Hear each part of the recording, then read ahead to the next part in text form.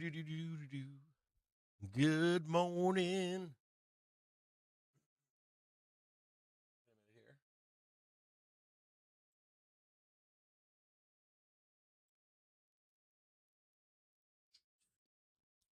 Good morning out there. How you all doing? Excuse me there. I'm having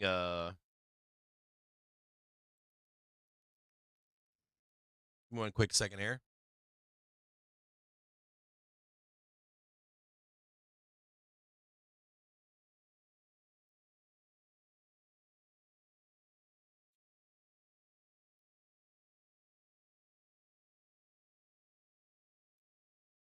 Good morning out there. How y'all doing?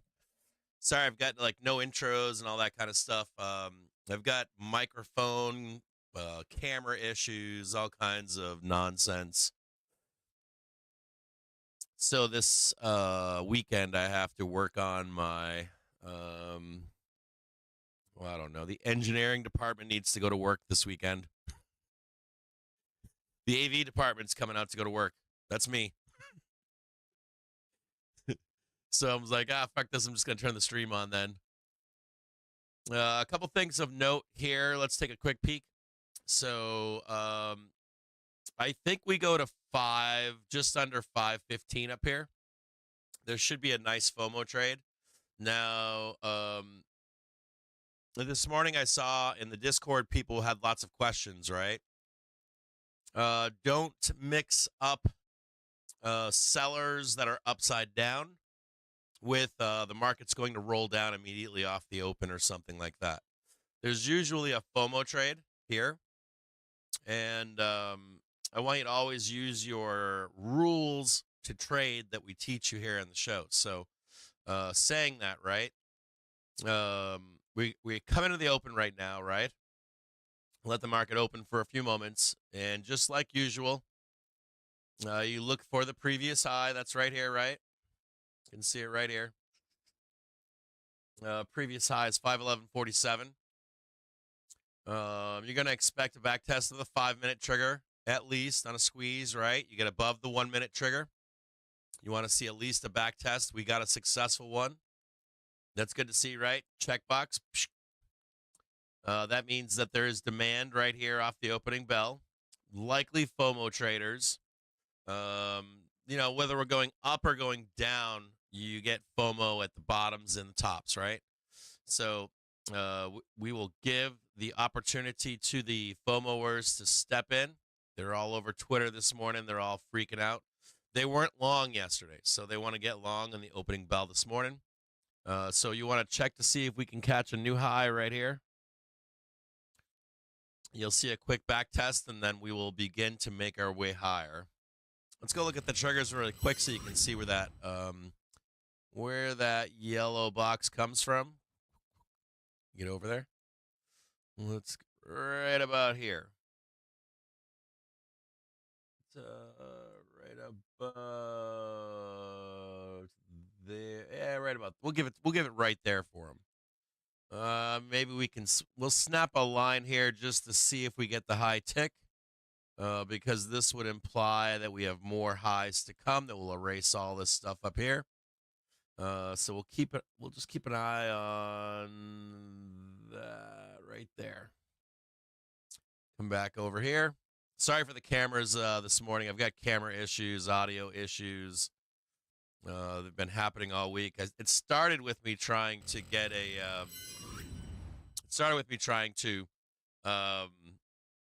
put in a new sound system, new audio system, and that didn't work.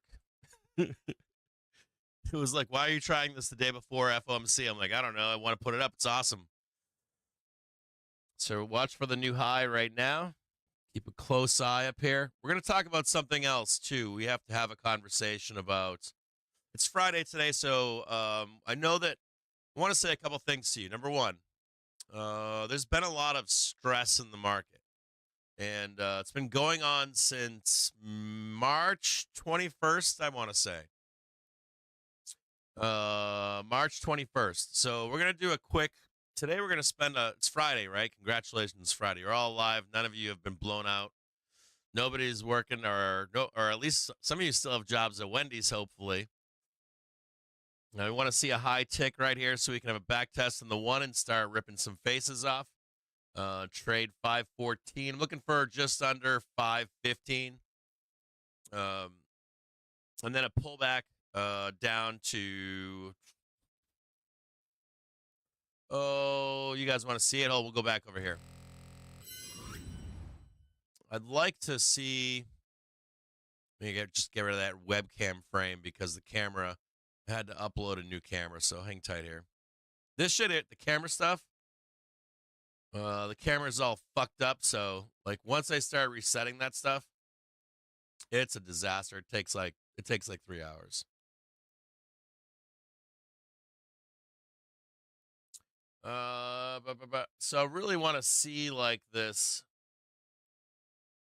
Like I'm bullish, right? So I'd really like to see this high right here. And then I'd really like to see us come back down and this hourly trigger begin to cross 1, 2, 3, 4, 5 hours from now, maybe in the end of the day. And I'd really like to see that new high. Now, let me show this to you here. Gather around.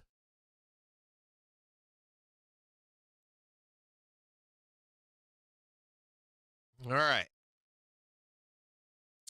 If you are a bull, take a snapshot of this for yourself. If you are a bull, what I'd really like to see here, ready?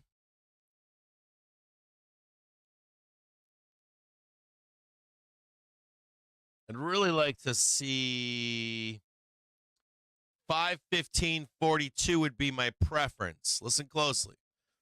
My preference would be a trip to 515.42, somewhere in there, within a penny or two. I'd like to see a pullback.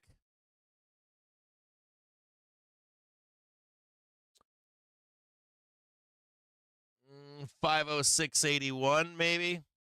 506.81, somewhere in there. 506.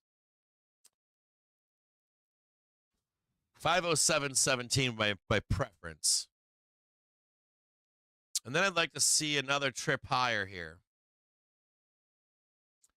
I would accept 517.17. I'd prefer up here 519.52 would be my preference. Yeah, that'd be my preference. 519.58. That'd be my preference. Now, if that's the case, right, if you get that trip right there,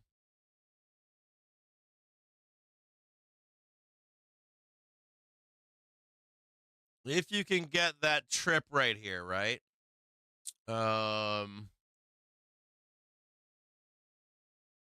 that's all you need right there. And to be honest with you, this would be acceptable.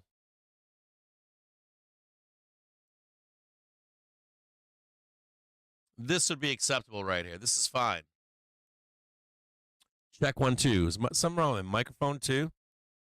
God damn. Fucking microphone's not working. Okay. So bulls are looking for the break above right here. The preference would be to here, but just breaking this high is plenty. If we can do this right here, bulls will be in relative safety. In relative safety.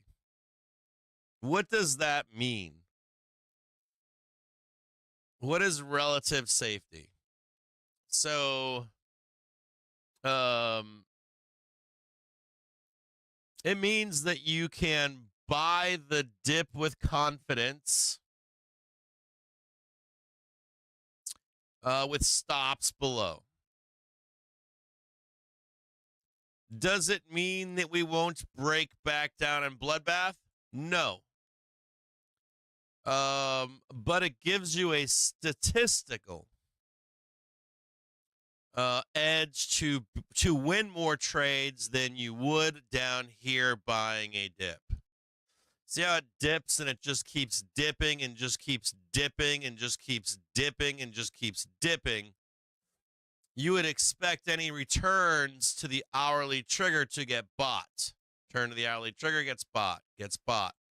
So like this action right here, you would have that action in the inverse to the upside. Now, that does not mean that it can't reverse to the downside. So let's say we start to turn up, which we should. We'll be like, hey, Captain, you told me we're in buy the dip for the next 30 years. You know, so you come up here and you do stuff like this, right? Before you know it, you're off and running. So you're buying dips with confidence that they're going to go up. And if anything changes and we get back into a sell the rip regime, I'll let you know. Just like before. And the reason I'm bringing this up is, the reason I want to talk to you about this morning is because, of what? Right here.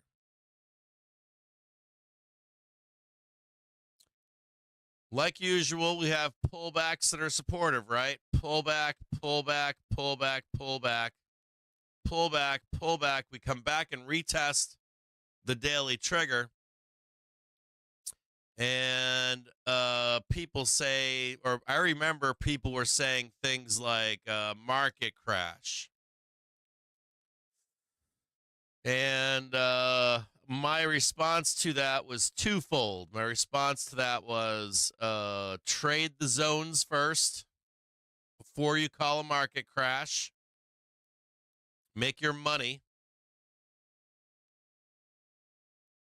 Keep your eyes on trading the zones is what you would call it. Zone trading, right? Pullback and a corrective measure here. But here's the real stink. I want to show you the stink here, okay? Because this could happen here too. To bulls, this could happen with what happened to bears over here. And I always try to focus on this stuff because you can get wrecked in here. And let me explain this better for you. I am positive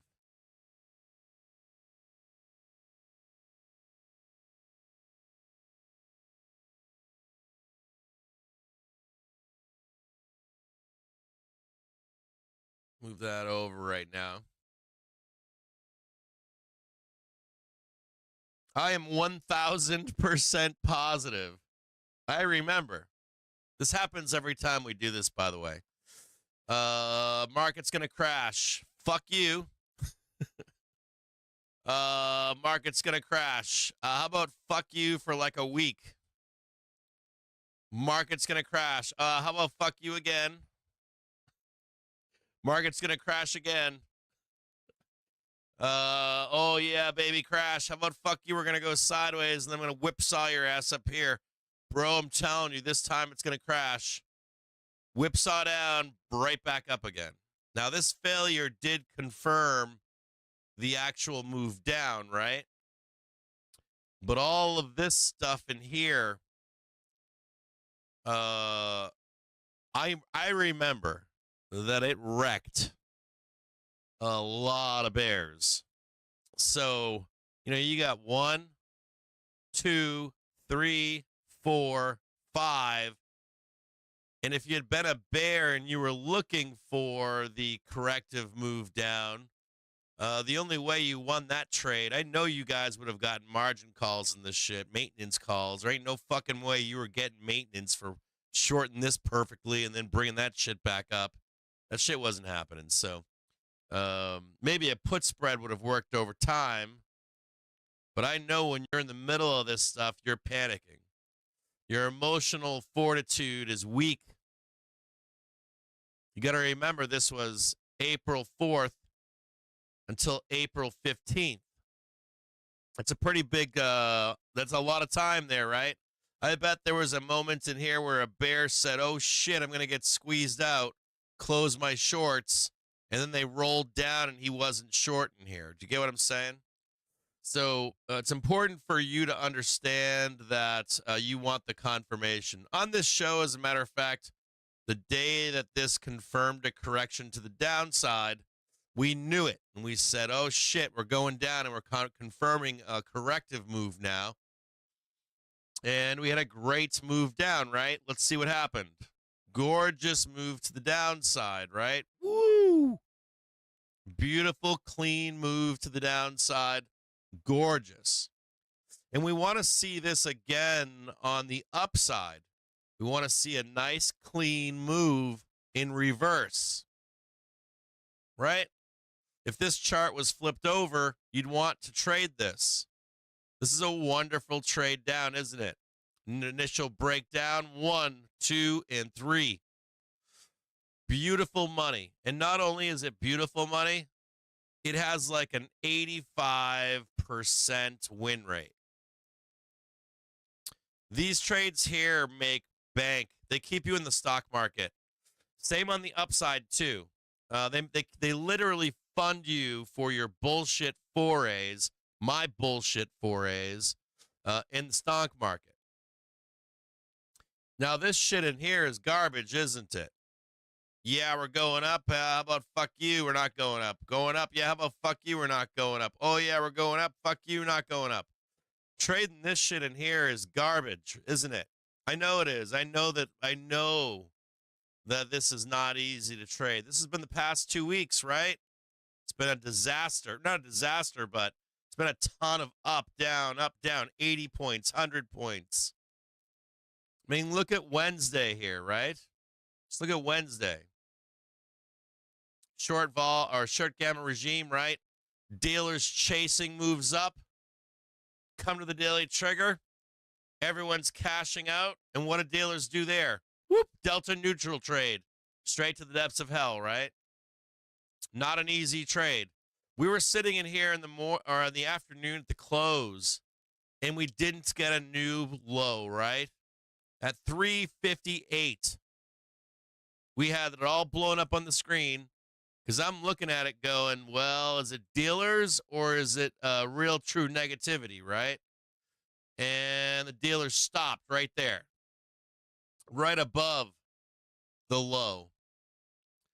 And we did what? We gapped this fucker up, didn't we? We took 505 Cs, traded it straight up into the open. This is some pro trader shit, isn't it? When you're tick calling all of this stuff, you know, you're like, hey, we're taking it up. Sell the fucking daily trigger. Come back down here, watch the tick, get some more calls, come up here. That's hard work, right? This is not easy, is it? This is a lot of hard work.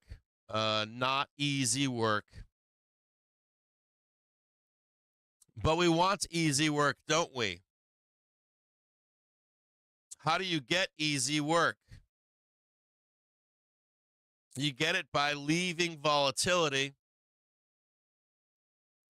Couple nice back tests. Get that sweet, sweet, sexy hourly trigger up there. And the market begins to become supportive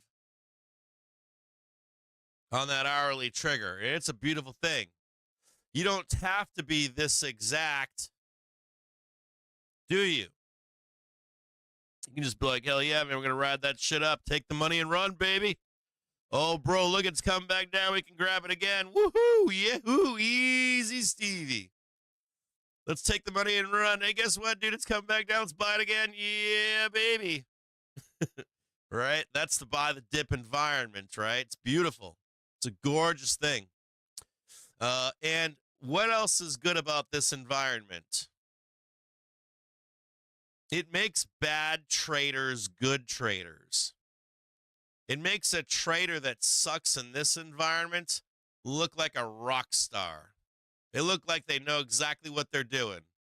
They're like, bro, I'm making so much money right now. I'm calling tops. I'm calling bottoms. It's amazing, bro. I am the best trader ever. This environment is where you can make a mistake and get out of trouble easily. This environment over here, you make one mistake and you're fucked, right? How many bears chased this down in the close on Wednesday? Whole bunch. I remember. Dude, I pay attention to everything being said on public. All of it. I read it all. You don't think I read it, but I read it. And there were people short as fuck into this close. And they got what? Whipsawed to the upside on Thursday, then sold down. Can you imagine being this guy over here? Short into the bell. You watch the fucking face ripper to the open. You see us sell. And then you see us come back down to an actual low. Just being whipsawed.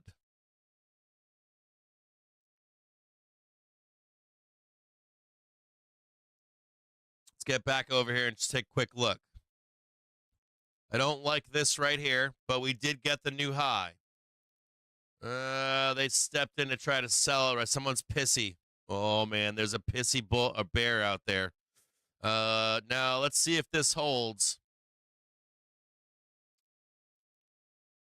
There's a stinky... There's a stinky bear out there. We did get the new high, though. I'm still confident here. Need to break below 509.63 to get bared up. 509.63. We'll start getting bared up. Now, this is important, right? Today's Friday, right? So everybody just chill out there for a minute. We have been fucking busy 2 weeks. Range expansion on the range expansion started on March 21st on my birthday. Range expansion began on my birthday. Too fucking funny. Right there, right there.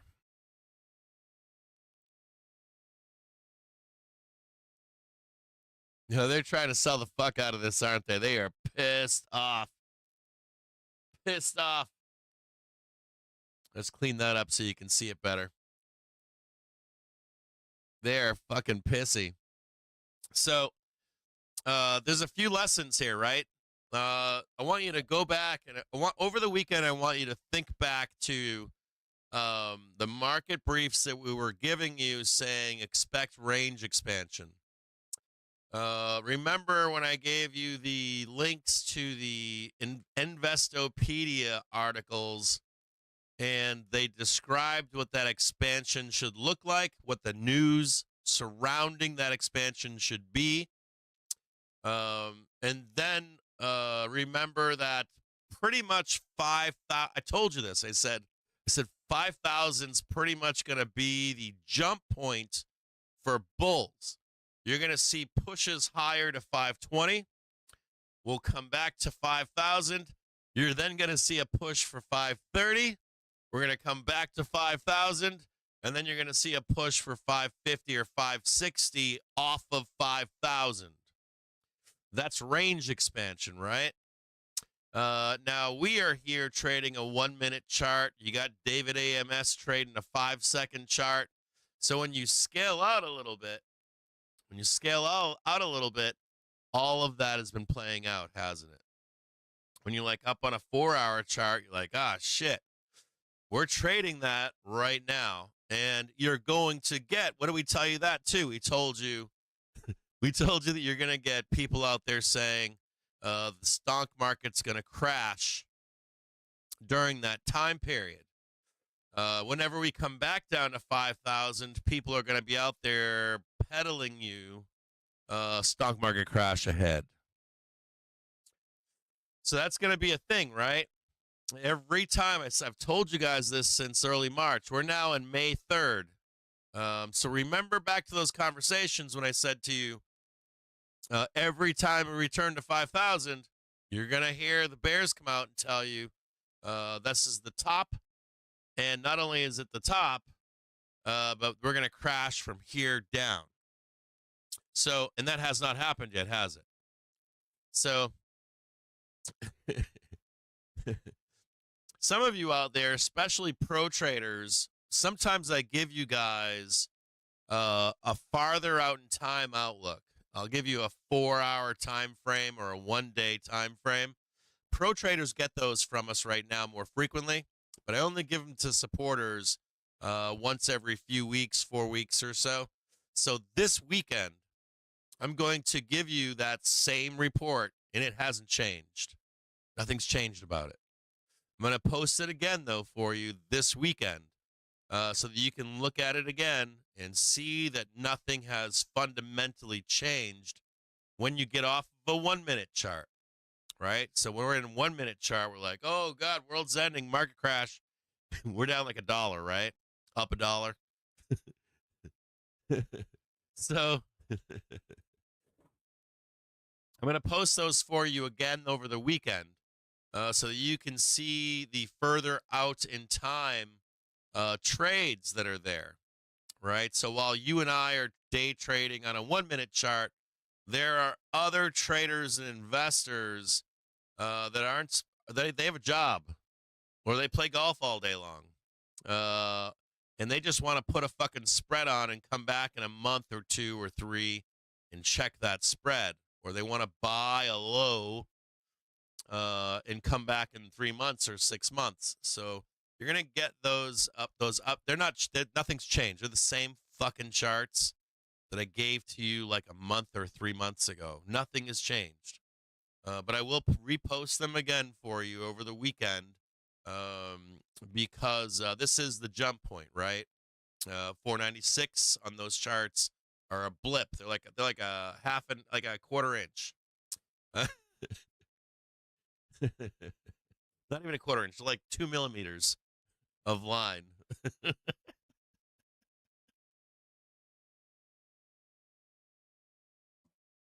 Now, pay close attention to this right here. Hold on, I gotta watch this closely here.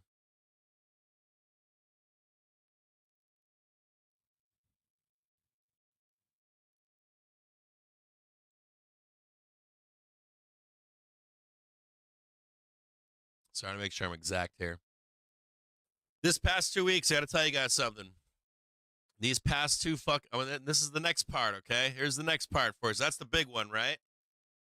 It's Friday today. Relax, everybody chill. It's Friday. In a long ass week. Chill the fuck out. You guys made money? Congratulations. If you came into the open today and took your winnings and jumped out, congratulations. Leave all this trading to the FOMOers. So I want to talk to you guys about something. The next thing that's very important, okay? This is another key one for you guys. Oh, yeah, baby. Make it rain blood up there. Oh, they want to take it to 496 or what? Look at that. Oh. These fucking bear dude, there's so many people short right now caught. They're so fucked. There's a guy out there with like a fucking $50 billion and he's like, I don't care, sell everything. Get that goddamn price down right now. Phones ringing out there, people changing their phone numbers, fucking deleting their email addresses. Do you think they'll find me if I delete my email and turn my phone off?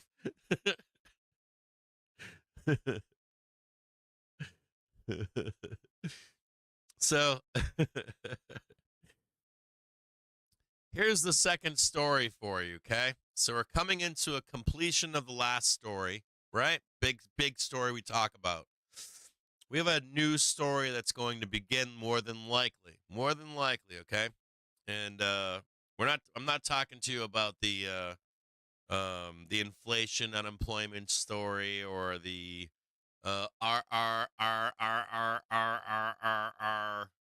George R.R.R.P. Martin. We're going to call him George R.R.P. Martin.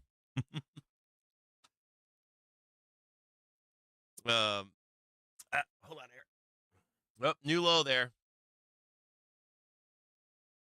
That's not good.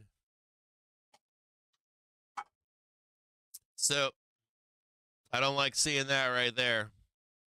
They're going to try to make a bear plane here. Be very cautious if you're a bull. They're going to try to roll this shit down on you. So be careful if you're a bull here. Trust me. They're going to try to fuck you up right now.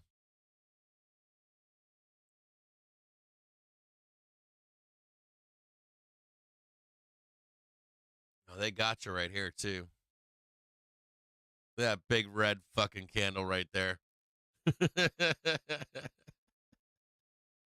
They ain't fucking around right now, are they? Wife's yelling at him, honey, we got to go to the Hamptons. He's like, I ain't going nowhere. Get the office on their laptops. They ain't going to the Hamptons either. So, Game of Thrones. So, the second story I want you to be aware of, we haven't talked about this. I posted it on FinTwit and pinned it to my profile, but I don't think people read the last line. I don't think they read the last line. And the last line was kind of crazy. The last line, right? The last line of that post was a hint of what's to come. So you go through springtime, right?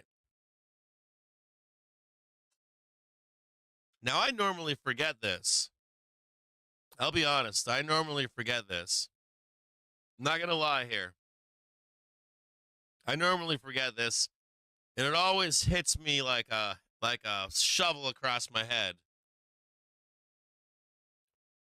I'll get so wrapped up with springtime trading, and I'm like on fire. I'm like, we're going up, we're going down, we're going up, stop, we're up or down, rolling now, that's not going to work, go down there, right? And I'm all like laser focused. Even if I get some stuff wrong, I'm still laser focused. I'm like, we're turning around, turning up. But then comes the summer, and you're so amped. You're so fucking amped on these moves, right? You come into like a Monday, and you're either like, we'll probably drop like 100 points in the bell this morning. We're probably going up 100 points off the bell this morning. And then you see the market go up like 2 ticks, or it goes down 2 ticks. And then it just trades fucking sideways for like 5 sessions. And it just eats you alive. You just get destroyed. And then you'll get the move on like a Friday. Like Friday, they'll move it. Whoop, up 30 points. Whoop, down 30 points. Meanwhile, all week long, you're out there just trying to like get the drop, and they just trap you. You try to get the squeeze, they trap you. Get the drop, they trap you. So I just want you to be aware of that. We're not there yet. Try to talk to you guys about this stuff before it happens, not after. So I want you to be aware of that as time progresses into summer, that you may come into a week expecting lots of volatility, and that volatility is likely going to slow down as these rich, fat, white, old, greasy-handed men go on their summer vacations to their summer houses.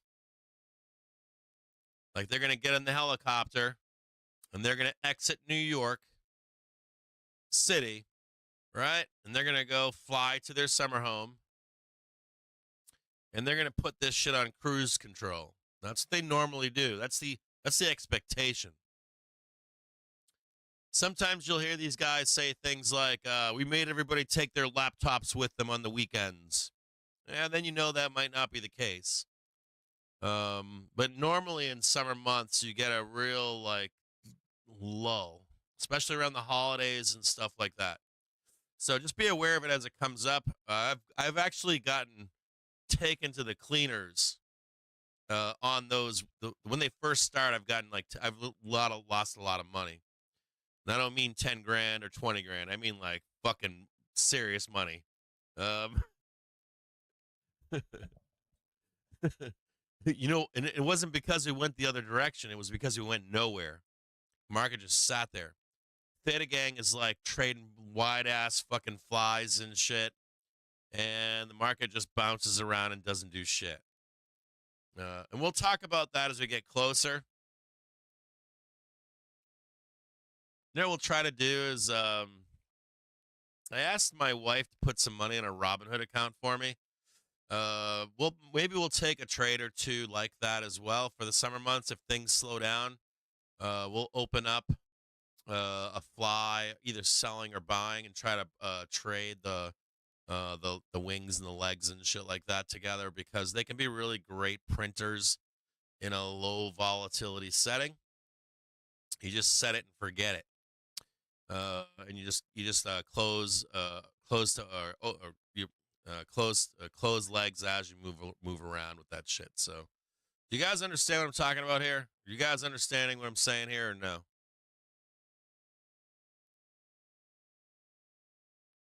Yeah, exactly. Should I get like a hammock and a bottle of rum, and then if we have a slow trading day, we'll just sit here and get shit faced all day long? As other live streamers tell you the market's gonna crash.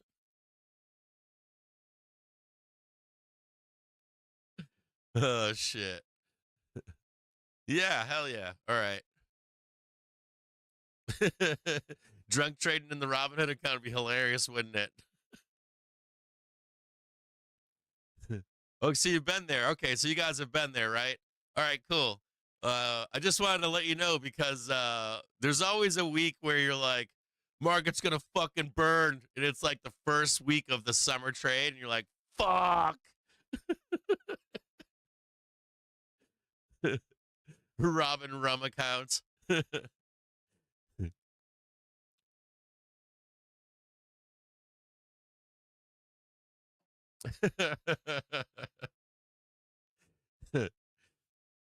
that summer trade is brutal. That summer trade sucks. I fucking hate it. I can't stand the summer trade. And what's crazy is the last part about that post that I made is you always walk into the summer trade and you're like, tell me if I'm the only one that thinks this. So when we're in this trade right now, I'm like, by Fridays, I'm like, I can't fucking do it, dude. I just fucking traded my ass off for 3-4 fucking days. I'm done. Right? Right? So I get to like a Friday like today and I'm like, I'm done. I'm fucking done. It's too much. And these are all your FOMO traders here on a Friday. Trust me, these are all FOMOers in here right now. So, like, they come in a Friday on these weeks, and I'm like, I'm done. I'm burned out. I'm done. Fucking slam the laptop shut. Done. Well, I'll come back to it on Monday, right? I'm sure a lot of you have that same sentiment right now, right?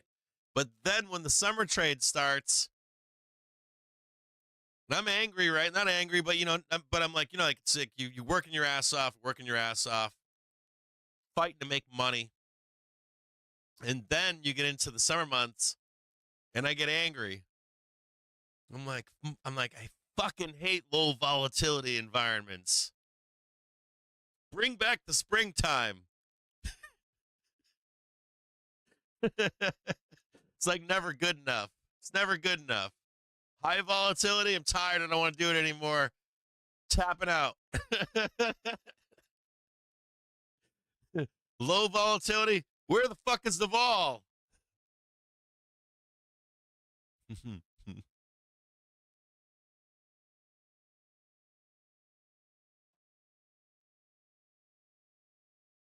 Dude, we're going down here. We're going down. You got the new low. It's right there. You want me to show it to you? That's the prior low. That's the new low. We're going down. We're going downtown, baby.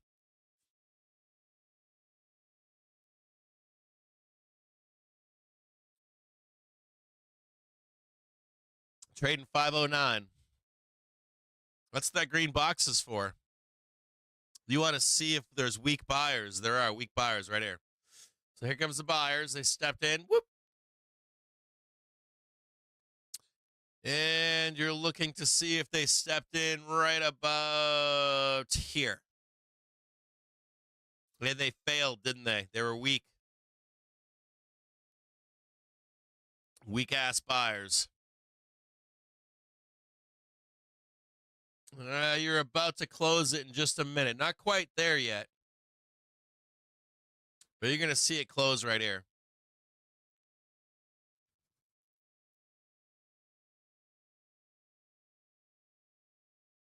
There's the bear plane right there, right? Whoop. I'm going to shut the door on these FOMOers in about 2 minutes.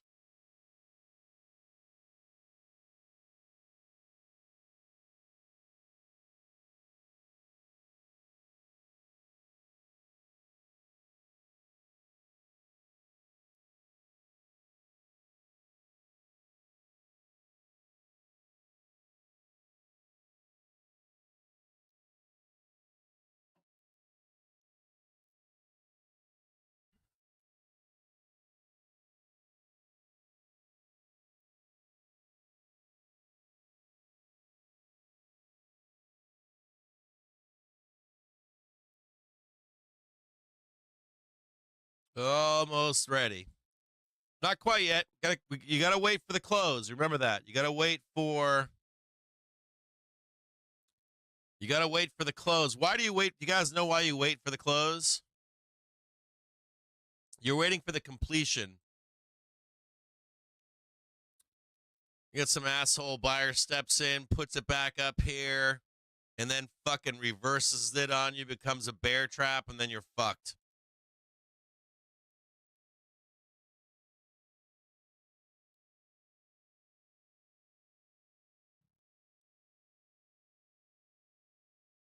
Finger on the fucking SQQs.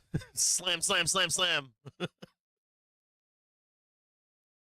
don't trade SQQQs and TQQ with you guys here. I used to when I didn't stream. Do it at home and shit, but I don't do it here with you because you got to be fast. The SQQ and TQQ is fun as fuck, but you got to be really fucking fast.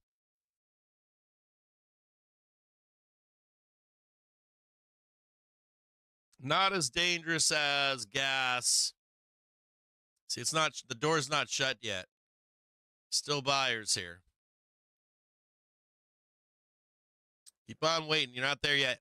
I don't talk to you guys about trading the Q or TQQ, do I? Or fucking SQQ getting all fucking cocained up. We ain't doing that here in the show.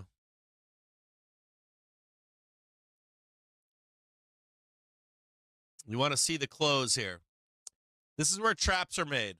If you guys ever hear people talk about bull traps and bear traps, they're always on trigger crosses. They're always on a trigger cross. People get too excited.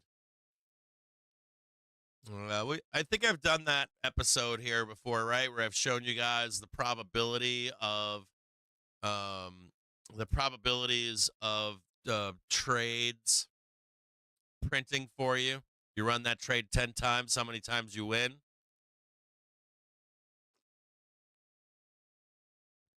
I've also given you the BGL paper that was done on Jedi Marcus, right? Shows a statistical edge in that trading system that you wait. Be patient. Like right here, I'd be personally, I'd be hammering this fucker like right on that tick right there. I'm not gonna, but that fucking tick, I would have taken it.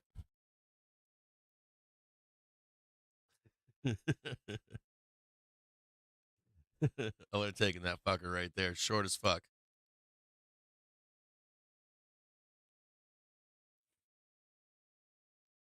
Come on, baby. Get down there.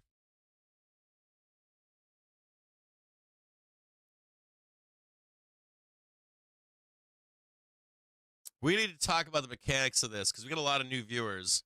We got to talk. We don't. I guess I haven't had this conversation with new viewers yet, so we will do that. That doesn't mean anything there.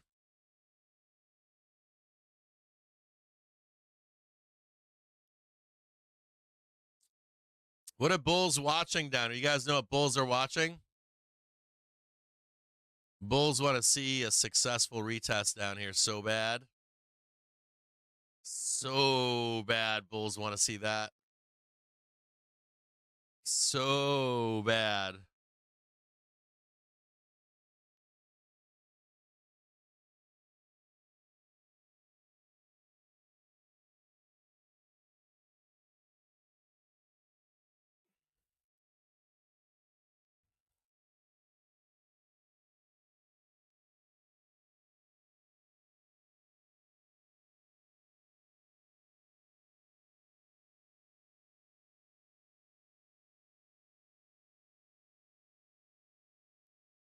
Is that 507?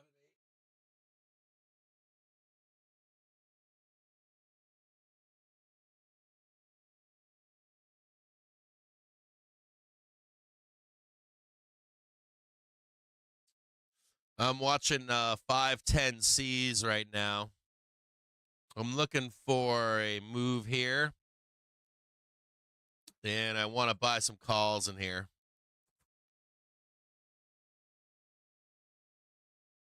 Let's see if we can get it to happen.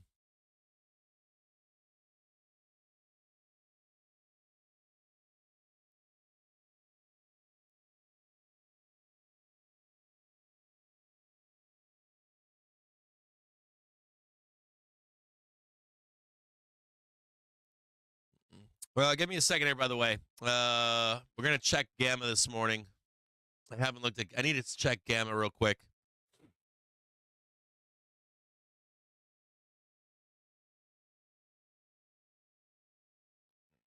Jesus Christ. Oops, sorry. Shouldn't have sworn like that. You fucking savages, dude. You got so many puts out there, it's not even funny. There is insane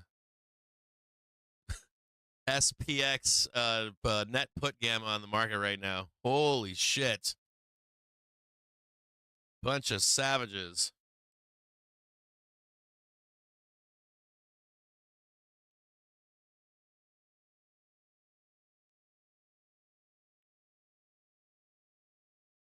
Let's take a look at the gamma picture this morning. Holy shit, that can't... Dude, this market's gonna go up. You guys are so hedged right now, it's not even fucking funny. You guys are hedged out of the airs. Well-hedged markets always go up.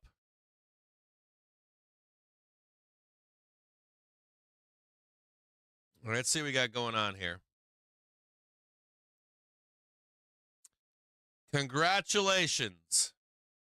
I don't know how long this lasts, but congratulations. You are officially in positive gamma at the moment. We got to move a bunch of shit around here.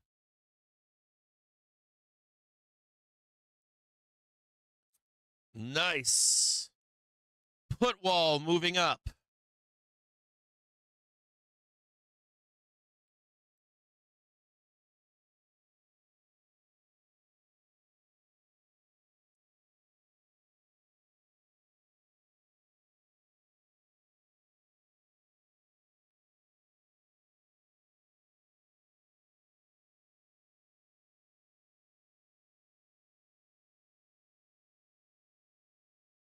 Congratulations, Bulls. You should see, yeah, this is a reversal. See this right here? See this bullshit right here? This is where bear traps are made. Bull traps are made. Right on that cross right there. That's why you always wait for the fucking cross. Maybe I just get long right here. Let's look at some stuff down below. Markets becoming supportive. The put wall has moved up. It was down here, now it's up here. If we're down, if price is down here, we come up. The market begins to become supportive right around 5,000. Local support is at 50-50. We are volatile. We have volatility below right where we are. Volatility right below right where we are. Okay. This is still supportive. So ready, I want to show you guys this. This is where we get this kind of action. If we break below this, boop, boop, boop, boop, we get blood shit shows. Straight down moves. Gamma flip, we're above right now. I want you to see that. This is the gamma flip right here. And there are buyers stepping in.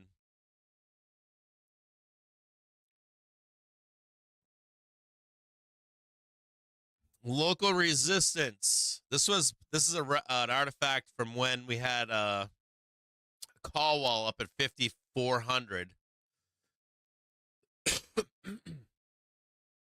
Now, expectation for upside move as long as we hold on to this. 5,200. Woohoo!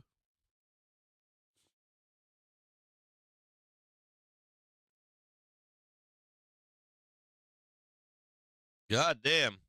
If you're looking for a dip to buy on Gamma, or at least looking at Gamma, if you're looking for a dip to buy, it's down here at this gap close. So that this is the trade where I said to you, get 514, come back down here, close the gap. Then we trade above, right? Just like that, right?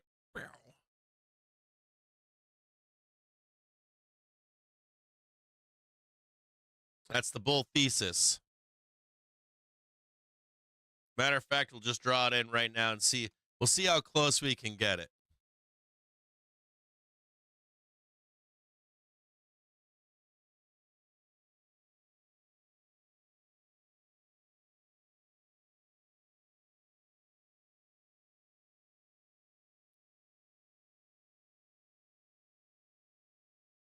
Pretty good, right? Right there, somewhere in there.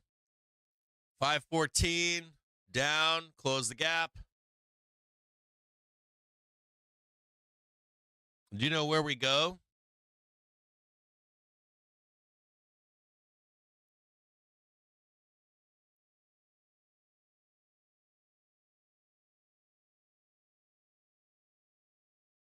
One, two, three.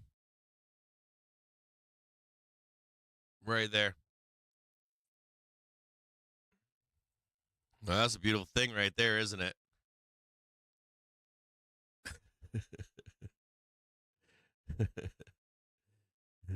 The constant top, right? We'll see if that works. We'll see if the constant top is legit or not. No. That's not by Tuesday. That's not. Oh, fucking A. No, that's not by Tuesday. You're not getting that. Don't be looking down here at these dates. I want to talk to you about that too. Let's have a discussion about dates. Let's talk about dates and price, right? It's not dates. It's price or dates. Say that to me in the chat. I want you to repeat it in the chat or I'm going to turn the chat off. Not the chat. Turn the stream off. Say it's price or date. Price or date. Or. Don't be telling me. That's right. Price or date. No. Price or zero dates. That's right. Price or date. Fucking. That's why I erased the dates on the The reason why I erased the dates on the market briefs are because you guys are down there. I know what you guys are trying to do. You guys are trying to copy trade and not manage your trades. And you need to be putting more time on your trades to get those results. That's why I don't put dates on them for you. I want you to be more responsible for your trading. So if you're like, Cap's saying it's going here and then it's going there, when though? And I'm like, no. Put a monthly call spread on that, or a fucking weekly fucking put spread. You guys are savages. No.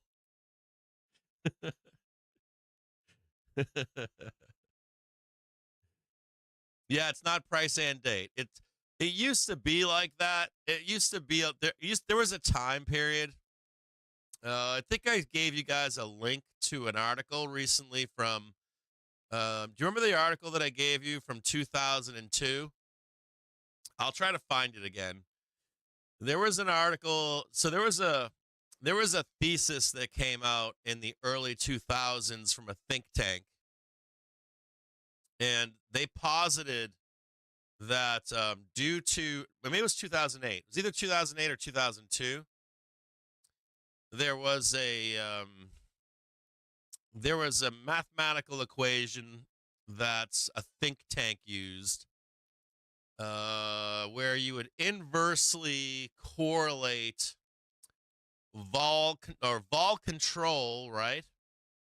Meant to suppress the market, volatility. Listen closely here. So there was a thesis put out in like the early 2000s about vol control. Do you guys know what vol control is? Like volatility control is enacted with modern monetary theory by multiple parties: the Treasury Department, the Federal Reserve, and large banking institutions. One of the vol control measures that's out there that you might not be aware of is the bearish seagulls and any kind of hedging by a large institution. There are reasons. So when you see like JPM put on the JPM collar, a lot of people focus on the mechanics of it, right? They just made money on their sold calls or their sold puts, and they're break even now. They don't care where the market goes, all that kind of shit that you hear being discussed out there in the social media. Now, there's another aspect to that hedging, even if it's a different trade. Large banks want the market to trade sideways and slightly up, and they don't mind if the market crashes down once a year or once a quarter, or if we even go into a bear market, they like the staircasing down. They like the slow moving down, slow moving up, and there's an acceptable amount of volatility in brief moments in time. Why is that? They don't want true price discovery. They don't want to go to their clients and say, this month I made you, or this quarter I made you 5,000%. And the next quarter they come back and they go, well, we lost 3,000%.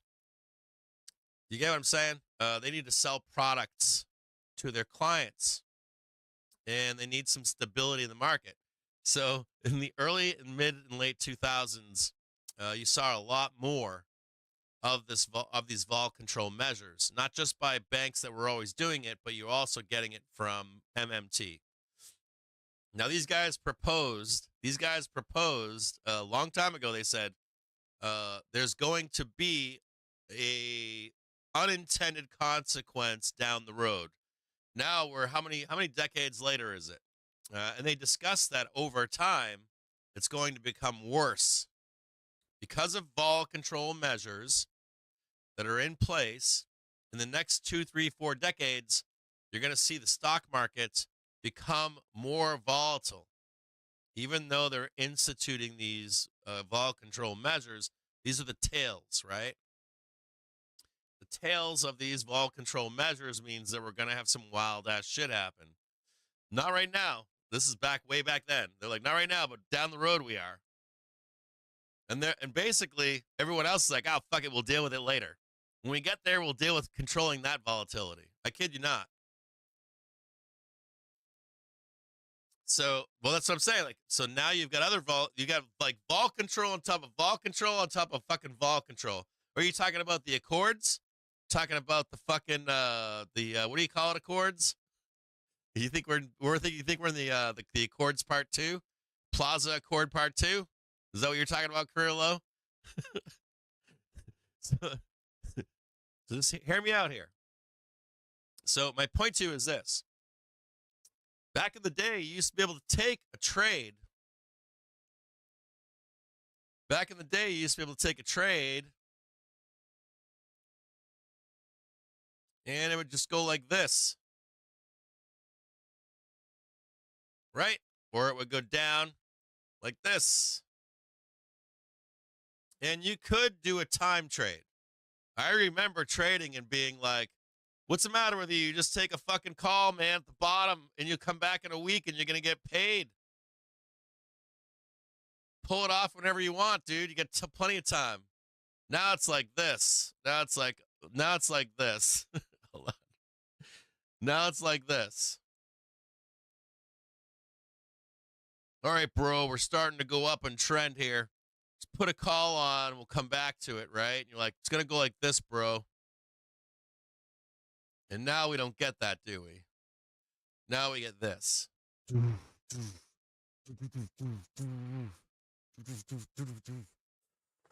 Part of this is algorithms, computer trading. Now we have AI trade and all that shit, but you've got people and machines and funds and day traders and hedge funds, and they're just like destroying it, right? Trend goes down now, then it comes back up again. And like you're starting at the beginning of the month, get to the end of the month, and this whole thing is a shit show. Right? So where you used to be able to say, price and time will heal. Can't say that anymore, right? Like, well, we're down at 4,000. When are we gonna hit 420? I don't know. Could be tomorrow. Could be in a month. Exactly. Price and price.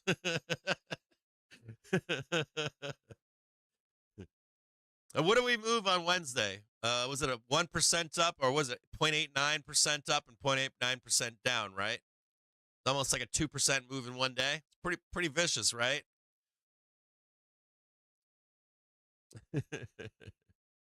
They're gonna bear trap these guys in here, I think. We're in positive gamma. I think they're gonna trap these fucking bears in here. Bear will squeeze above. We're gonna squeeze above 510.17. I got some calls lined up. I'm ready. I'm ready to trap these bears. So might trap some bears in here in just a minute.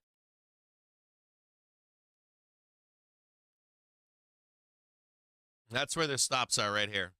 Bear stops right here. And these buyers are fucking coming back with a vengeance. Here you go. There's the pain trade right there. Here comes the squeeze.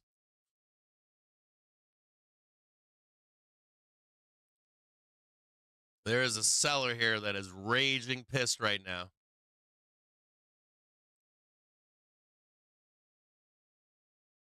Raging.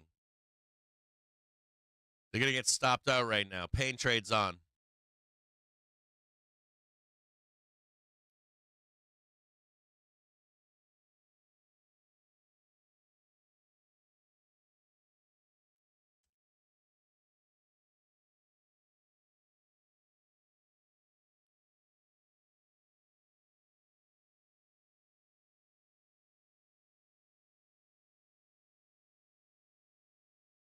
So Yeah, it's price or time, right? Price or time. So these days trading in this market is insane, right? Trading this market is it's a you know what so you guys know Scott, right? Volatility Wiz. If you don't already subscribe to his newsletter, I do recommend that you do subscribe. Um, he is a professional. Um, I'm not going to tell you his history. Let him tell you his history. I don't know what he wants you to know or not, but um, Volatility Wiz has been in the market since sometime in the early 90s. I want to say sometime early 90s. And he's an older guy, right? Not old, but he's an older guy. And he talks about so many things that used to work, so many of the isms and idioms that we have in the stock market are no longer true. Things that you could rely upon for decades.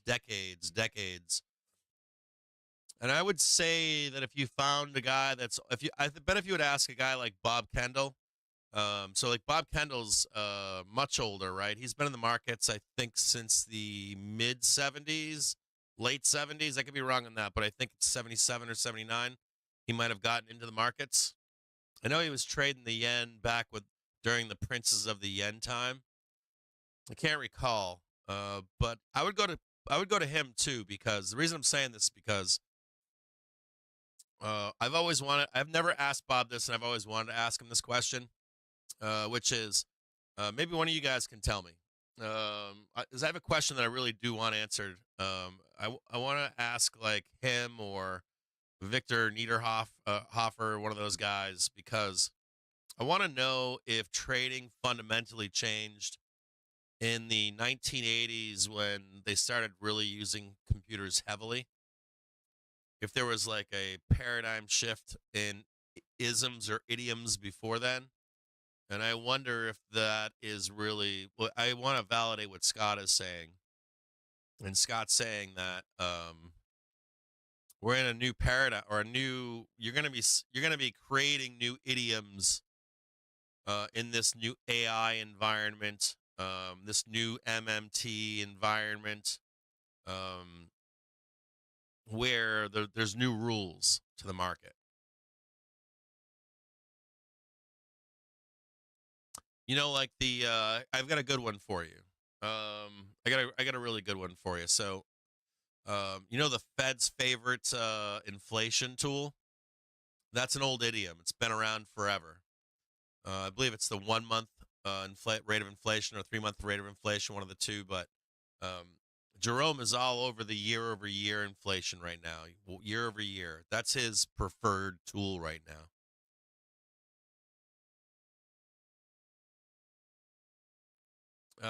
First move is fake on data drops. Often, yes, it is. Who's famous for saying that? Assface notes that, doesn't he, right now? I think Assface, is that his name? Dre to the Moon, I think is his real handle. Makes that point often right now.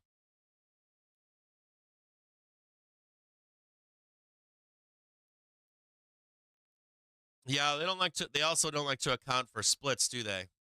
Uh, I always hear that like dividends and splits, right? People will say, "Oh, the S&P 500 hasn't moved.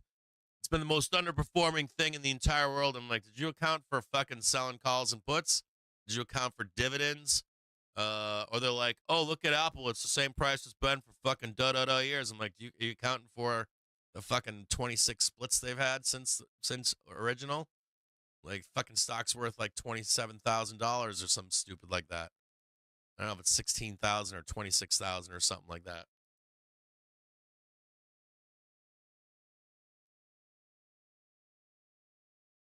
The markets belong to the patient. 100%, John. 100 fucking percent, bro.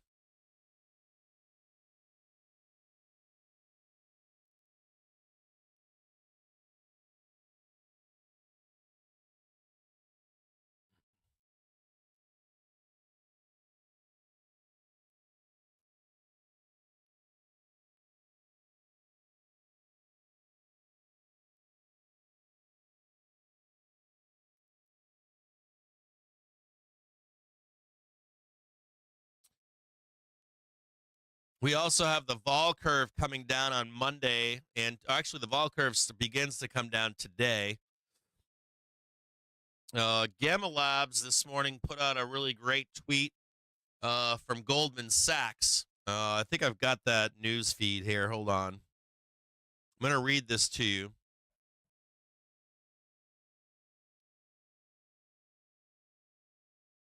Give me one quick second here.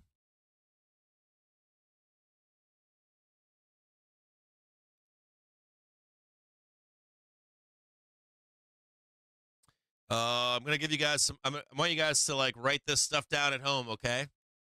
This is very important data that I need you guys to listen to out there. Number one, dealer gamma is running at negative 385. We'll flip positive at 5110, which it's positive right now. Over 5150, mark this down at home. If we get above 5150, CTAs will become small buyers again. 5150. So when I tell you guys are going to 5300 and tell you guys are going to 55, 5600, CTAs will become small buyers again if we get above 5150. 5150. Make a note of that, okay? And that's the new high we talk about, right? You get the high, then the new high, and then we start moving higher. And that's the 5,300 trade and the 5,500 trade, 5,600, somewhere in there. But we're not there yet.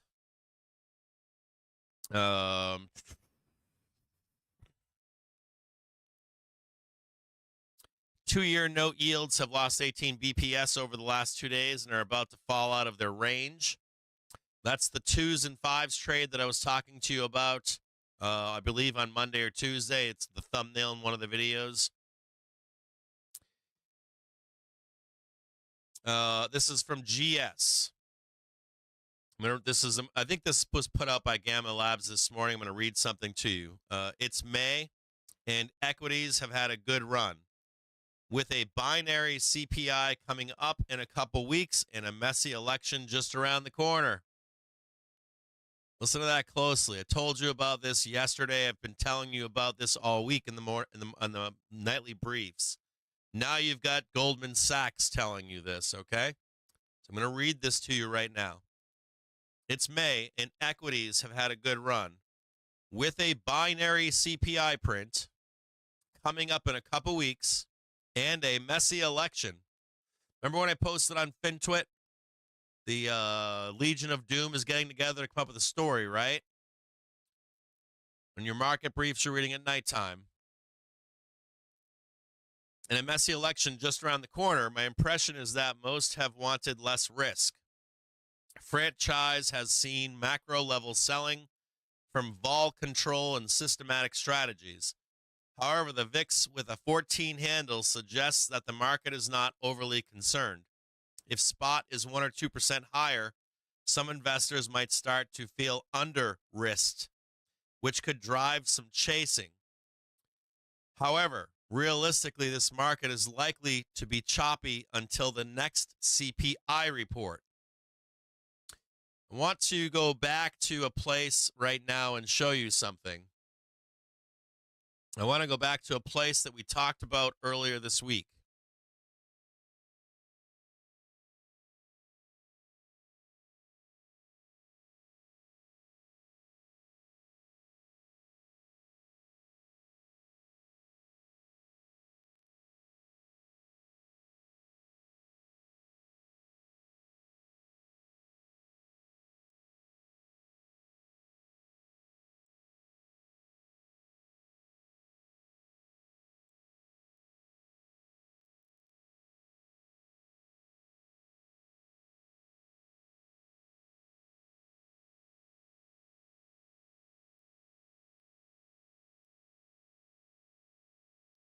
That's an article from GS, right?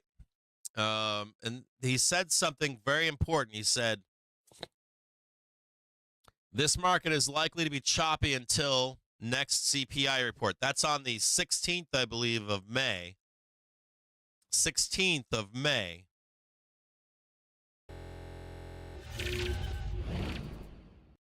And earlier in the week, I talked to you guys about the May 2nd, 2023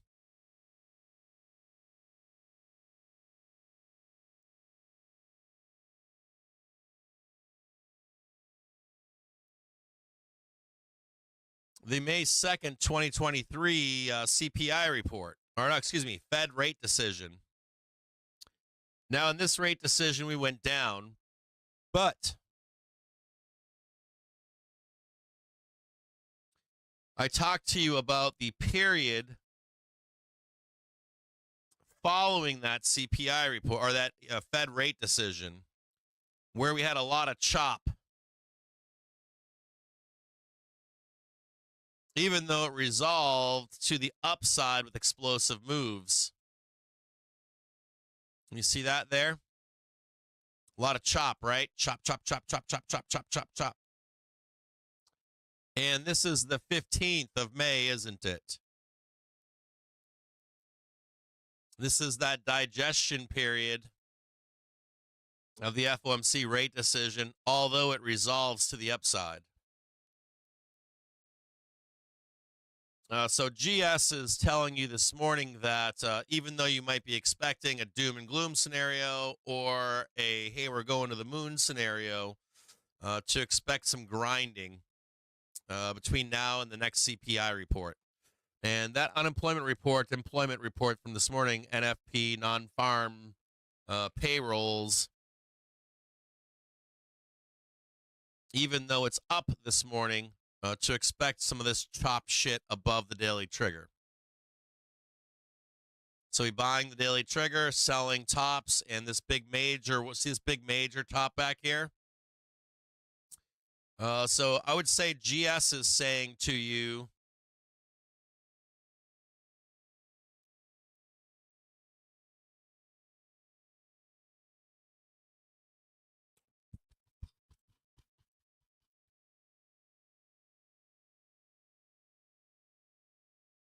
GS is saying to you, until we get to CPI,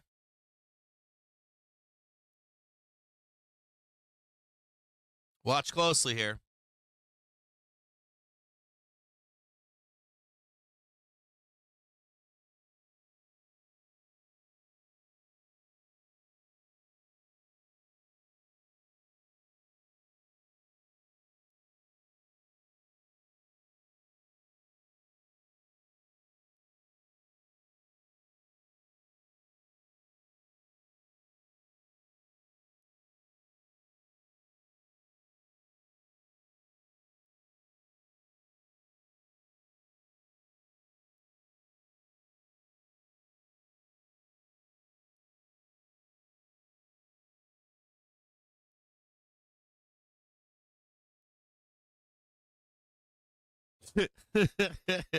Just like that.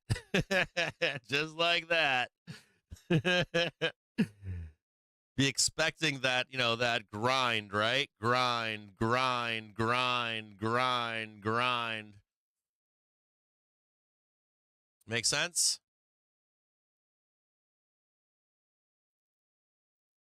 Look for the lows to buy down here.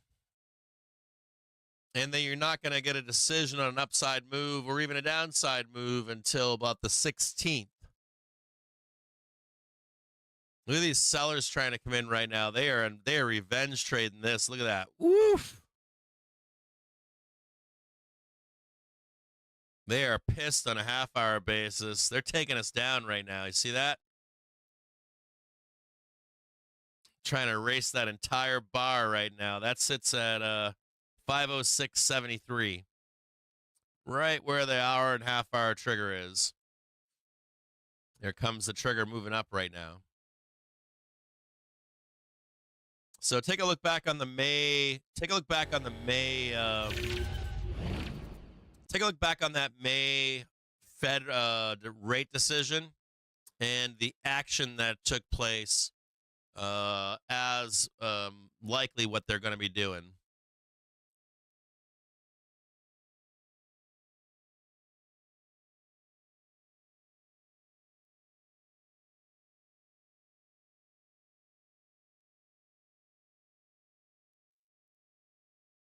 Yeah, vol should kick down into next week.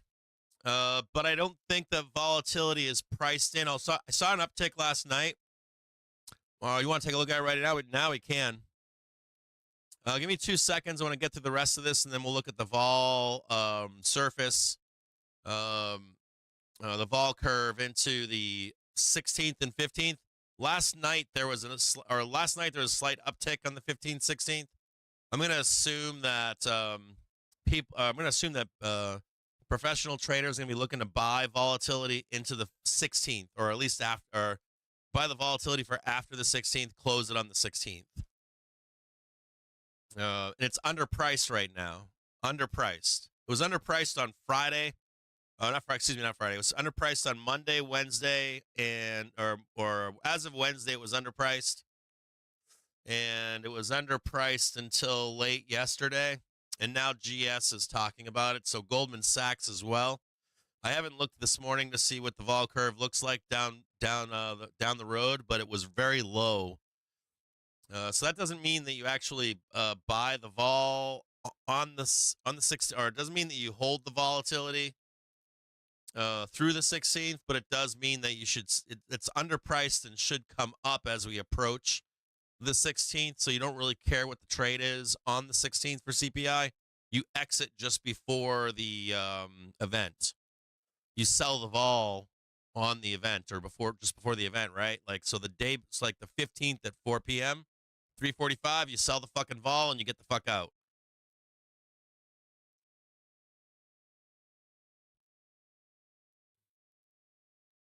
According to the Wall Street Journal, the Pentagon is shifting jet fighters, armed drones, and other aircraft to Qatar, repositioning its forces to get around restrictions on conducting aircraft or airstrikes from an airbase long used by the U.S. and the UAE. The UAE informed the U.S. in February that it would no longer permit American warplanes and drones based at the Al Darfra airbase in Abu Dhabi to carry out strikes in Yemen and Iraq as regional tensions have risen. The UAE has grown increasingly nervous that it could be targeted by Iranian proxies in the region if it is seen to be publicly aiding the U.S. military operations. What else I got for you this morning?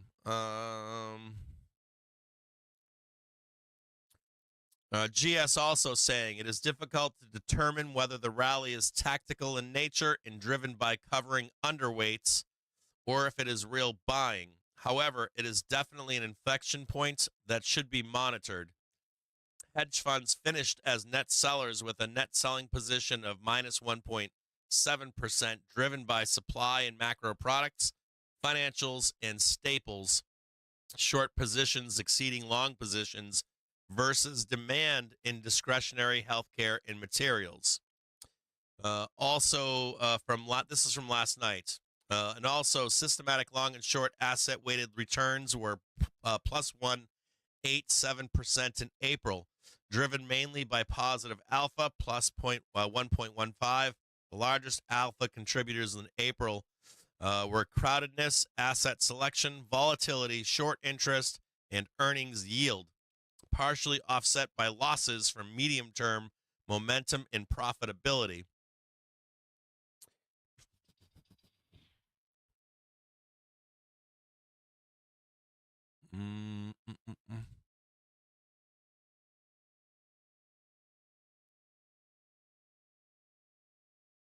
So basically, let me get rid of that chart. So basically, what they're telling you, basically what GS is telling you right now is, you see right here. Let's go back down here again. So here's your gamma chart, right? So basically, GS is telling you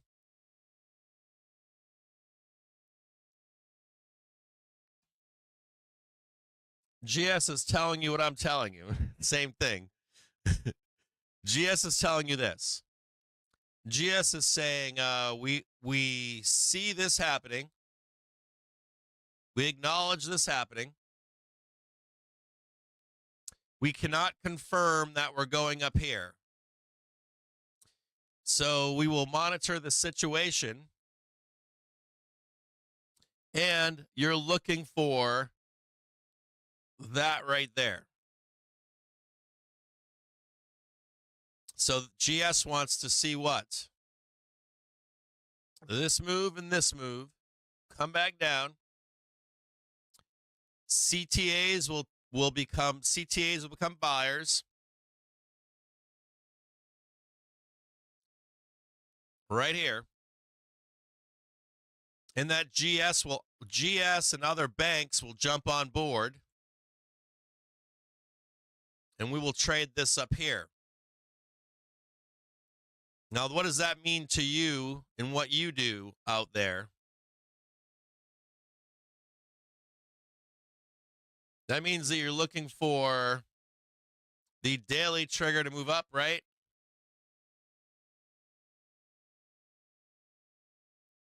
And for the hourly trigger to follow along.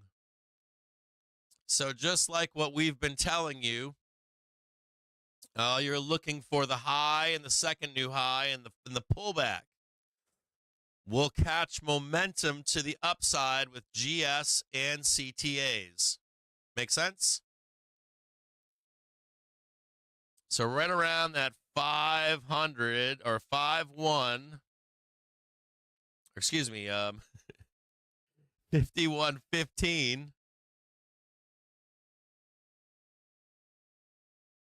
And you'll see them jump on board. And what will they do? They will push you up, right? Oof. And we always want to be following momentum. The banks, right? Hedge funds, banks, all that kind of stuff. CTAs and that sort of stuff. So we're going to pay close attention to this. I'm going to give you guys a brief on Sunday that explains this in more detail.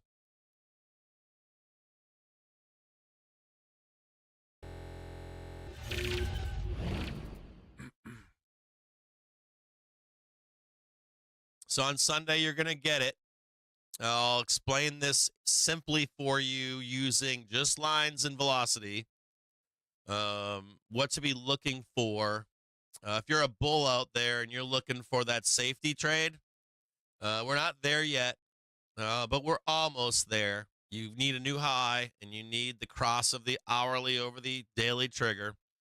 If you can get those two things, you will see CTAs, you'll see HFs, you'll see banks jump on board that trade with you, and they will propel the market higher. They are warning you, though, that that trade likely doesn't come into effect until around the 16th of May. 16th of May.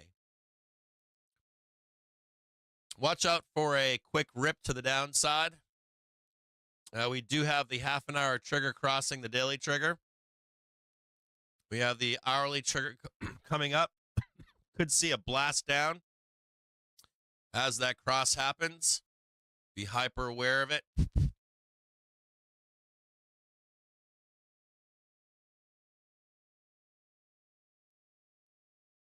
What else I got for you?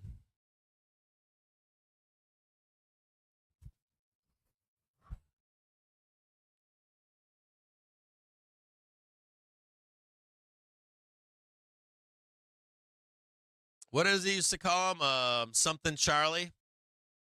Benzinga Charlie used to call it a liquidation. What do you call it? Liquidation break or something. Benzinga Charlie say, "Oh, we got a liquidation break. They're coming for your stops." I don't know. You guys don't know who Benzinga Charlie is? Am I the only guy here that knows who Benzinga Charlie is? You guys don't remember him? Is he still out there? Is he still out there right now or no?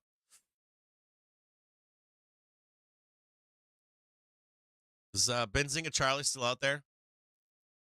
Bazooka Joe? Hell yeah. I remember Bazooka Joe.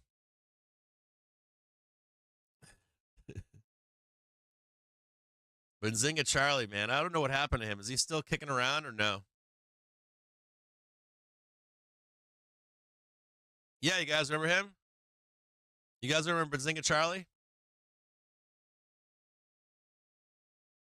I'm getting fucking old. He's still there? Fuck yeah. That's awesome. I like him. I like his music and shit when he'd take breaks. He'd always put on some fucked up music. Like, what are we listening to today? Disco from the 70s?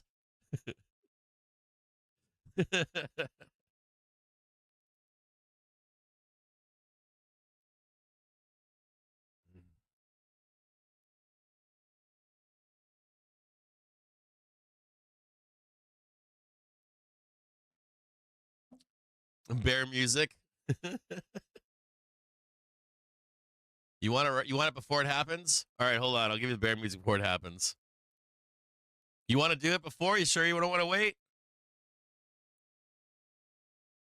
You like put it on now, Cap. Make it happen.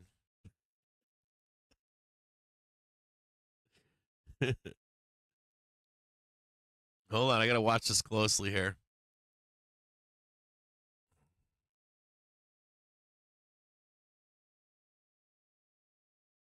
Hold on, I'll get it out. Hold on a second here.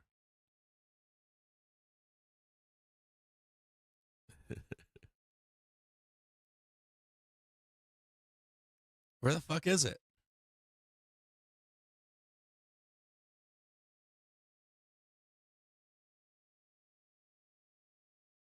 Where the fuck's my bear music?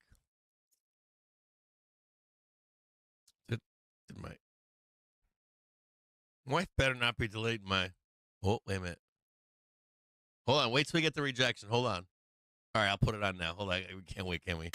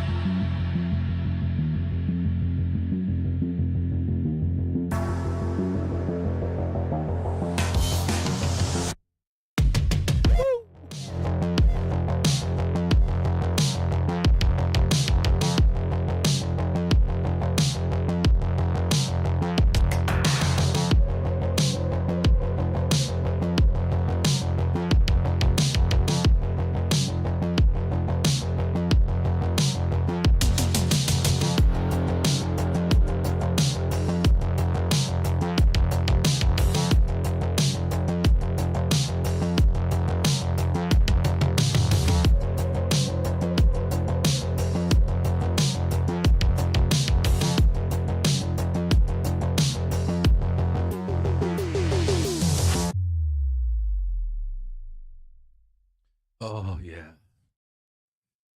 Oh. We're not done yet.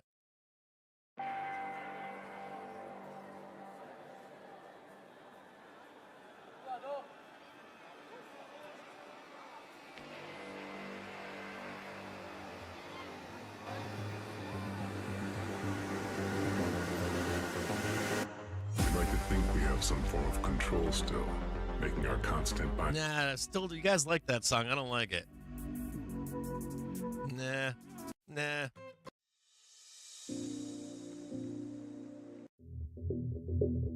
Yeah, that's a good one. I like that one.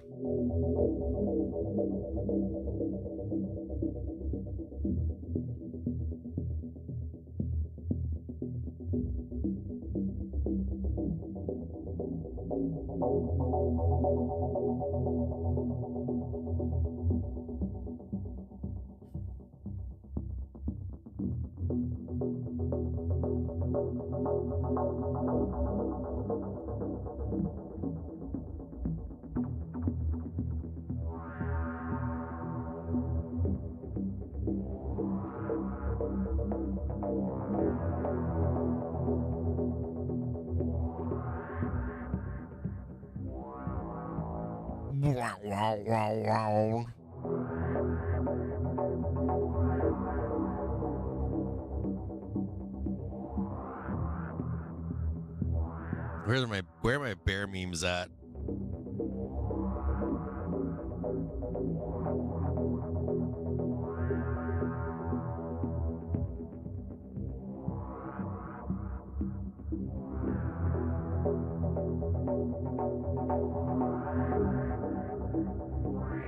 You better not lose that 1 minute trigger.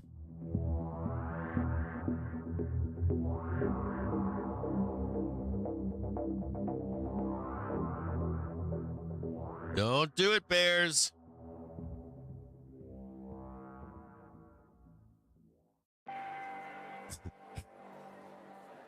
Hold on. Don't lose that 5 minute trigger, bear.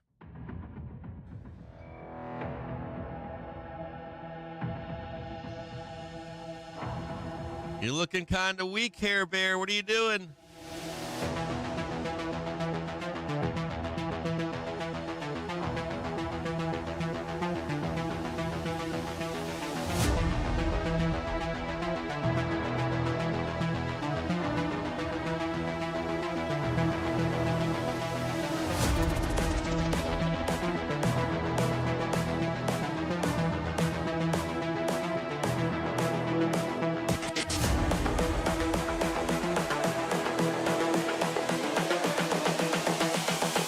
This is the future.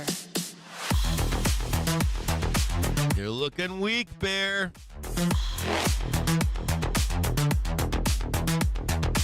Evolution.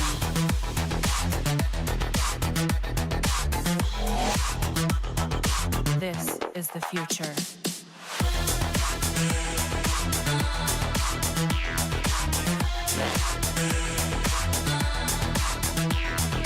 Evolution. Hey, buddy. How you doing, handsome?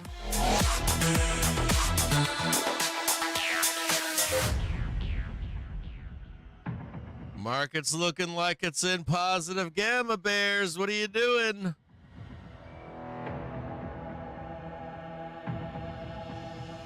Smelling like buy the dip.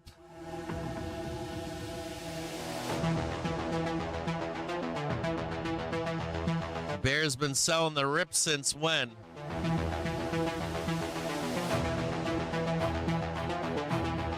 Bear's been sitting out there. When did they start selling the rip?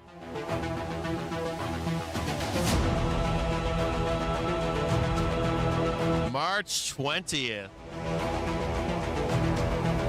Now May 3rd. I was looking pretty supportive here, bears. What are you doing? We in positive gamma?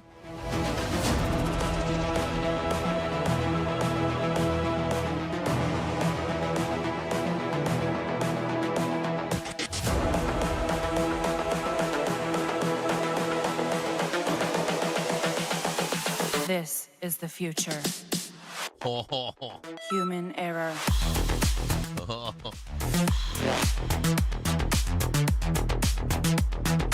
Evolution.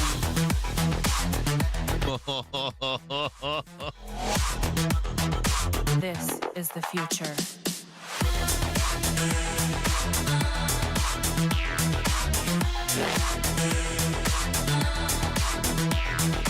Evolution.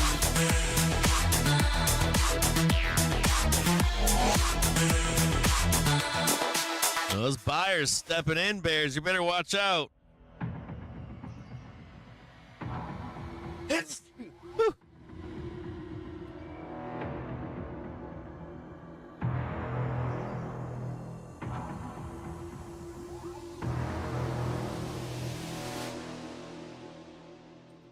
I don't know, bears. You've been doing whatever you want to do, chilling, selling rips.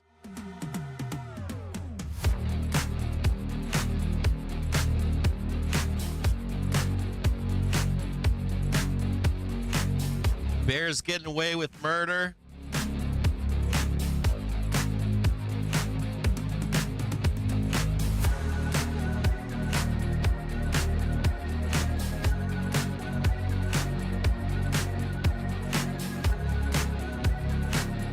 I gotta do a. I'm gonna do my own meme right now. Hold on 1 second here. I gotta do. What's the gravestone meme?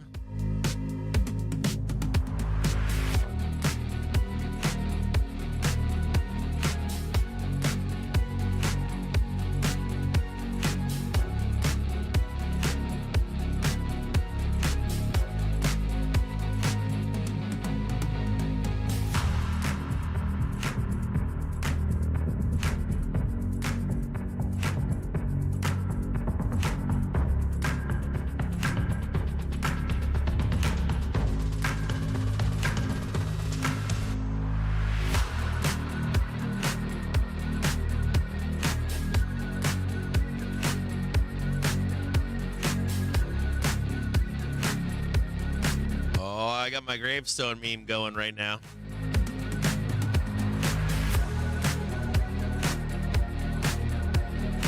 Hold on here.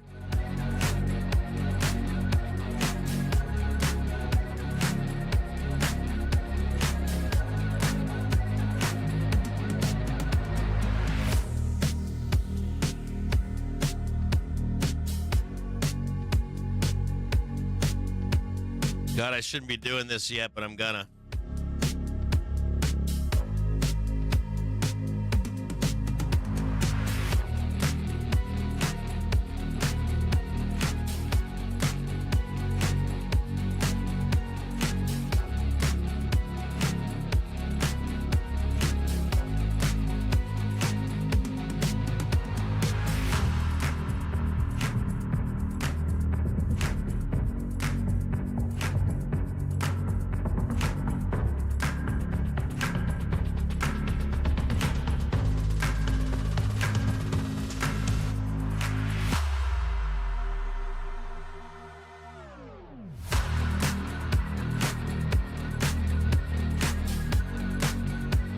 Hold on, we're gonna try it, everyone here.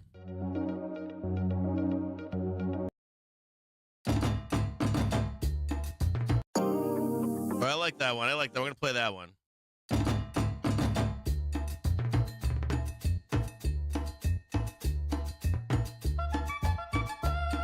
Yeah, I like that.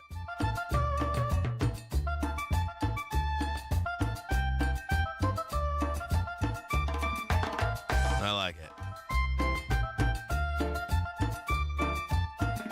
It's Friday. Come on, baby, do it.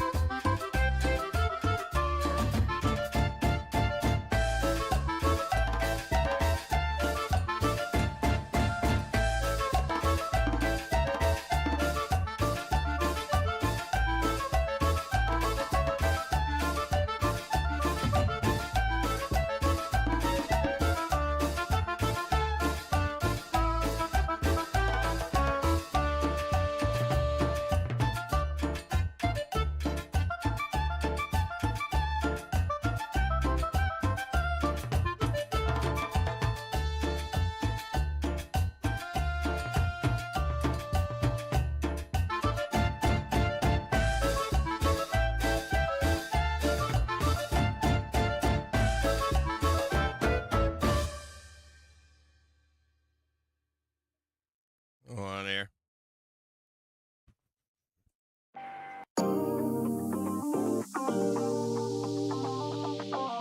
Sorry, I'm working on the background. I'm gonna call it early, I think.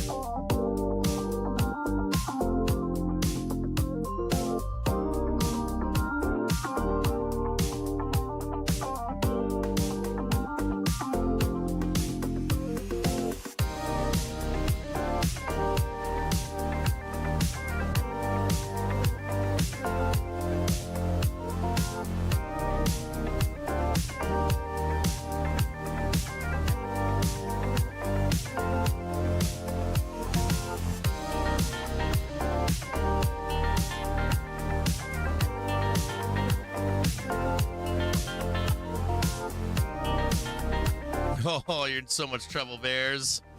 You're so fucked.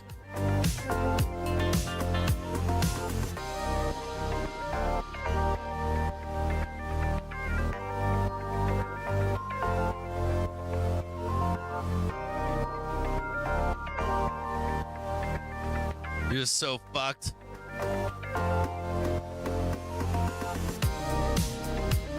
We're gonna change the thumbnail today on the show.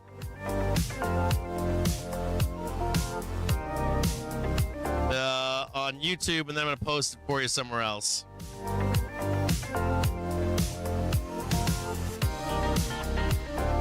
You're so fucked. We're back into buy the dip. Oh, I'm so happy.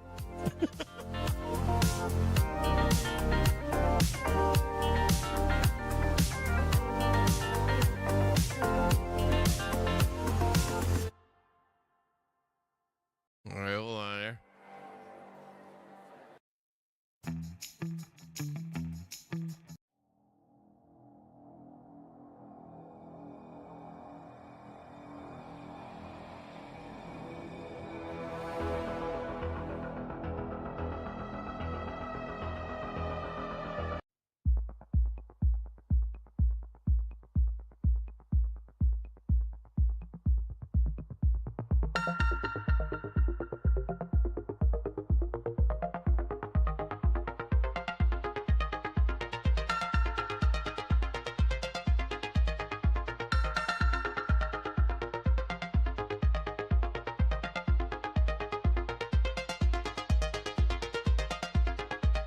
It's uploaded now.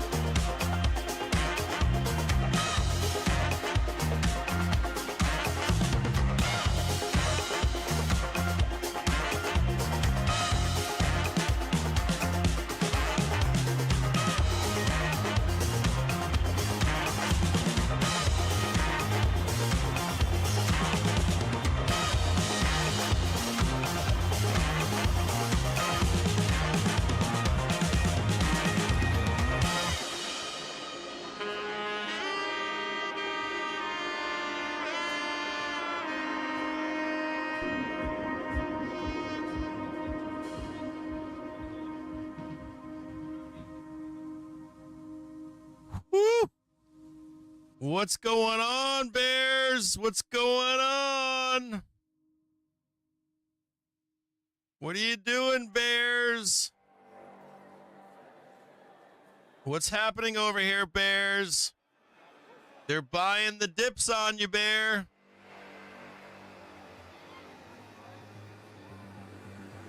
I don't know what's going on, Bears.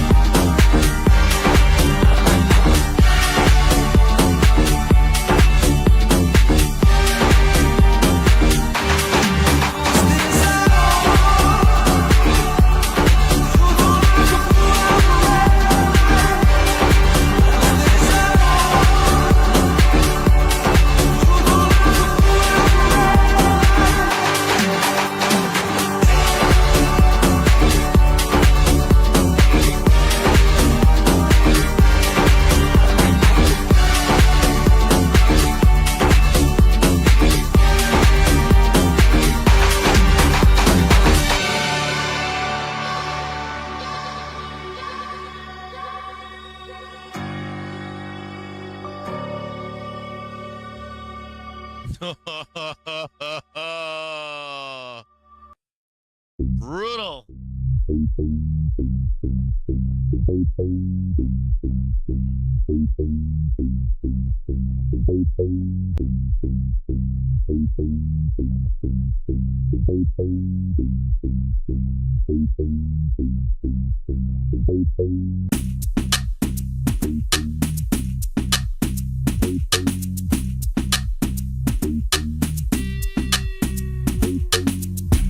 I go on and on, can't understand how I last so long. I'm must have superpowers. Rap 225,000 hours. Get a calculator, do the math. I made 1,000 songs that made you move, yeah. And for the last 300 months, I made 16 albums with me on the front, and they bump. Where you get your beats? I heard 93 rappers say like me. 2 singers and 10 comedians, and I'm still gon' yell it every time you see me in. What's my favorite word? Why they gotta say it like short? You know they can't play on my court, can't hang with the big dogs, stay on the porch. Blow the whistle. Blow the whistle. Blow the whistle. Blow the whistle. Where you get that from? Grab a mic, spit one. Let me that MC 8-ball and MJG. Keep spitting that B to the IMP. Bun B, that's Texas, baby. Ballin' G, that's Memphis, baby. Short dog, that's Oakland, baby. Ain't nothing but pimpin' these days, G. My C got locked up, but these real still know they got to give a what you say. Short dog with UGK. Do you really wanna be like me? Spit game like Snoop and TIP. Pretty girls in the VIP, they came with Dre. They don't need ID. Blow the whistle. Blow the whistle. Blow the whistle. Blow the whistle. Your mind is gone. This blaze, you've been wide awake for the last 3 days. It goes down for real. Don't stop. Just keep rolling downhill. Crash and burn. Can't stand, fall back. You're doing too much. You can't handle all that. Man, it's been way too long. Time to let the whole world play your songs. Like me, my gets around. Leave the country, come back and hit the town. I'm in Miami, New York, and ATL. Houston and LA, ask Dave Chappelle about my rich. He got it from me and made $50 million. I'm proud of you, D. But I'm crazy, you don't wanna be like me. I come from East Oakland where the youngsters get. Whoa! Blow the whistle. Blow the whistle. Blow the whistle. Too short. Up all night, baby. Album number 16. Y'all can't do that. Hold on there a minute.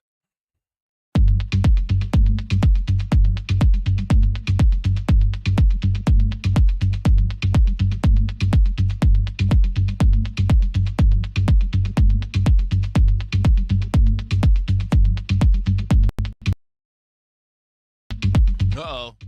We're losing everything here.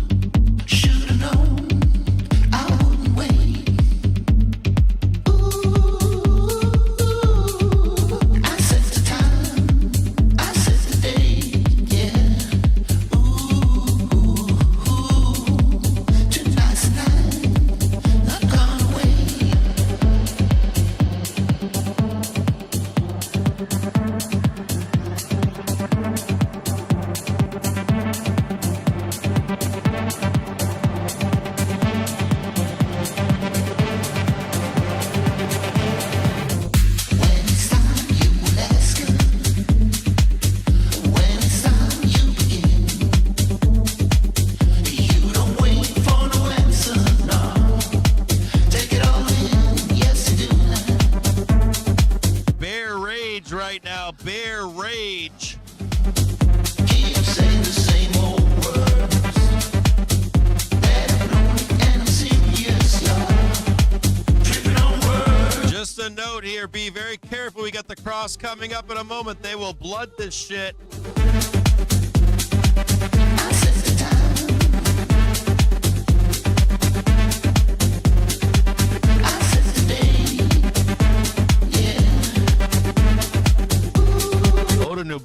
got the next track for us?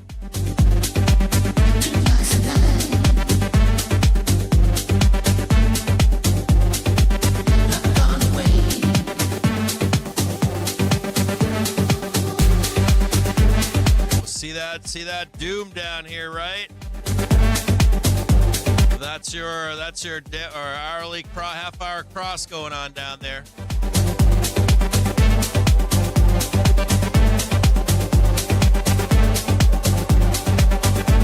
Fucking bulls buying dips again. Woo!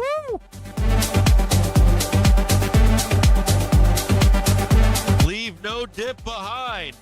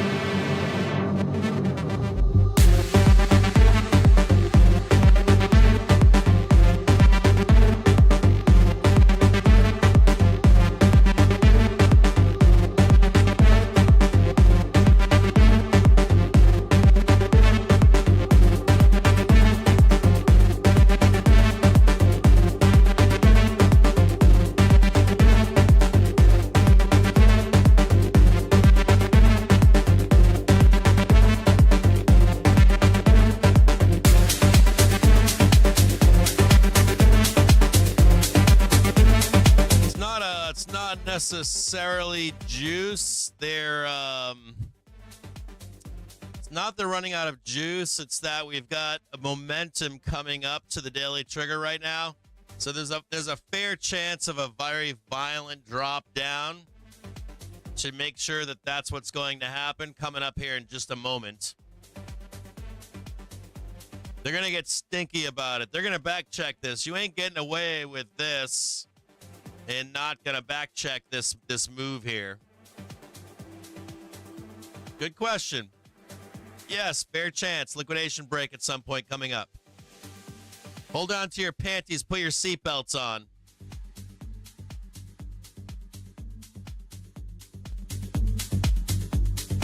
Should be supportive. Let's take one quick look really quick and find out if it's going to be supportive or not. How can we find out if this is going to be supportive or not? Hold on, let me make this bigger here.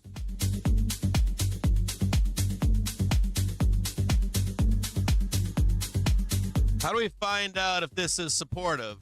Hold on here. Old school RSS still pumping away. 30-minute. You got a little more juice left in you, a little bit more juice on the hourly.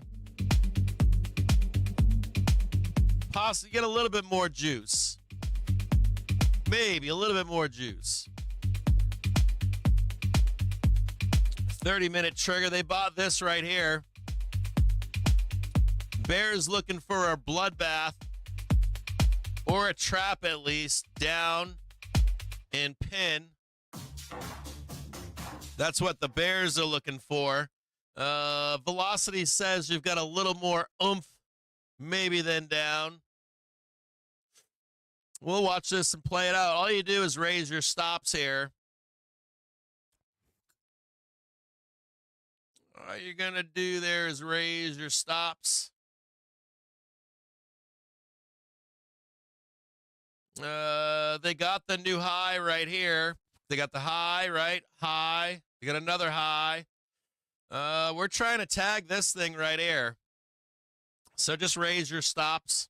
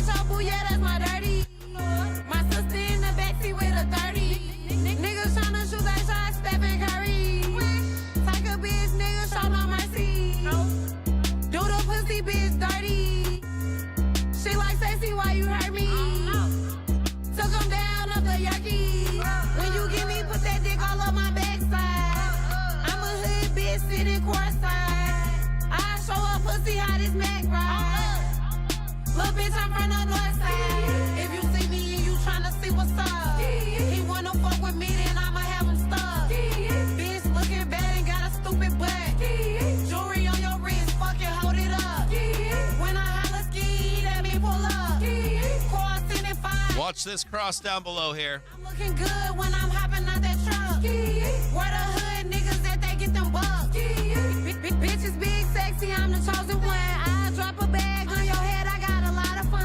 And I got them shooters in the cut, they got a lot of guns. Put my little nigga on your ass, he gon' blam some. You know I swear that bitch like a NASCAR. I like Hellcat, start off the line to make the engine part. Don't put your trust in me, pussy nigga, I'ma break your heart. Young turn bitch, when I pull up, that's when the party start. In the booty club, standing on the couch, throwing beats. Better respect me, bitch, my people's in the cut with them things. Wifey got me icy, now my chain hit like blau bling. In New York, with my partners, we be jamming, I mean. If you see me and you tryna see what's up, he wanna fuck with me, then I'ma have him stuck. Bitch looking bad and got a stupid butt. Jewelry on your wrist, fucking hold it up. When I holla ski, that mean pull up. Car sitting fire and they fast as fuck. I'm looking good when I'm hopping out that truck. Where the hood niggas that they get them bucks.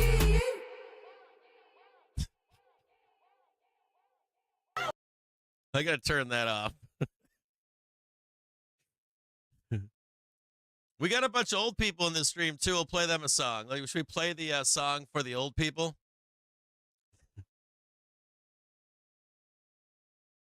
I think, no, you know who we're gonna play a song for? I got a song for you guys. We play this now. This is on the regular rotation, so because our homeboy is back.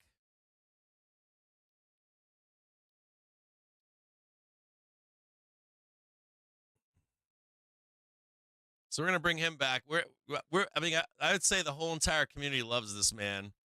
He's if there was anybody in our community that is like loved by everybody, it's got to be this guy, without a doubt. It's almost springtime, so we're gonna play one of his jams right now. You know he's down. You know he's down in a dungeon right now. You guys know he has to.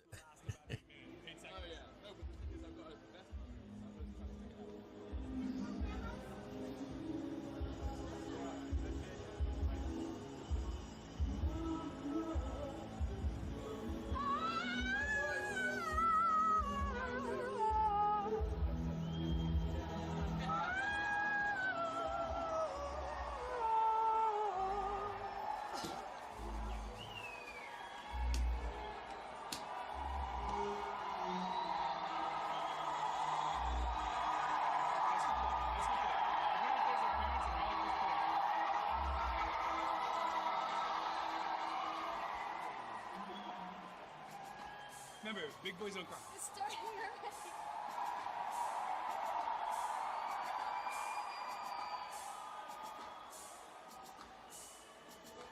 Where's the box of Kleenex on the side of the stage? That's not a bad idea. Yeah.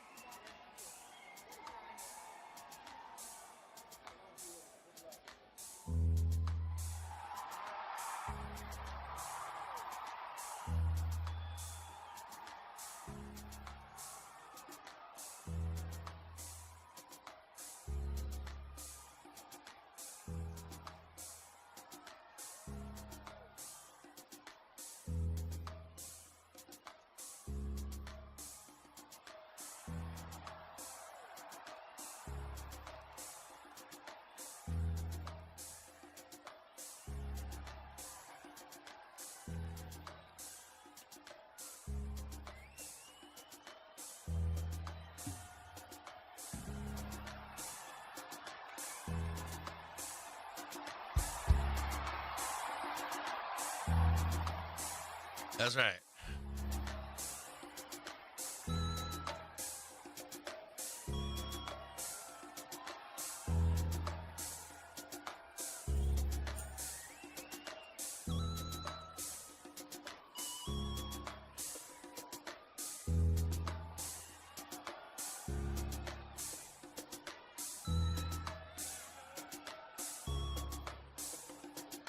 Walking up to me, expecting walking up to me, expecting words. It happens every time. Present company, expected present company, expect the worst. It happens every night.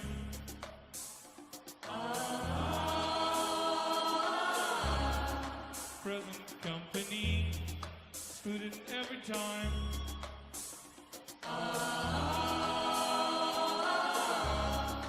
Present company, the best that you can find. Talking like a jerk, except you are an actual jerk. And living through that sometimes friends are mean. Present company, expected present company, expect the worst. Works just like a knee.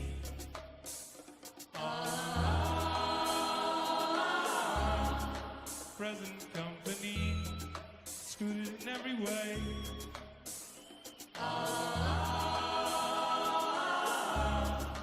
Present company makes you want to stay. Ooh.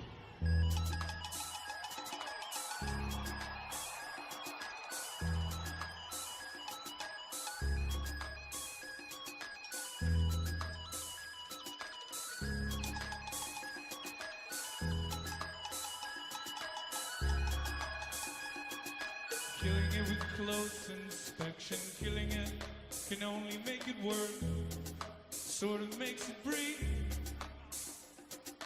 Present company, expected present company, just laugh it off, it works just like a need.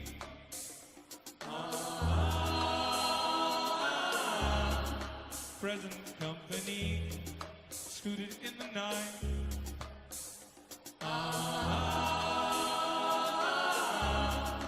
Present company, put it in the fight.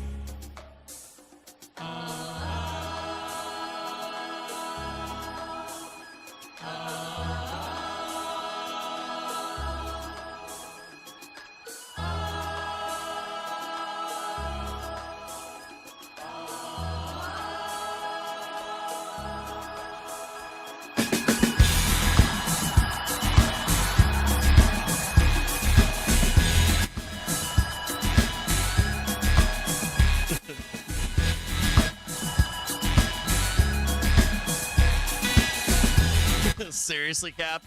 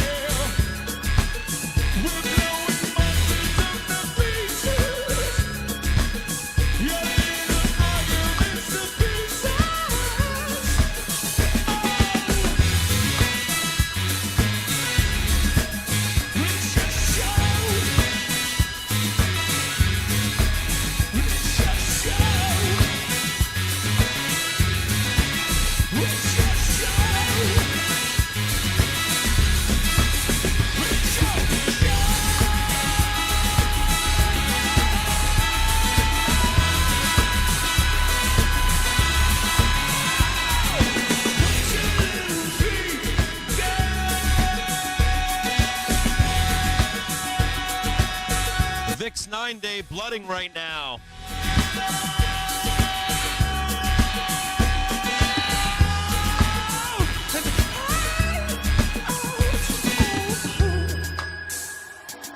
VIX 9-day getting hammered.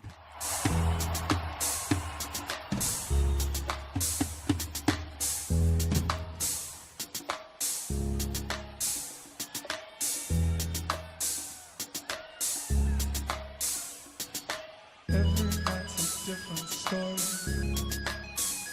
It's a 30-car pilot with you. Every fucker's getting older. And it's the end of an era. It's true. And you go.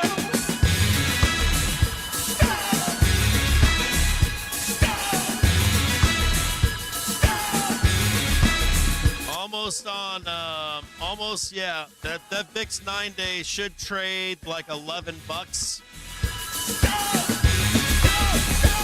On the low, $10.10.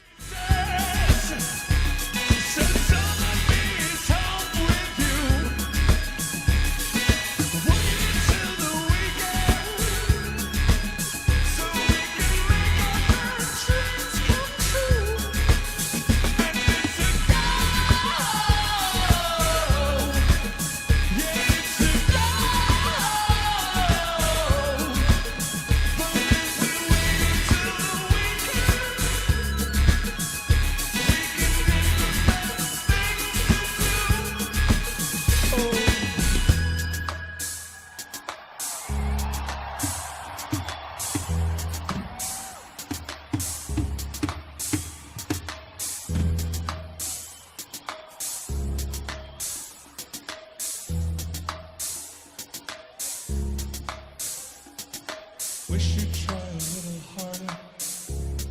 Woo! In this tedious march of the Climbing the wall of worry right now. I gotta warn you guys of something. I gotta be serious here. Gotta warn you guys of something. and there's a part of me hoping it's true.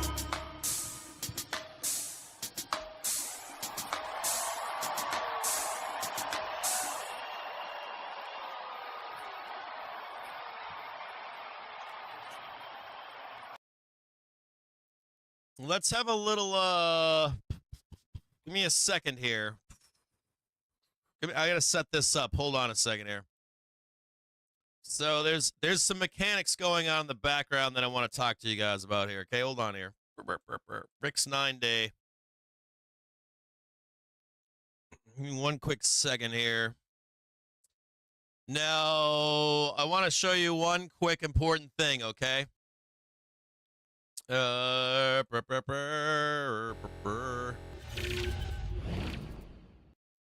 always like watching the VIX 9-day, okay?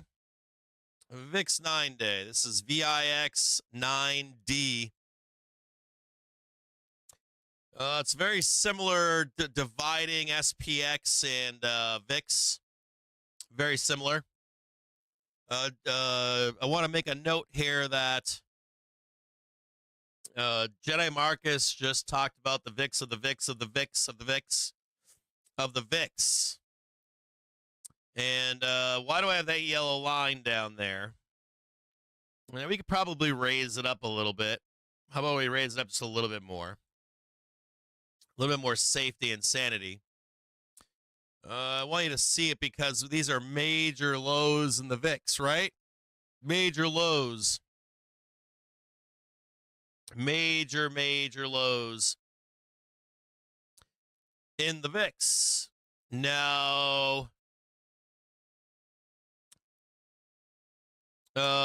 if Jerome Powell is taking the heat off the market and saying, don't worry about it, everything is fine, like what was the old Mad Magazine used to say, $10 is not out of the realm of possibility for the VIX to get that low if the market becomes complacent and if the market is well hedged. Well hedged. So why does this matter right here, right now, though? I want to explain this here. Why does this matter right now?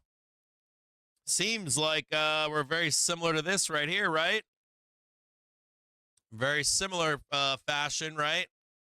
Big old drop in the VIX, big old drop in the VIX. Do you guys know when this was? It was March 20th. March 20th. March 20th. Do you guys know what the SPY looked like on March 20th? I'm going to show it to you right now. We had a stupid move up on SPOOs.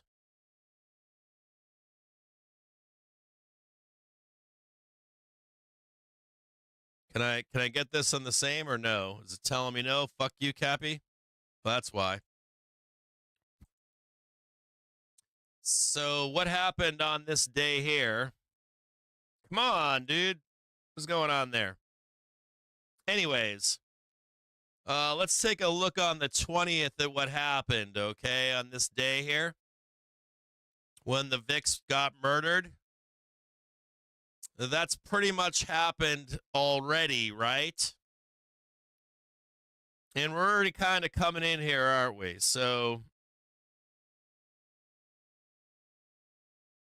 we're already below that, aren't we?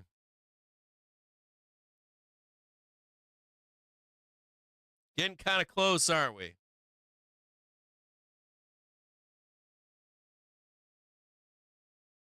So you got a little bit of a gap down here to fill, right? See that VIX gap down there that needs to be filled? We're up right there.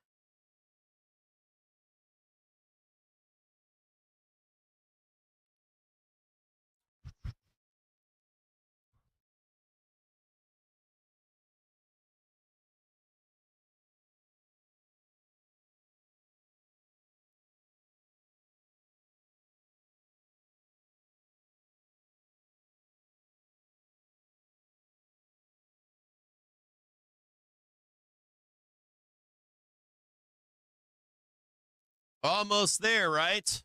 Almost there right now. Do you see it? Almost there.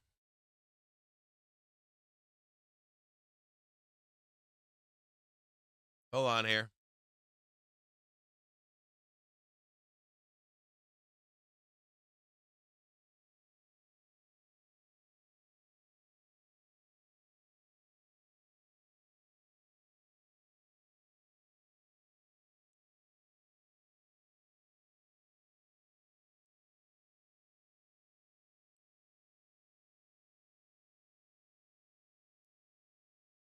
Close the gap.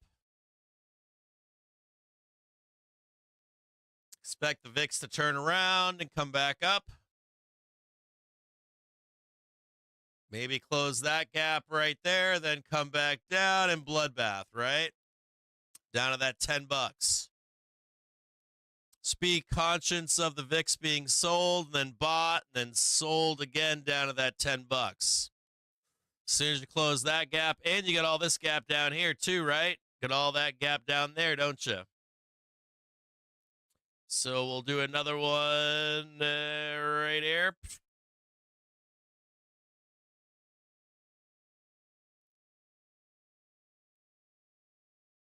So expect the blood down. Close that gap right there. And then back down and close that gap right there, okay? We'll draw this one. We'll make this one yellow, I guess.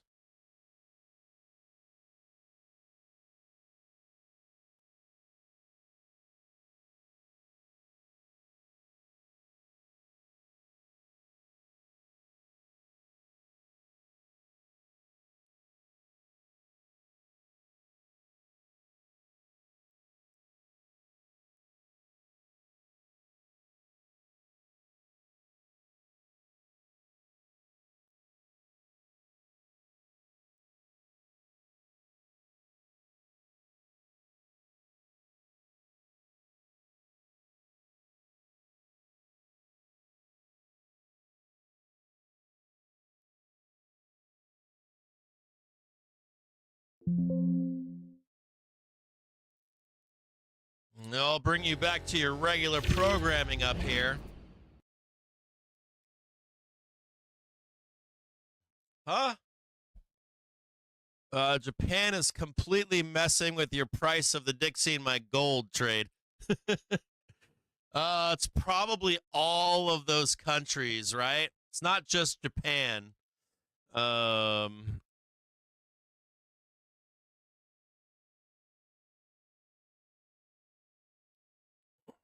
Look up the Plaza Accord. Look up the Plaza Accords.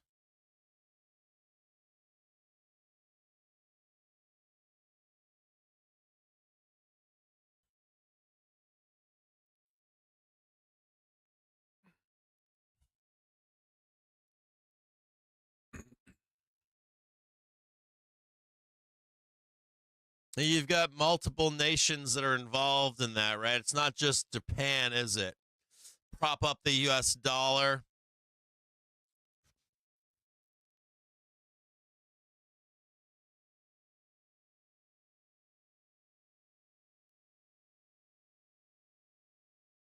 I just posted the VIX 9-day up there.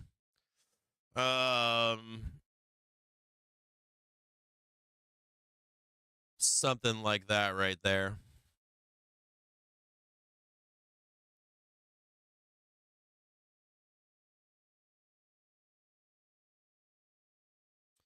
Half-hour trigger is now crossing. We are right around 2 o'clock. We're going to get some action. Market's going to roll. I'm going to give you a warning here.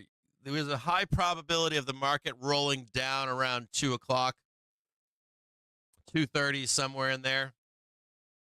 We're not getting anywhere to the upside right now. We might get one more push up here. You might get one more push up, but we are looking for a down move.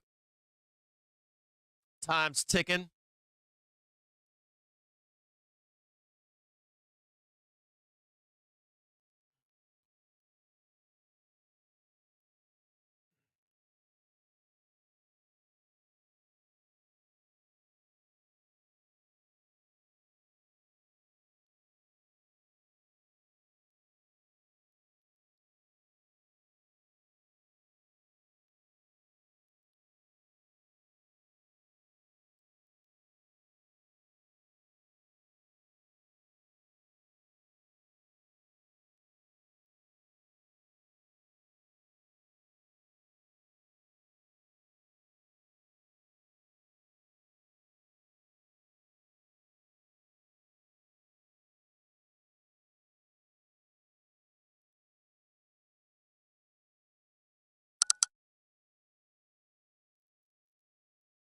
I'm going to put the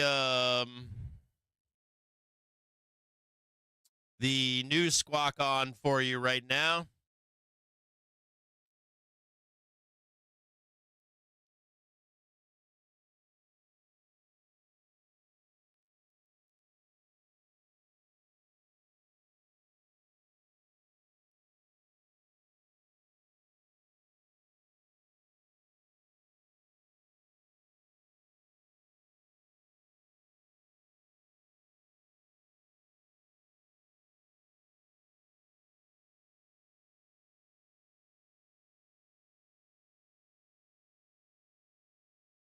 I'm going to take a quick break here because I got to go potty.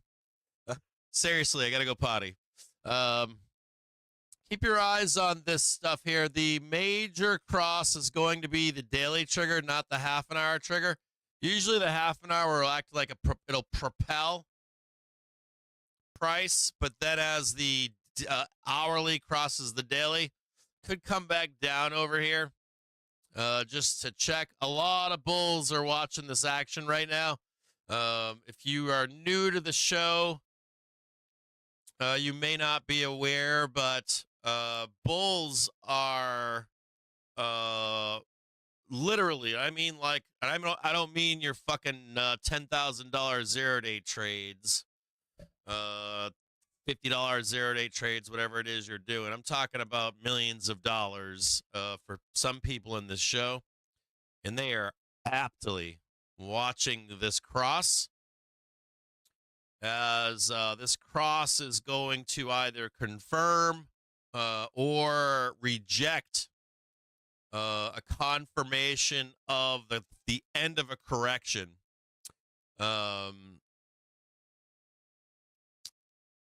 So pay close attention here.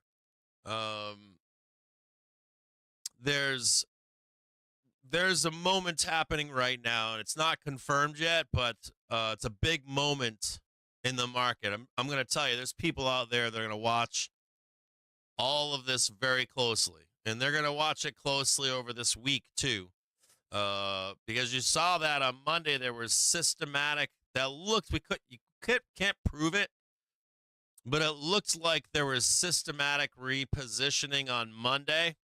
Remember on Monday when we bled to the bell? We had a target of 503 and they dumped it 30 points, 40 points from like 3:55 until 4:13 in the afternoon, right? And old Vic Niederhofer even came out and said that's very unusual. I've never seen it before. Last time I saw it was last year on a end of month. They dumped it like 30, 40 points. I think it was 30 points or 35, but this one was way more violent. But I want to give it to Binky, because Binky, I know that some of you guys saw it in the chat. I remember the chat, you guys were saying stuff. But Binky specifically was like, hey, Cap, he called me. And he was like, hey, man, he's like, there were baskets of stocks being ripped and baskets of stocks being dumped and then rebought. And you saw that happen to Apple. Amazon got taken to a major low in like 5 minutes, something that would normally take days or weeks to get to. Now, at that time, we said it in the stream. We said, I was like, I don't know if it is, but it looks like it, right? It looks like banks were trying to dump and be long under you. So they wanted to be the ones to sell first, right? So that they're always in profit. They can always sell into you. It looked like it, but we couldn't confirm it. And today we can't confirm that we're turning up. And GS and some other institutions are saying they want to see the 5115 first. Sorry, 5150. I said 5115 earlier. I meant 5150. They wanted to see 5150 first to get bulled up. But you can kind of, like, you're like, it's walking like a duck. It's talking like a duck. It's not quite, what is it? Walking, talking, and acting like a duck. It's not quite acting like a duck yet, but all the, if it might be a duck is there. So just pay close attention. Don't get too crazy if it does get volatile. If you see like a big bloodbath or some shit, or you see a big moon, don't get too crazy. It's to be expected, because you're going to see, if it confirms, you're going to see a tidal shift in thesis. And that can be a very emotional thing for people. You'll see people on Twitter get emotional about it. You'll see people with theses that are down get very emotional about it. If we make that shift, to, hey, we're going up, it's going to piss off a lot of people. And some people are likely being told that we're not going up. Johnson, even amongst people they trust, right? So that they can exit. So you don't want to be the last person in musical chairs being left holding the bag, right? And if you are, you're going to be pissed. So there could be some violence coming down the road here, okay? Just straight violence. Like, I'm pissed off right now. Not us. We don't have that kind of money, but we're talking much bigger players. So much bigger players. Talking about, people with power. So just be really careful. Buckle up. If you're a bull and you like, fuck you, Cap, I hate volatility, don't participate. Just wait for major lows, wait for big highs, and wait for the confirmation that we are, yes, we are. We have completed the correction, and you're free to buy the fucking dip. You already know that I'll give you a market brief that tells you We've confirmed the correction is over. You remember on stream, I said to you, we have confirmed the correction is starting. The pullback is over. The correction is started. I'll do the same for you at that moment, the moment that we know that we've completed the correction.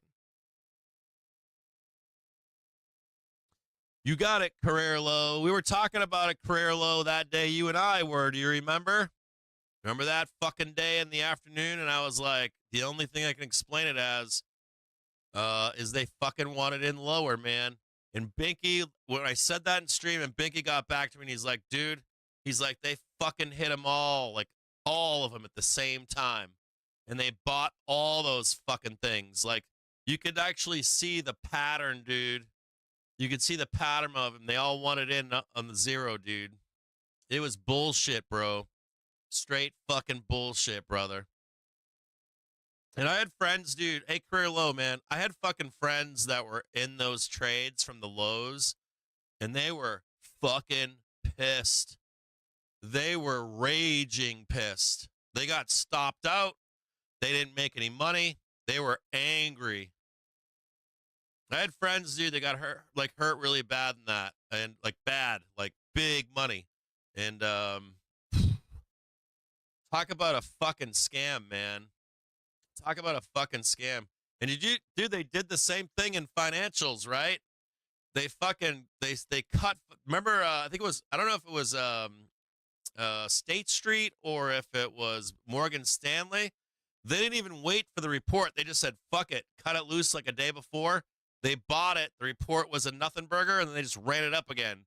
So like you could see that them cycling into or cycling out right before financials earnings, and then back in right after for the next quarter. And then they fucking came in and they just cut the legs out from big tech and bought all the bottoms, dude. Yeah, brother, definitely a liquidity sweep, dude. It was fucking crazy, bro.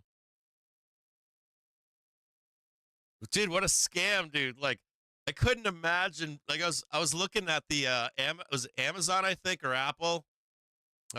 Yesterday we were looking at the Amazon sweep, and I was like, I couldn't have imagined being like, I bought the exact bottom of Amazon, sweet, can't wait to get to ER. And then you show up to ER day, literally in about 5 minutes, they swept out every stop from that dip buy, and then they mooned it and then ramped it for the rest of the week. Like,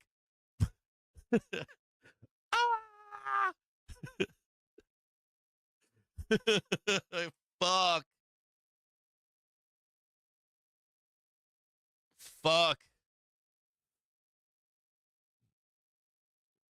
I would be so angry. I would have chopped the tree down that day. I would have, if I was long on that low on Amazon and I got taken out on a stop that morning and then watched it ramp, I would in like, what is that, 15 minutes? I would have cut a tree down out back. I'd have been like, stream over, go outside, wham, wham, wham. No. So this was on Monday. Hey, you guys want to see the mechanics of it? Hold on here. It was brutal. It was brutal. So let me explain this better to you. Like, you guys and I, like, I trade the SPY, right? You guys trade ES. You guys trade SPX. We do a lot of options here, right? We do a lot of futures here, Globex. But we've got some really, you know, we've got a lot of people in this stream and everywhere. You know, when you say like something's safe, and buying stock is pretty safe, right? It's pretty safe to buy stock. It's fairly safe to buy stock. But when you're buying stock, you put stops on, right? You put your stops on, you move up. If it goes against you, your stops get taken. No harm, no foul. So pretty regular thing. Old guys do this shit all the time, right? So let's look at Amazon ZR. Let me explain how brutal this was. Let me show you how brutal this was. So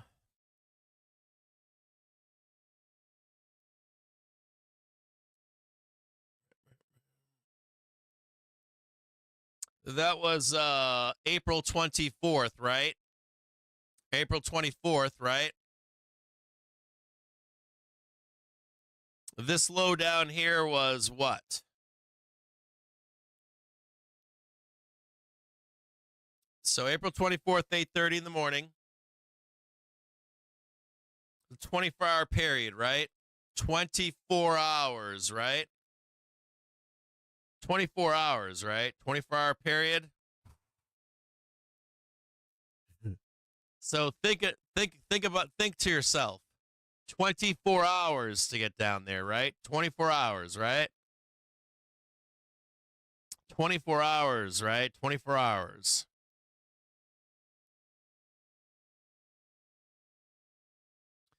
So you're like this guy down here, and you're like this guy down here, and you're like, dude, I got the buy of the century down there. $165. Fuck yeah. So you come into earnings, and you're like, I'm in at $165. The dealers have priced in no more than that on a bad report.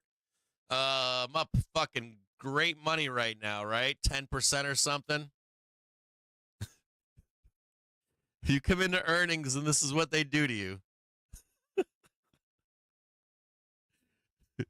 You come into earnings, and you're like, I'm going to show you this in a minute here, what they did, but basically you come into earnings, and what do they do over here? They go straight down, ping, bye-bye, stops, and they ramp it.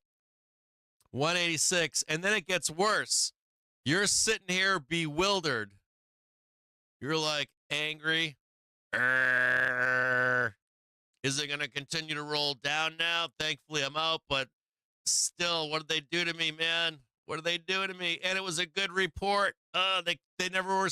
They weren't intended to beat. Fuck beating. They were never intended to even get near 13%. So he's all angry over here, right? Stopped out. And what do they do afterwards? Oh, they ramped it some more. They ramped it some more up here. Now let's look and see what they did. Do you remember the 24-hour period, right? Remember the 24-hour period?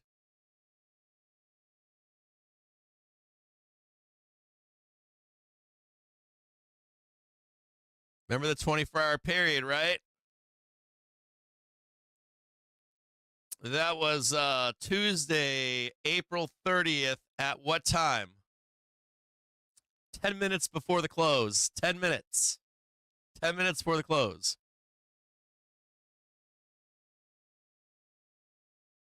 If we brought this to a 30-second chart, you would have seen this. 10-minute drop. Woof. Woof. This is 4 p.m., 11 minutes. Over the course of 11 minutes. 12 minutes. Over the course of 12 minutes, they made a 24-hour violent move down into an 11-minute move straight back up right there. That right there is pure fucking... That right, this is called gropbacks, like groping. They groped them, took their stops, and then ripped it. That's a brutal trade right there. That is fucking fire.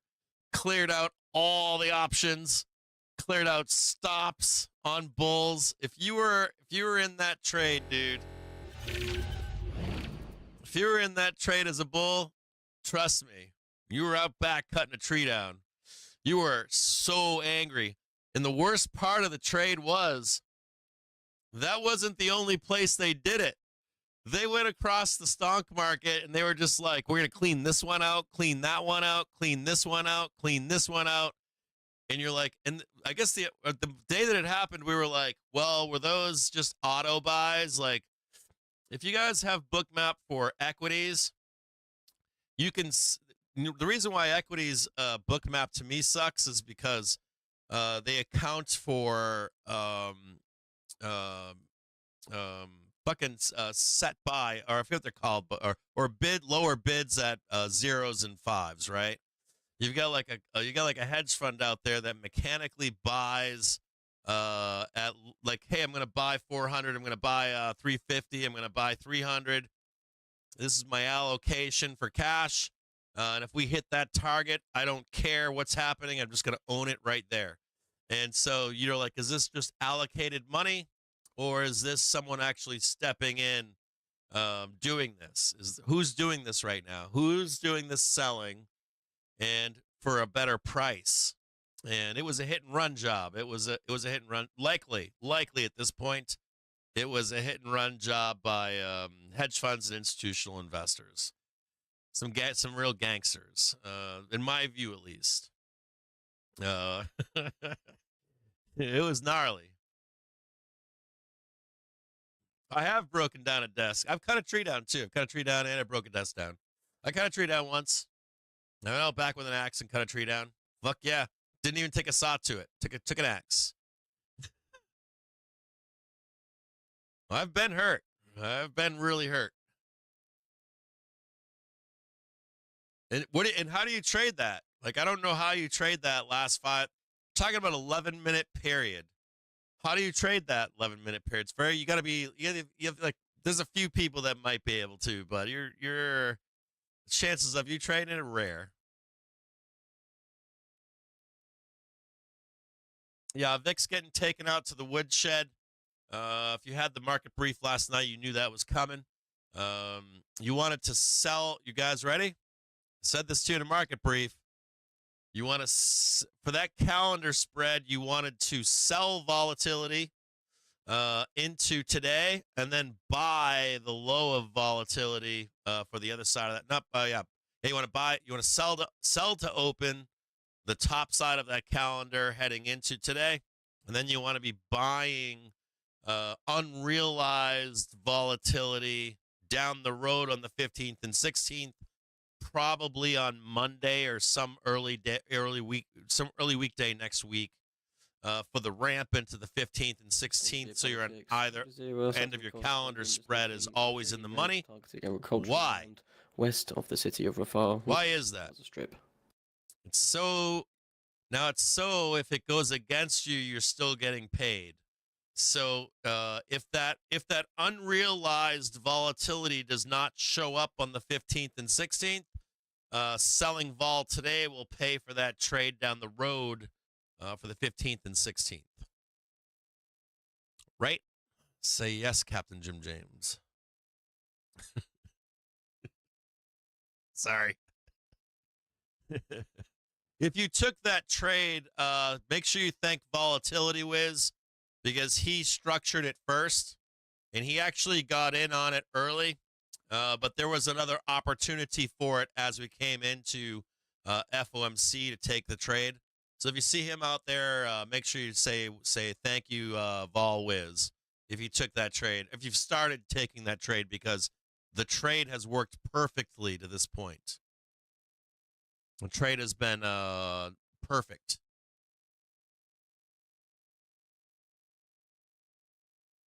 Yeah, Volwiz called that out, and not only did he call it out, but he left room for another opportunity to take the trade on your own. This was, I think, on Monday or something. He called it out first. So Volwiz, I got to give him mad respect for that trade. It's a really good fucking trade. Now some shit's changed along the way, but I'm assuming that that GS putting that note out this morning telling you about that unrealized vol on the 15th, 16th means they've already taken a position, because last night there was a slight uptick in the 15th, 16th. So someone's already in that trade. Someone with money, someone with like big money is already in that trade. And I think you're going to have that narrative from the Bears this week. you're going to get a narrative of CPI is going to matter. Whether it does or doesn't is a whole nother layer. We got to talk about that too. So I talked about it briefly in the stock market brief from last night, or in the market update last night. I talked about it briefly at the top.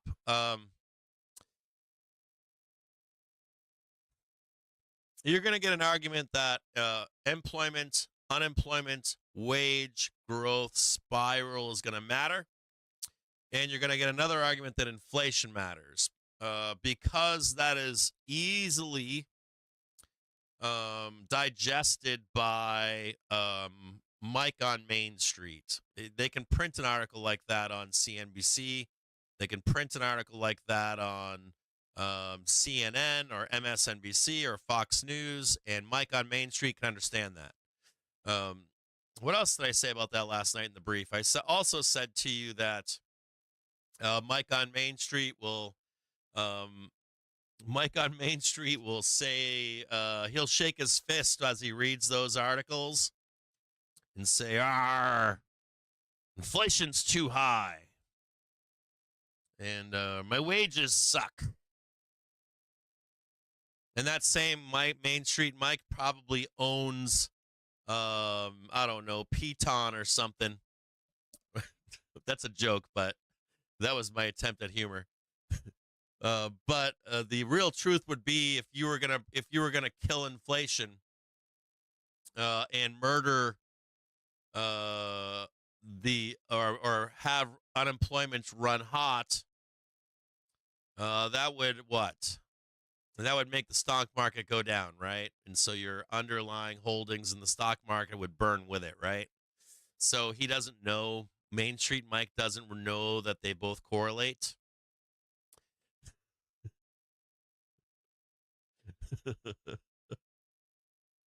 So fucking funny. Anyways, it's an inside thing. So but it's something tangible, right? It's very tangible. Meanwhile, on the back end, right? You should go to the International Monetary Fund's website. Like the IMF is talking about something really important. It's funny too because Jamie Dimon, did you guys see the last few articles from him? He's like, the economy's awesome right now. I'm like, oh, here we go. Oh yeah, squeeze it up there. So like Jamie Dimon's the past 2-3 days, I'm like, oh, he's fine now. Everything is okay now, right? And yeah,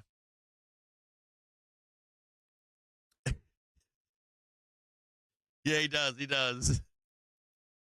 He does. The Piton CEO. I read I read some stories last night from the Piton bulls. I did. I read them last night after the CEO left. And dude, they're wrapping their heads around all kinds of shit. It's crazy. So, Jaime came out the past couple of days and he's all like, yeah, the economy's fucking awesome right now. It's going to rip some faces off. Now, JPM also put out a report saying that GDP is going to boom in Q2, Q3, right? So you've got the Treasury Department trying to dull the spending of the U.S. government. You've got GDP concerns. GDP came in softer last year than it did this year. GDP came in soft. All right, so GDP was great in 2023. It was coming in 2023 was expected to be great, and then we had like tornadoes and shit and hurricanes.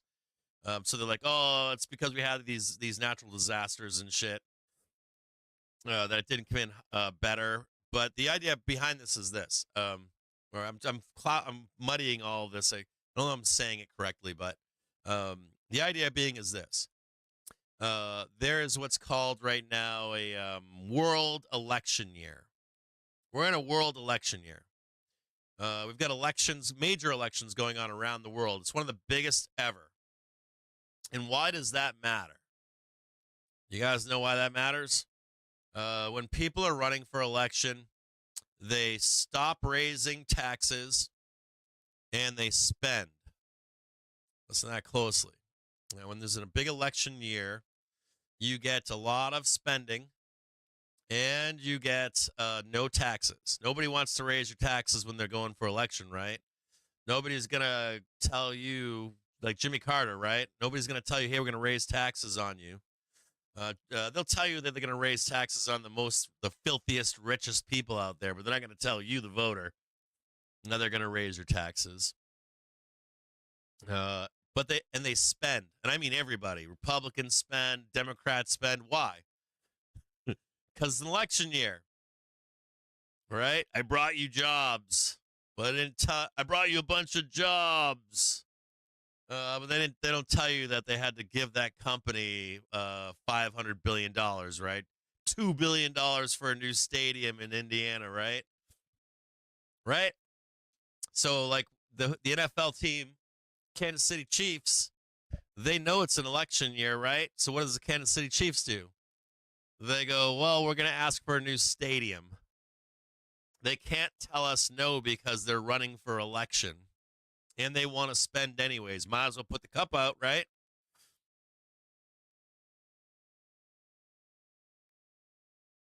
Now, what does that mean? That means that you have out of control spending around the world.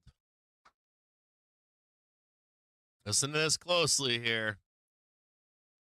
That means that you have out of control spending around the world right now, right? Coming out of a pandemic. So we're coming out of a pandemic. I'll simplify this. We're coming out of a pandemic, right? The world spent a lot of money that it didn't have to save us from the pandemic. Whether you believe it or not, I don't care. Facts are, governments around the world spent a lot of money, printed money, to save their economies while the world was shut down, right?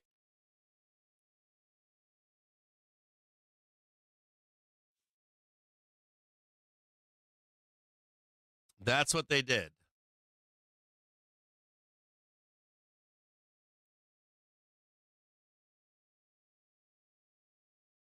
So follow, this is easy stuff. I'm going to make this really simple. They shut down the economy. They print money to save the economy. They give you checks, businesses checks, themselves more checks. We snort the cocaine. They reopen the economy, and you're asked to go back to work, right? Go back to work. Start producing. And you're like, why do I got to go back to work? Get off your ass and go back to work. Why? Why? Because you need to re-jumpstart the economy, right? Now, as of right now, all these people think that they've done a good job. They're like, hey, we saved people from dying of COVID. We restarted the economy, and now we need to ramp up GDP to stop our country from going into a depression. So all of you out there went back to work, right? Well, they're taking victory laps. And we're now at a place where we're coming into an election season. And the whores in Washington want to party to get reelected. Power and money. Right? Power and money. Power and money.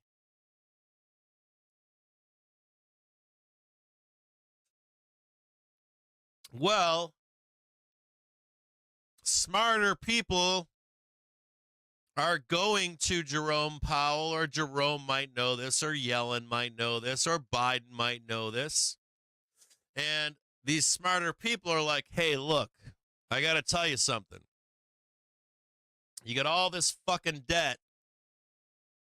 Your GDP last year wasn't quite good enough versus debt. And you're talking about bringing inflation down and killing GDP and fucking all this other nonsense, right? Slamming inflation down to 2%. If you do that,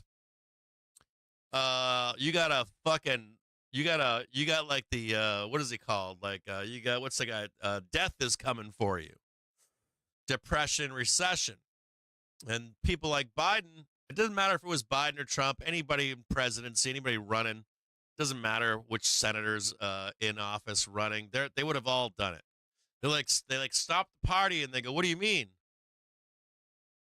And so all these politicians around the world are like, what are you talking about? What do you mean we're going to crash and burn? The world is going to crash and burn? And so they're like, we're not going to stop spending money. What do we got to do? And they're like, well, you got to run GDP hotter. That's what these smart people say. They're like, well, if you're going to keep partying and you want to keep your power and you like the whore, right? Whoring yourself out. You got to get GDP up there.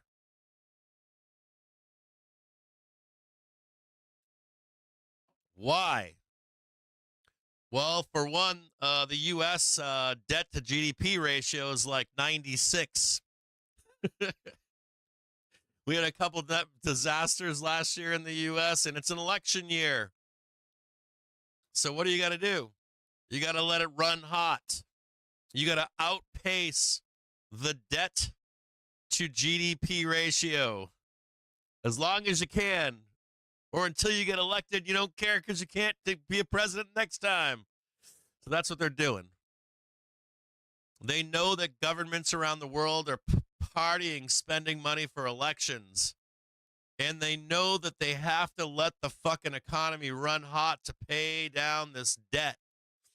You even have Treasury departments reissuing, right? Because of a cheaper dollar down the road. It's so fucked up. Taking the money from this fucking bond and bill bullshit. Bonds, not bills. Bonds, and trying to reset it all so they can pay down some of the spending that's going on this year. So when does the chicken come home to roost is the question. It will come home to roost. And I'll tell you a couple other things. If there was a war or a major ecological disaster this year, we're super fucked. But if there isn't, and they can let GDP run hot, and we got 2 quarters expected, and you got JPM, Jamie Dimon out there telling you on public that GDP is expected to fucking ramp in Q2 through Q3, there's a party ahead. And Jerome is telling you just as much in the fucking meetings he's doing. He's like, everything is fine, we're going to let it run. And it's the moment he said that the other day, what they're telling you is that you can probably party until the election is done or nearby the election being done. So if you got GDP running hot, right? That's out competing the debt ratio into the end of the year. When does the musical chairs stop? So you're going to get banks as we head into Q4 setting up a major fucking roll, a major one. So we're getting like Q4, Q1, 2025. The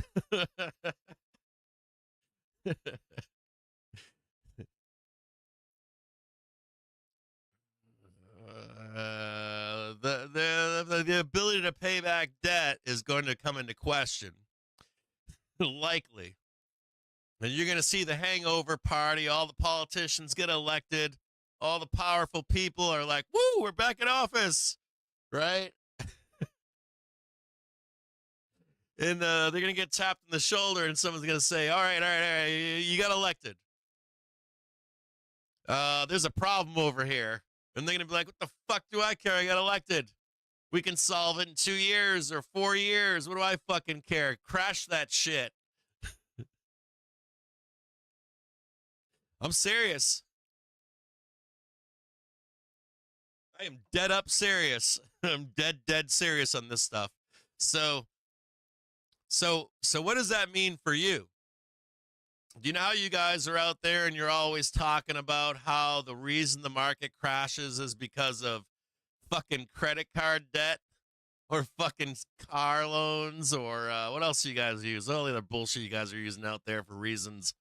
I don't know, all kinds of stupid shit. You know what the real threat to our economy is? A reminder, top of the hour, in about 9 minutes time. On the lookout for the weekly You look back towards 2008. No, not mortgages. But you look back towards 2008, and where was the real problem? Where was the real problem in 2008? Not just mortgages, but what about mortgages? It was that the entire world was wrapped up in them, not just the United States. They were doing second, third, fourth party. This party was going on around the world. No, it wasn't just the U.S. It was all over the world. So you need the entire world to get in on it. The entire world. Not just the United States. On the surface, you hear that, right? It was mortgage fraud, right? It was like reselling mortgages, repackaging what was considered AAA, fucking gold, diamond, fucking platinum, fucking standard. I know, it's so fucking stupid. But the real problem wasn't just that. The real problem was that the world was doing it. They're repackaging this shit and selling it to other countries. There were other countries that are getting involved in it. And so right now, like the truth behind the scenes is that the rest of the world is partying right now. Listen to that closely. The rest of the world, as they hold their elections, they're partying too. And some of those countries are way worse off than we are. Like, we're not so bad right now. We're pretty bad, but not so bad. But so you have all these countries out there, right? They're having elections all at the same pinnacle, and they're all spending money right now. And we don't know if their GDP is going to keep up, right?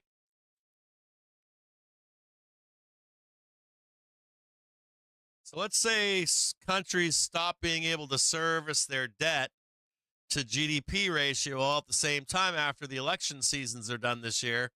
That is a blend of bad. You know, you just wake up one morning, the U.S. market is fine, and you see like Hang Seng just fucking going down 70%. You see Japan going down 70%. You see like a bunch of countries, right? You see a bunch of like, I don't know, 10, 20, 30, 40 countries on the dollar start burning, and you go, we're going to make one leg down, or we're going to make the second leg down.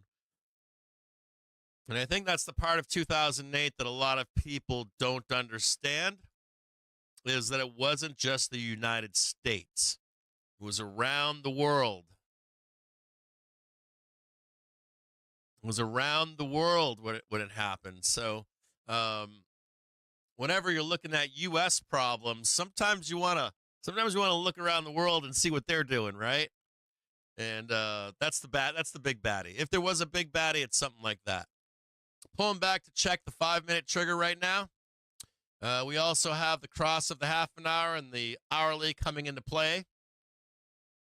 Let's see if the bulls can hold it up. It's now 12:55. We know that the put mafia gang comes in at 1 o'clock in the afternoon. You should expect some volatility as we head from 1 p.m. into about 2:30 this afternoon. The hourly trigger is expected to cross right around 3 p.m.-ish, somewhere in there. It's 3 p.m.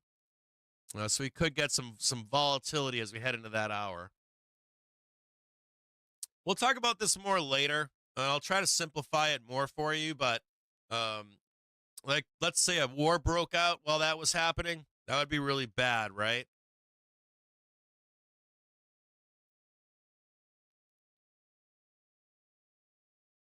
Yeah, we got the put mafia and vol control gang that come out.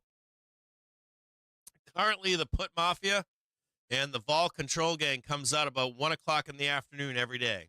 Every day at 1 p.m., 1:30, 1 and 1:30. And if we're down, they'll try to stop further downside moves. If we're up on the day, they'll try to sell it.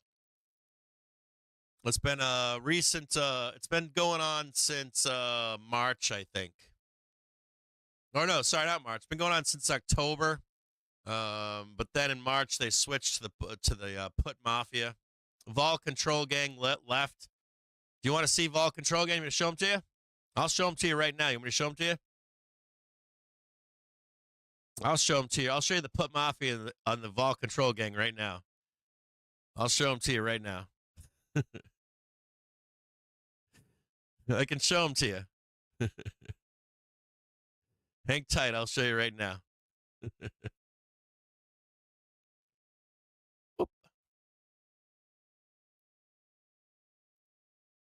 You want to see these little fuckers?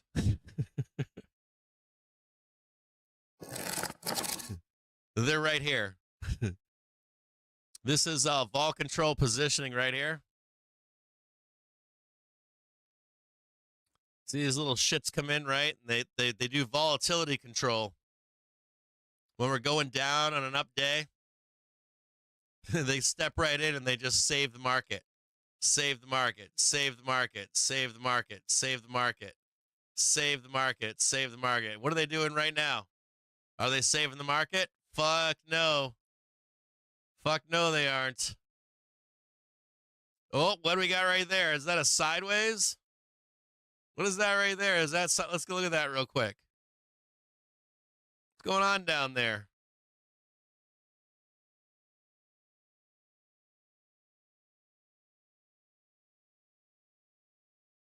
What's that right there? Is that a little tick? We're not there yet, are we? Is that a little tick right there? See that little tick right there? Are they about to turn up and keep going down, or are they gonna whoops easy straight back up again? Not quite there yet, right?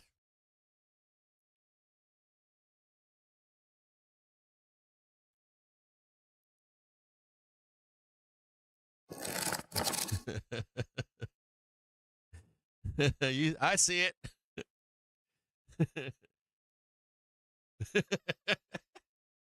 Exactly. So we don't know if they're here yet. We don't know if the vol control gang is back in the scene yet or not. They likely come into play when the CTAs start buying again.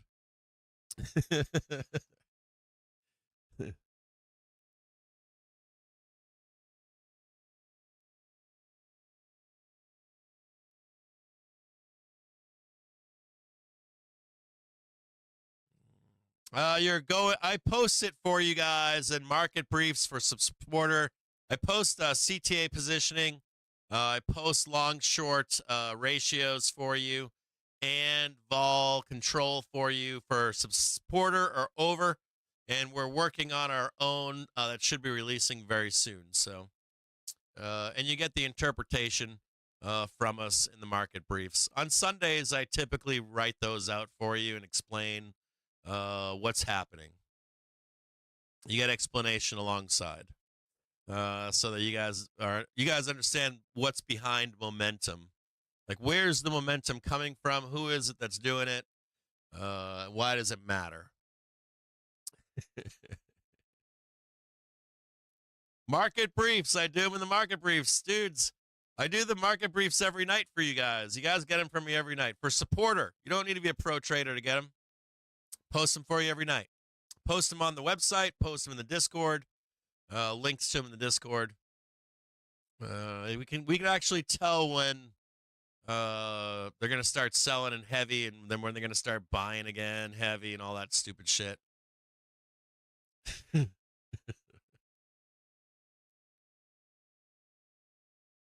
Yeah. If they start turning up, if CTAs start turning up, if hedge funds start turning up, if vol control gains start showing up, then we'll start telling you, yeah, they're gonna fucking ramp it. You guys want an email on that stuff? You guys like the email format better than Discord? I can do that. Let me work on that tonight. I'll work on that this weekend. You guys like email better? Okay.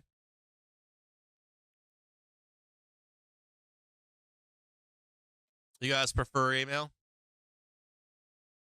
Okay. You do like email, but I got you, AJ.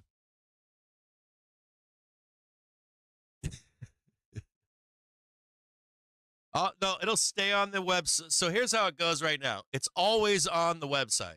Always. I try to post a link to it in the Discord, but I don't always get to. Sometimes I forget, or I'm like, I've been drinking, or I'm tired. You guys, I want you guys to know something. Like, 100%. It's Friday, right? I want you guys to know something. I love you guys, like more than you know. You guys and I have been hanging out now for almost 4 years, right? 3 years or something insane. Every day. It used to be like 8 hours or 6, 7 hours a day, and then I'd take a lot of time off. Every time I come into the end of a quarter, I'd be like, I'm out of here for 3 weeks. See you guys later. Or I'd get sick or whatever, and I'd be like, fuck that, it's too much. But ever since we made the jump, I made a commitment to myself that, and I want you to know, though, in that period that I consider you guys my fucking family and friends. A lot of you I know outside of this. I actually know you guys. We talk on the phone every night, shit like that, and try to maintain and grow a friendship. But I want you to know that since we made this jump, that Joe and I were talking, and I was like, I really want to be able to make a commitment to these guys so they can see it 24 hours a day. Like, as we run up and run down, and it's more uniform, more consistent, and they can actually see it all. But that involves a lot of work. Like, dude, you guys don't know. Some of you guys know, but some of you guys know that some of you guys don't. But I'm probably working like from between 4 a.m. and 6 a.m. until about 10, 11, 12 at night right now. I'm working long hours, like 14, 16-hour days. So I want you guys to know that I'm eating shit and drinking this shit 24 hours a day, basically, to make sure that you're aware of changes as they come. One of the most fascinating parts of what we do, what I think is the most fascinating parts of what we do, the community, is that you've got people trading 24 hours a day. You got like David AMS is trading all night long. You've got us trading all day long. And what's really cool is that the one thing that always frustrated me, Joe said it yesterday, I think, to me. Joe said it really cool. I forget what he said. Joe said, a lot of times you get someone will put out a brief or a paper, and if it's wrong, it's wrong. And you don't get an update until the next one comes out. What's really cool about what we do is that it's 24 hours a fucking day. You're like, you get a brief, then you got me, then you get David, then you get John L, then you get fucking Binky, you get like Trader Podcast stopping in. You get these insane, like, you get near constant real-time shit. So if you're like, okay, this is the plan, right? Everybody's got a plan, right? This stock market is the kind of thing where you write a plan, and you're lucky. It's like baseball. You're lucky if you're right. You're batting a 300, right? So if you're like batting a 700, that's baller. You're a Hall of Famer. Anything over 300, you're batting Hall of Famer. What's really cool here, what we do, is that it's 24/7. So you make a plan, you adjust the plan as you move forward, and you trade what's in front of you. And it's never like, hey, where are they? They're gone. Like, David's not here. Where's Cap? Where's John L? Where's, this person, that person? There's always someone there to say, hey, guess what? We thought that the market was going to go down to the depths of hell, and it reversed right here. So we're going to take that long to the upside. So it's kind of cool to it's kind of cool that it's pretty much 24 hours a day. I think except for the weekends. I think on the weekends, everybody's so fucking tired that we all just fucking scatter, don't we? I noticed that on the weekends that everybody is just gone, which I don't blame them to be gone and running away, because everybody involved is eating, shitting, drinking this stuff day in, day out. So it's fucking baller. I'm pretty impressed with all of you guys. So you guys are doing it. You know who else too? Like Raveology. I was on the phone with Raveology one day, and I was talking to Rave, and I'm like, and I don't know if I should tell you guys this. I'm not. I can't tell you some stuff, but a lot of people that we work with are professionals in the market. They're not like gurus, and they're not retailers. A lot of the people in the background that you see bouncing around are actual professionals. But it's crazy because I was on the phone with Ravology the other day, and or not the other day, but earlier, like a month or so ago, and we're chatting, and he's like, I'm just getting home from work right now, and it was late. It was really fucking late. He's been working all day long. We got end of quarter tax loss harvest and shit we got to do, and I'm like, how many hours a week do you work? And he's like, about average about 70 hours a week, 80 hours a week. And I go, are you serious? And he's like, yes. He's like, I work and I work and I work and I work. Not that's a good thing, but those guys that are in this business, a lot of those guys that the professionals out there, if I don't know if you guys know a lot of professional market participants, those guys eat shit and drink whatever they're involved in, whether it's like interest rates or I don't fucking know, volatility or whatever it is that their thing is. Those guys eat that shit. They fucking got a bowl of it. The old like Jedi Marcus, right? Those guys would like wade into a fucking zoo every morning and fucking go all day long. And it was wild, right? It was fucking wild. So, anyways, I just really like that what we do because it's similar. It's all day, every day. We ain't flying around in no fucking jets. We ain't fucking sitting on a cruise ship. We ain't renting a fucking cabin cruiser on a dock for an hour to take pictures, wearing fucking penny loafers and a fucking pink polo. This is what we do. Eat shit and drink this stuff, and it's badass. I dig it. So.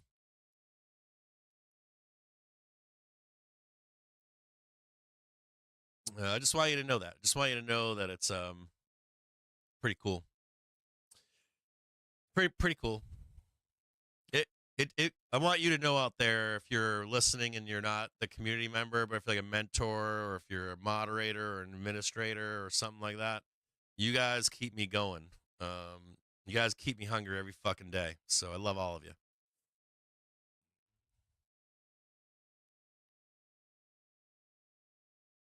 Oh, no shit, Grubster. I hate stocks, dude. I used to trade stocks. They're too slow for me now. I can't do it. I'd rather get torched in 5 minutes.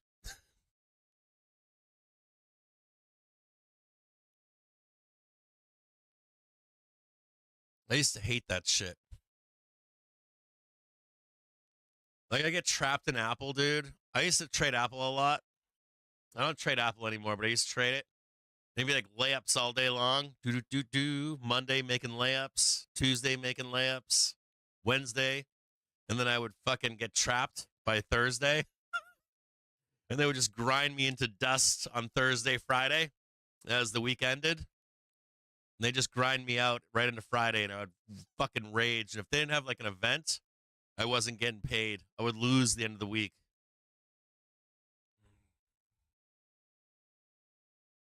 I used to find that it was like it's exit liquidity on a Friday, bro.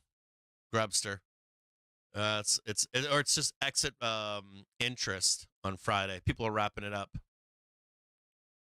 Traders are wrapping it up even if price goes higher on Friday, man. It used to happen to me in Apple all the time. All the traders would come out on Mondays, and then by Thursday, Friday, they were wrapping it up, and I'd get slowly sucked into a vortex on Friday. Sucked balls.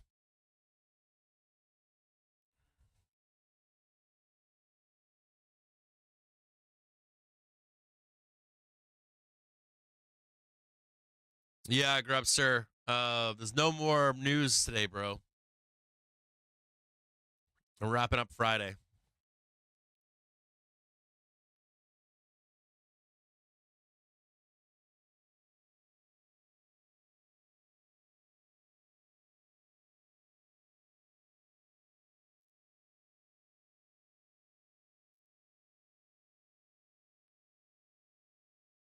Yeah, I clawed my way back, Grubster. Like, I called the week pretty good, but I made some sloppy ass trades this week. Greed. I clawed my way back, and I'm up, but not a lot. as of right now. I should have had a way better week, and I did. Last week I made a ton of money, so it washes, but this week should have been way better for me, and it wasn't. I ended up taking some pretty big L's. I took 2 big giant L's this week. Greed. Just pure greed, man. No, what's a ton of money? I didn't lose that much. I didn't lose $100,000, but I lost tens of thousands.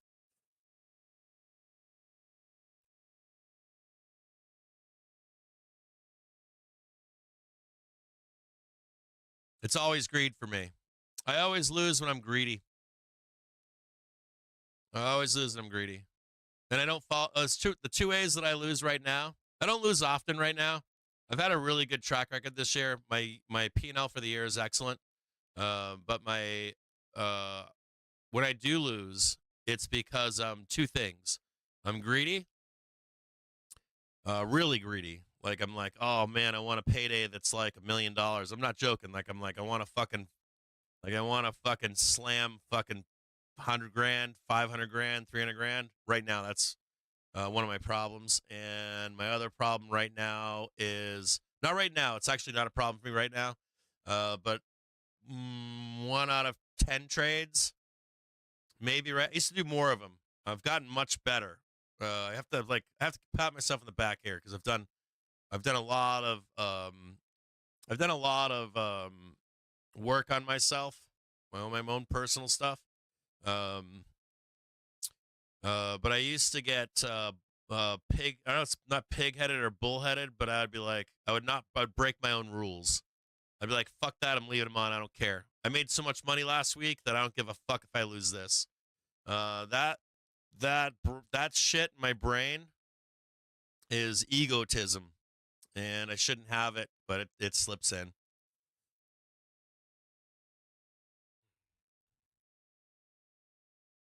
It's my own ego. My own ego is like, yeah, fuck it, I don't care. Especially when I should have stops and I don't.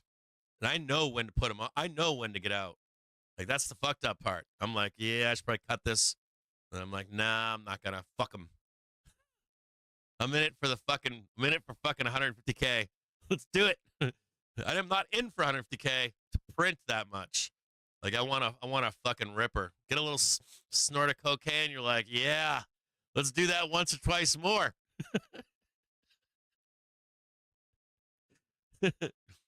Yeah, you want to look at GME? GME ripped, right? What else ripped alongside GME? RGF did, right? I saw GME's been ripping. I meant to bring it up and then I didn't. Saw one person say something about like, why is GME up right now on Reddit? And I wanted to shake my fucking head. I wanted to shake my head not shake my head like I don't know why, but why don't you guys tell me what you think this is? Why don't you guys tell me? Oh, failure here, right? Almost there. To close the gap above, right? You want all this gap closed up here? Why don't you guys tell me? There's one. You broke that one. You broke that one. You broke this one. And you want this sexy up here, right? You got it, right? You got it. And you got the new high, right? You got the new high, and you want to close all this shit up here, right? The thing that bothers me about GME right now is RGF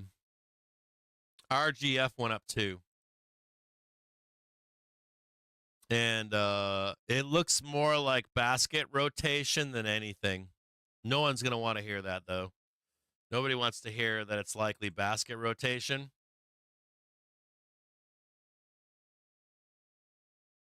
Wall Street uses a basket of meme stocks now, and they take the lever off, and then they put it back on again. So I'm a GME, or I was a GME bull a long time ago, but no GME bull wants to hear this. You got the new high. That's good to see. Watch out for the supply down below on Bookmap.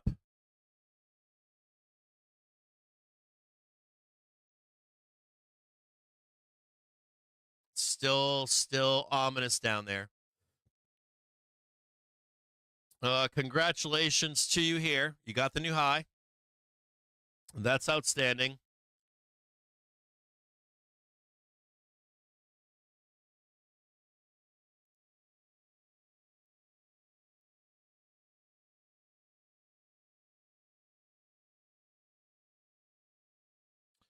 You're a little long in the tooth here. All right, so from my perspective, let's go down there and look at it. Hold on. Okay, this is GME. They've been cranking. It's been wonderful and beautiful. You can see where I'm talking about trying to get up here and go up. It's because we're down here in this lower velocity. See this right here? You got nice velocity turning to the upside. On a daily basis, you can see price turning to the upside right now, right? And that's wonderful and good. It's outstanding. Let's look on a daily basis here.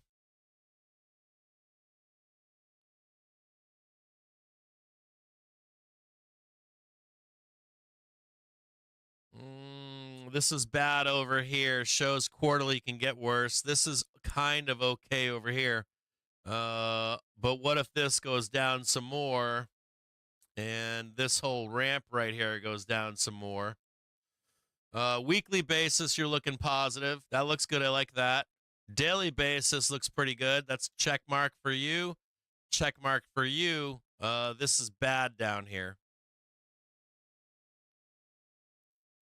So mixed bag right now on GME. And this looks like basket rotation to me, at least, on a 30-minute basis. You look good on the daily. You look a little long in the tooth on a 30-minute basis. But you did get a new high, so you did get a new high. So get rid of all that crap up there. All that crap up there. All that crap up there. That crap right there. 1, 2, 1, 2, 3. So you could get an extension here if you wanted. You get an extension here if you wanted. You may get it or may not. Right about there.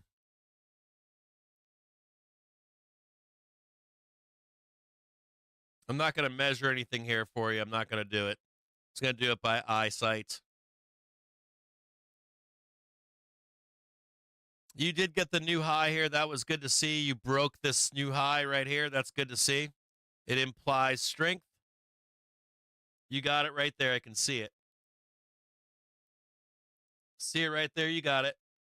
You might get an extension. You may get an extension. You might. I don't think you do because you don't need it. I think the top is in right now because of that high. I think your top is in, but you could get an extension. Congratulations, you got it. You may get an extension. But the truth is you're likely going to pull back either right now into the weekend. You're likely going to roll down, or you're going to squeeze up and roll down on Monday. But that's okay. It's not a bad thing. You're pretty good. Right now on your daily velocity is outstanding. And your hourly velocity is looking for a pullback. Your weekly velocity is outstanding as well. So ready? Your weekly velocity is outstanding. That means that you can break through this easy. Check mark. And you're going to be looking for your daily velocity to turn up and help you out. So, but I want to show you something here that's important, okay? Very important if you're GME bull. See that squeeze up and how they sold that weekly on you, didn't they? Back down to the depths of hell. You don't want that to happen again, do you? Come up here, you're all bulled up. They come back to check that daily trigger and they roll you down again, right? Because you got how many of those counts over there do you got right now? Oh, Jesus Christ. You guys got counts within counts. 1, 2, 3. That could be done over there. Oh, fuck. You got so many counts going on here for bearishness. It's fucking stupid. I'm not going to count the 5 counts on you right now, so I'm not going back in time and counting all this shit right now for you. But what I would say to you is this.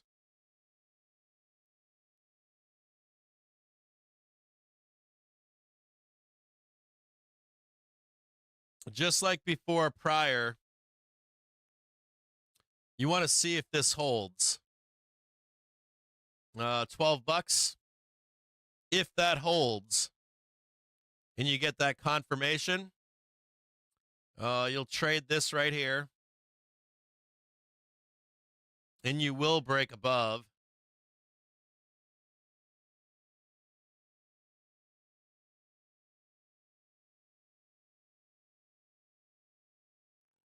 One, 2, 3, yeah, right there. Somewhere like that. But it has to hold. So trade is not dead. But I would not be trading the hourly trigger. I'd be trading this daily trigger.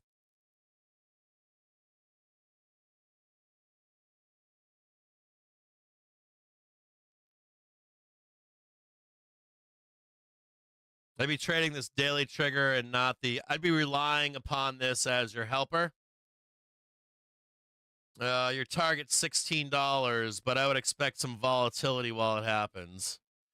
I'd be buying this daily trigger all along the way personally. Now, your hourly trigger is right here right now, 1232. So your hourly trigger should help out along the way. Do you see it, how it helps? Your hourly trigger kind of like floats around, price goes down, gets back up, helps price go up.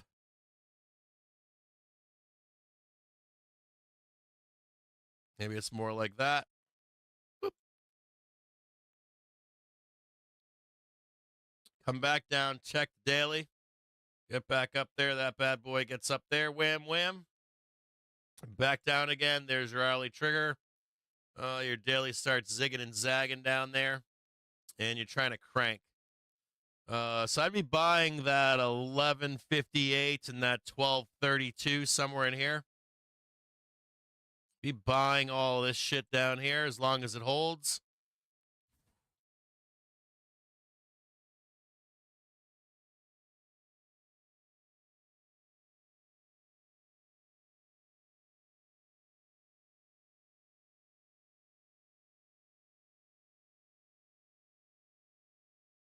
Like any kind of lows in here, just buy it. Now, you have a bigger problem. That is that your monthly and weekly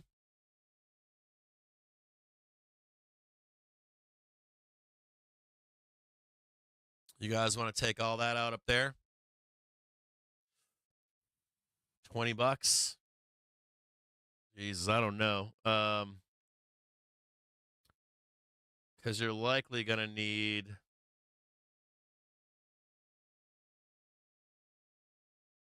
That comes up. That goes back. Tag that. They try to sell you back down again. And then you're trying to ramp that right there, right?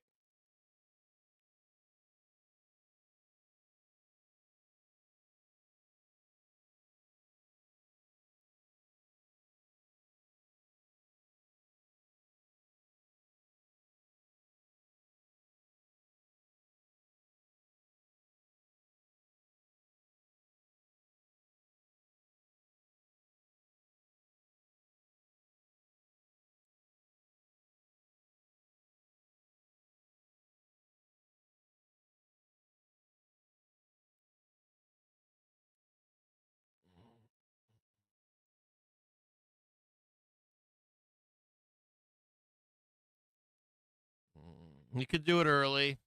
More than likely you don't, though. More than likely it's coming back down to do it. I think that's more appropriate like that, but...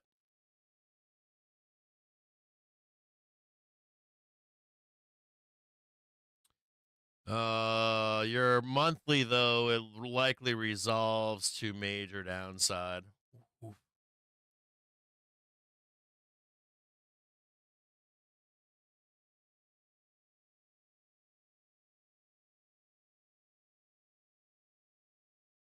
Something like that.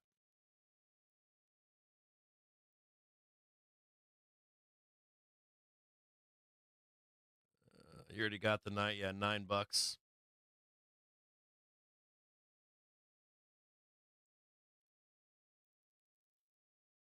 And this is all predicated upon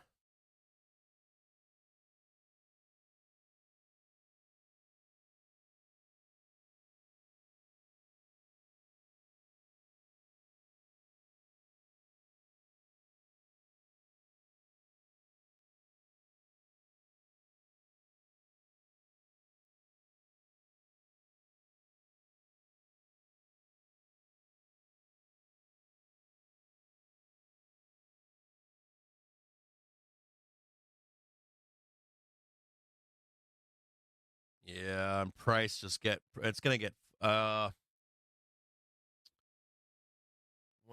down there. Man, I don't know, dude.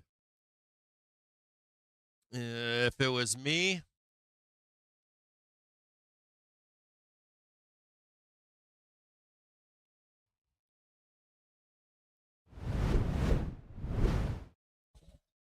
if it was me,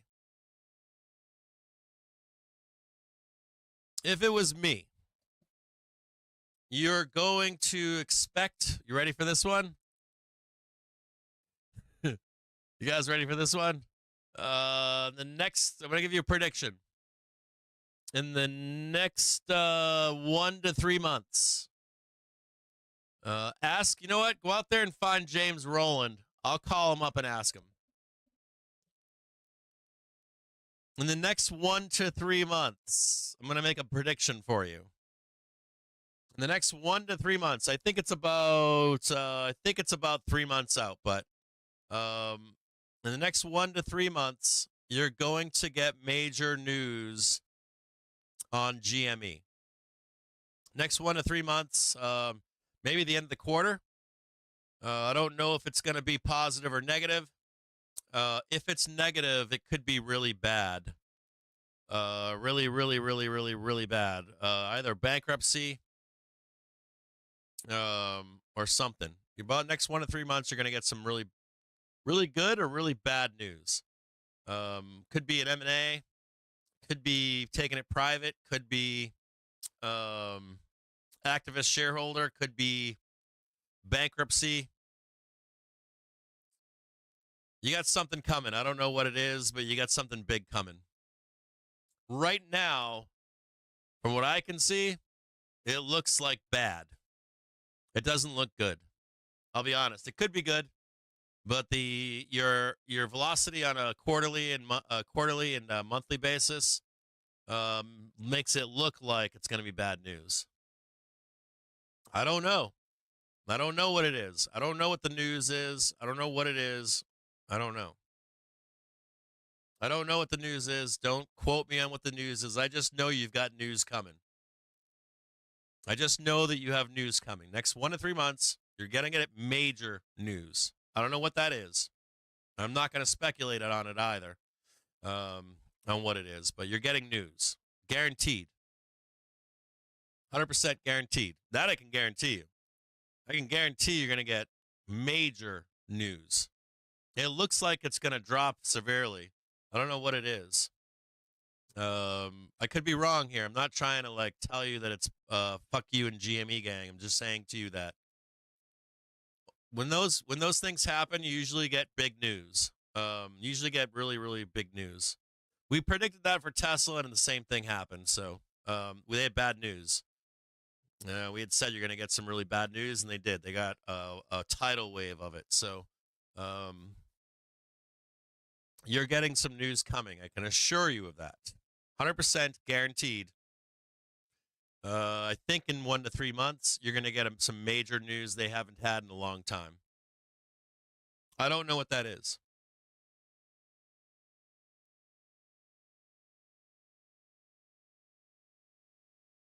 I don't know what it is. I don't know. Maybe something with Cohen. I don't know. Maybe it's I know they got tons of cash. Maybe the news is I don't know. I don't know what. Maybe they buy something. It could be something like they had to take all that cash and they buy another company. So they're not cash rich anymore. That because they bought another company, the stock price dumps. Could be that. Could be someone was snorting cocaine and you didn't know. Some fraud or something. Accounting practices. If it's bad, could be anything. But it is. It's coming. I assure you, it's coming. 100%. Guaranteed. Guaranteed. When you see stuff like that, you just drew it out for you. You can see it, right?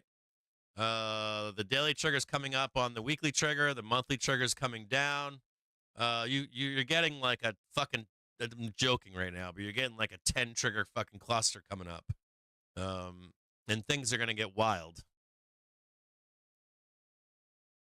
That would be cool. I don't know what it is. I honestly don't know what it is, but I know it's coming. You gonna post that on Twitter? I will. I'll reach out to James Rowland and see what he thinks. Or is he aware of it? I don't know. He might be aware of it. Anybody talking to James Rowland right now or no? Is anybody out there watching this show talking to James Rowland right now? Nobody? He's aware of it. Okay.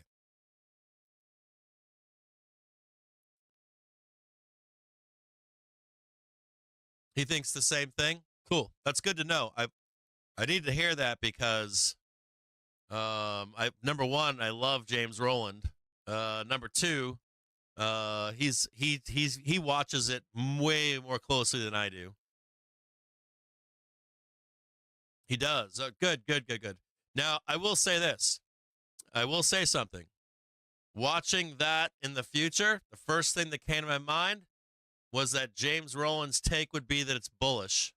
And he would probably, if I had to guess, he would say to you that the emotions that run around the cross of the weekly and monthly trigger with the daily trigger, especially coming up, is going to resolve to the upside. And that does happen. The end of the bear market for SPY recently did the same thing. Most ends of bear markets for any ticker resolves in that moment. Now, I don't know if it's up or down in this case, but it does resolve typically to the upside or the second leg down. It's usually the second leg down, like 2008 for a SPY, or it does resolve to the end of a bear market for a stock. So yeah, if he thinks it's up, I'd go with him on that too because he's very wrapped up into GME. I'm never going to claim that I am wrapped up in GME or I have better insight or anything like that on GME. But there's something coming, guaranteed, 100%. He's right on that, 100. He's got that shit unlocked. If him and I are both saying it, guaranteed it's happening. Now I feel even more confident in that call. You got something coming.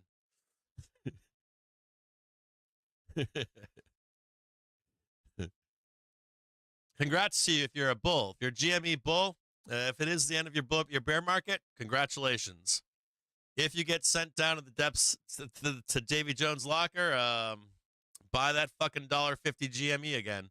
I'll be there with you buying it. I was there the last time, so I'll be with you there doing it again. So they try fucking around again, I'll do the same thing. I do really wish they would do something, though. I got to say that.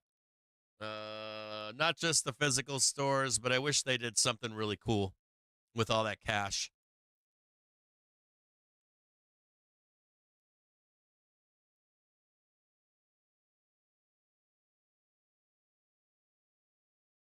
You want to play some bull music? I got to take a piss. I've been meaning to take a break all day long, and I haven't.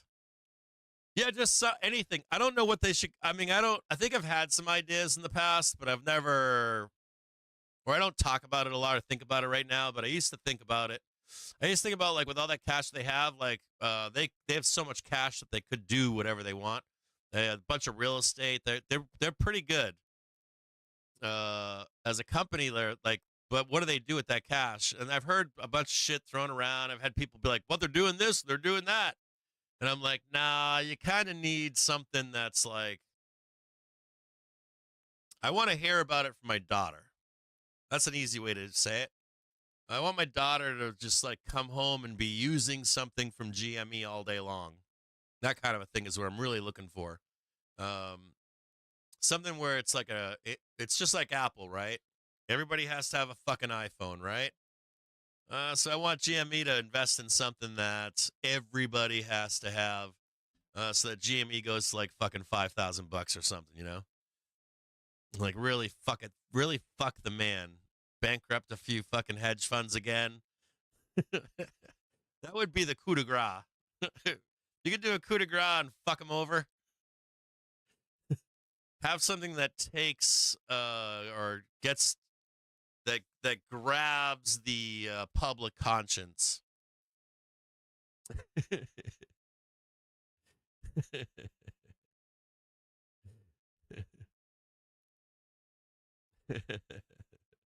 The fucking GME bulls are fucking jerking off in the background right now.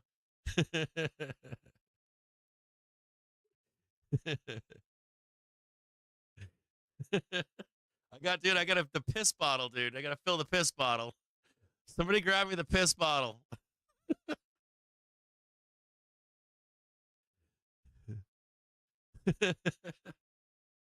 Hold on a second here. I got a small pee-pee, so it doesn't take a lot of work. All right, I'll be right back with you guys in just a minute. Keep your eyes on that VIX 9-day into the close. I'll be right back.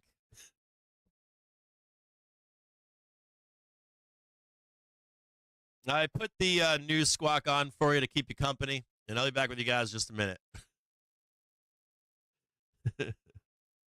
Oh, you're getting the extension right now on GME. You guys want everybody trading GME extension right now? You guys are having me pump GME in the show? You guys fucking savages. Look at you up there trading the fucking weekly trigger right now. Guys are fucking savages. Talk about GME, dude, right now. We want that extension.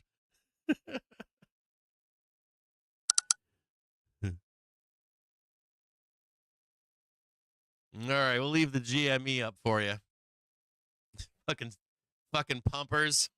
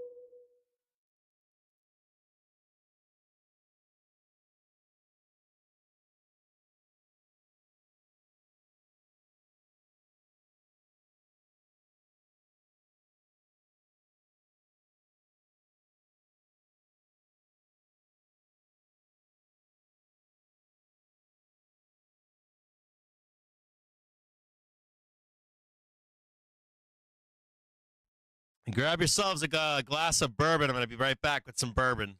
End of the day, Friday, baby.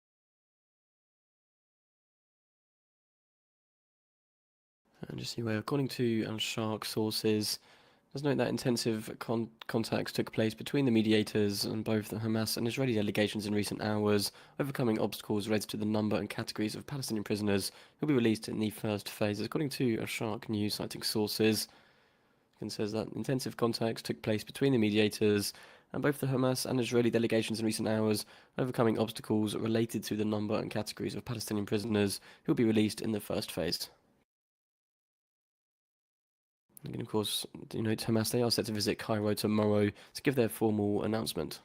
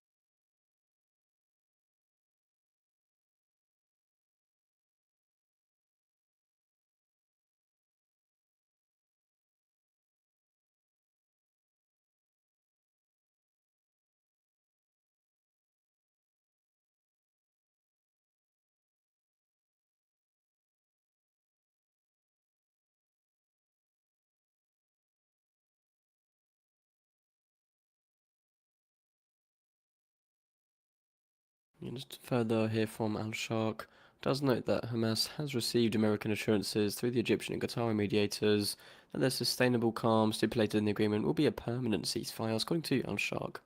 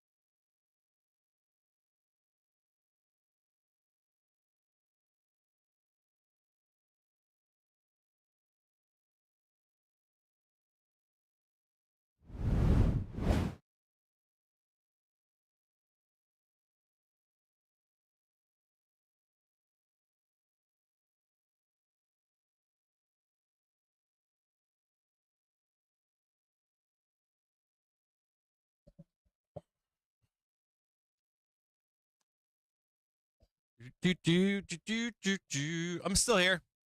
I'm still here. No, you're getting a back test.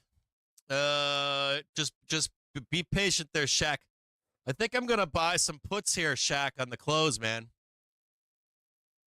For that back test. I think I'm gonna get that. I think I'm gonna get that. Some puts for Monday. You are getting a back test. Don't ask if we're getting that back test or not. We're getting it. Weller Wheat Bourbon. Weller Wheat Bourbon. Don't be asking that question. I wrote that in my brief last night, right? Hold on a second here. Hold on a second here. I just got to ask the question in the chat that I got to address. It's very important question, or a very important statement. Who was that said that? Was that Shaq that asked that question? It's a very good question, Shaq. And we're going to address it from my note last night, because I know that question comes up. Poop socking? That's a good question, Shaq. Weller Wheat is one of my favorites right now. It's hard to... It was you, right, Shaq? Yeah, it's a good question.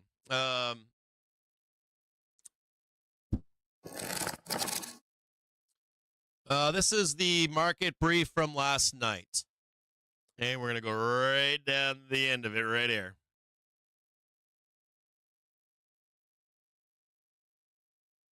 And just so you are further on geopolitics, Politico reporting that the Israeli military has informed aid groups and the Biden administration of a plan to begin removing Gazans from Rafah ahead of an invasion, according to a US official and to other sources, according to Politico. This is a very important part. And remember, this is still valid at this moment.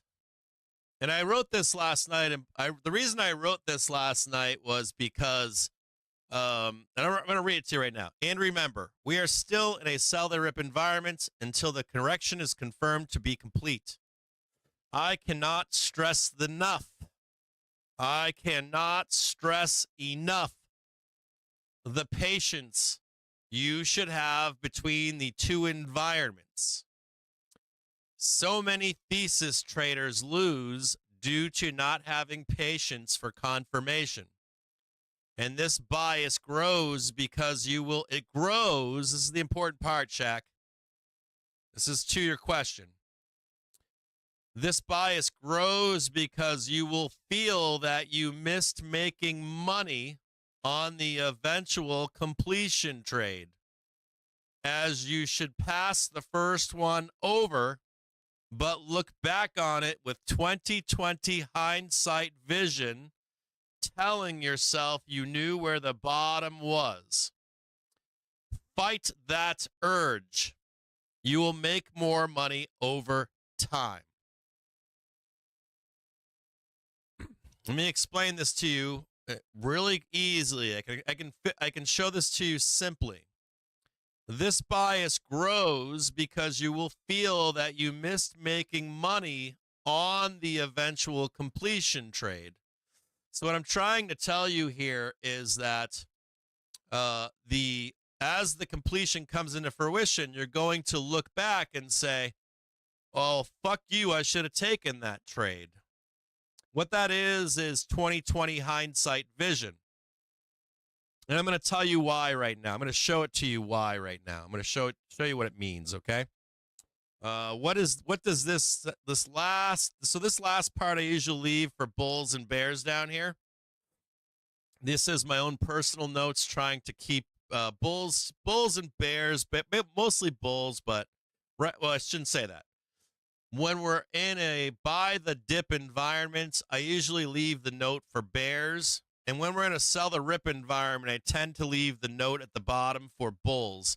And that's because I might write stuff that will anger you or get you down or upset if you're on the wrong side of the trade, right? If we're in a sell the rip environment, the bulls are going to be very upset. So I try to spend some extra time with them. If we're in a buy the dip environment, I try to spend some time with the bears so that they can but at least have a little bit more support. A little bit more support to the bulls now and the bears later. So here we go. This is a very important part of this. And this last piece right here, I wrote this last night, and I cannot stress to you enough for both bulls and bears how much and how important this is. And you can't lose sight of this for two reasons. One, that bias will lose you money as it grows. And two, the more that you don't feed into that bias, the more it grows in the background as gnawing at the back of your head. It's a very difficult emotional thing to not I say emotional, it's not really emotional. It's your brain trying to rationalize to you that you're smarter than the market. I mean, I don't know if that's the best way to describe it, but I'm gonna explain this to you simply though with crayons. Explain it to you with crayons, okay? I think I went over this morning, but Shaq brought up a really good point, and we're gonna talk about it right now. Trigger screen. Remove all these drawings here. On a 30-minute basis. And I want to impress upon you something, okay? Everybody likes to forget. Our brains as traders has a lot of recency bias. We tend to forget the past. Bears will tell you that we're gonna roll, right? We didn't. Roll, right? We didn't. Roll, didn't.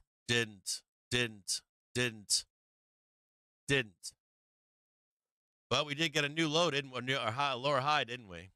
That's your high, that's your lower high, right? But recency bias is brutal. So we try to trade a system.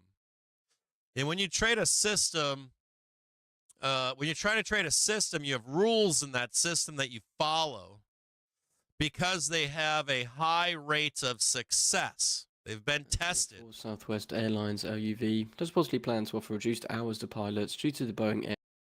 When we deviate from that, we have problems as traders. Now,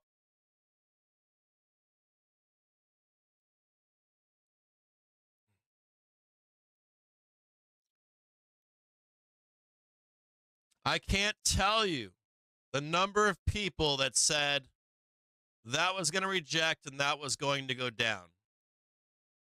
I can't tell you the number of people that said that was going to reject and that was going to go down. It didn't. You lose a lot of money in here with that bias. A lot of money in here with that bias. Same thing in here. Right back down, right back up again. Recency bias, right? So when we're pulling back, if you're going to make the next leg down, you need a confirmation of that actually happening so that you can take the next part of the trade, And you didn't actually get the pullback to a correction until right here.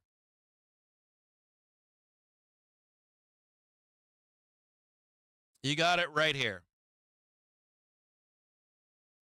And we watched this. Every day we watched this. Every day we were watching this, right? Did they get the new low or not? No. What are they going to do? Slam it back up on you. Did you get the new high? No. Okay, we're going to slam it back down over here. Slam it back up. But you got that tick right there. This is a half-hour chart, but the moment you broke through this, we knew that you got the lower low below the daily trigger, and you got the lower low off of the daily, the hourly, right? Look at this right here. Daily. If this chart was flipped upside down, you would at this point confirm a pullback turning into a correction with some serious downside, right?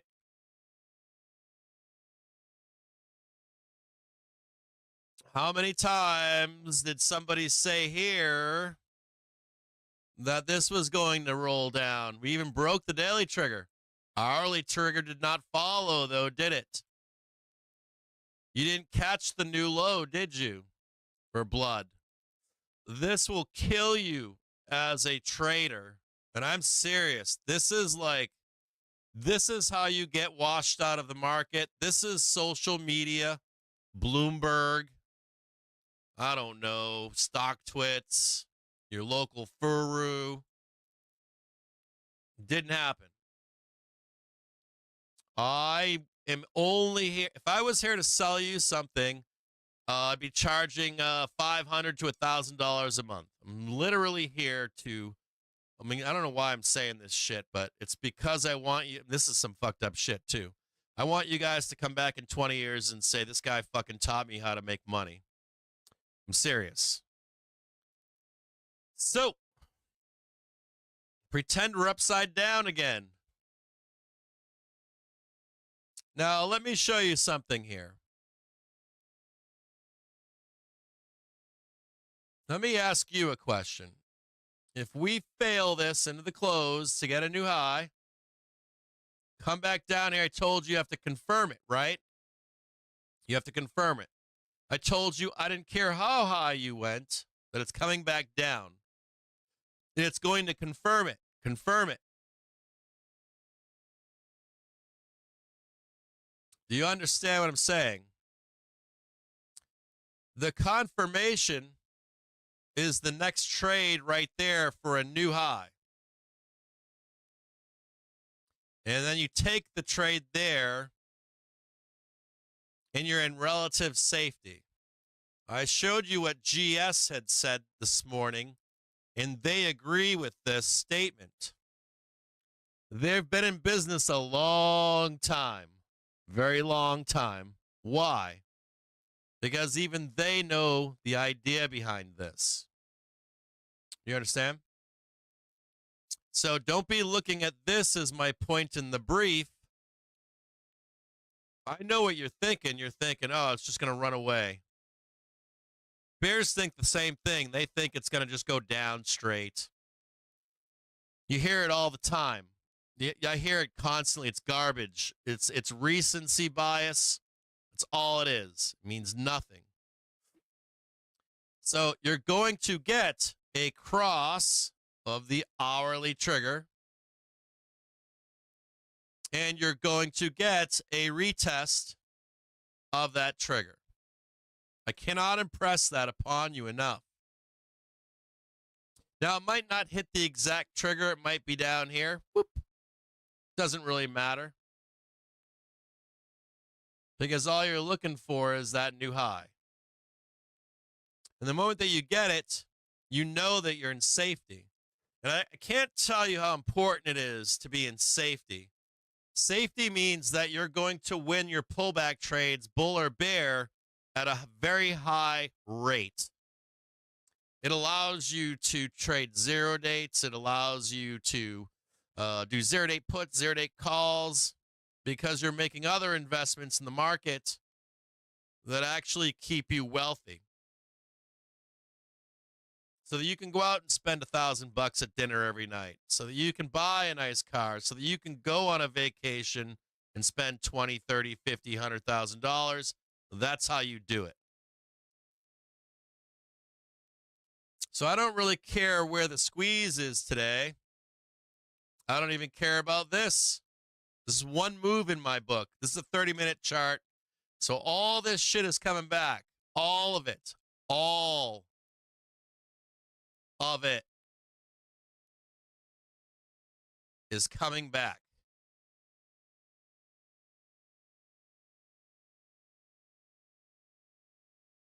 All of it is coming back. And if you don't think this is coming back, let me show you something else.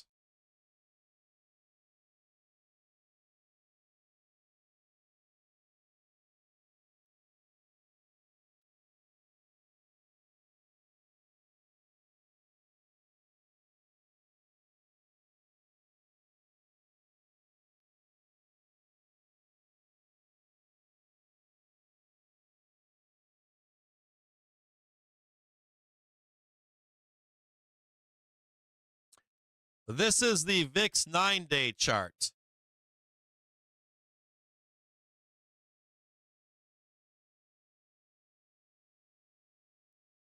I want you to see something. This is going back to 2020. 2020.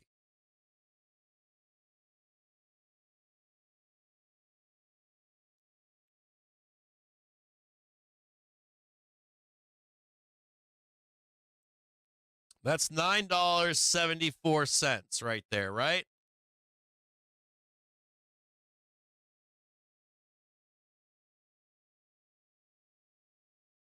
You see that VIX trading $12, right? See that line right there at $11.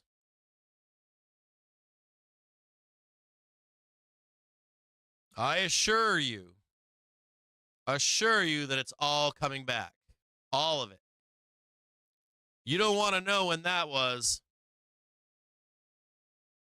Or not that, but this right here, do you? That was a doozy, right? That was the October bloodbath, wasn't it? Remember that? Summertime bloodbath. So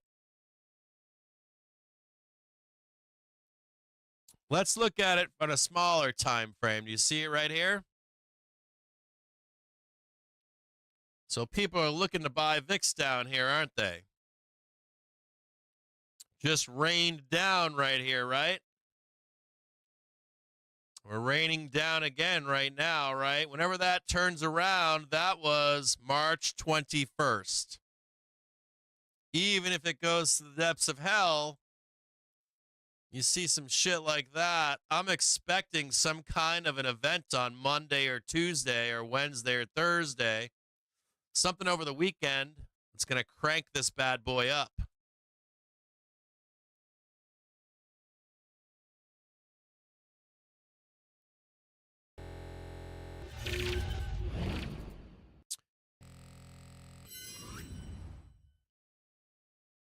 Got this gorgeous move right here, right? Gorgeous move. Look at that gorgeous move. Gorgeous move. Gorgeous move. Gorgeous move.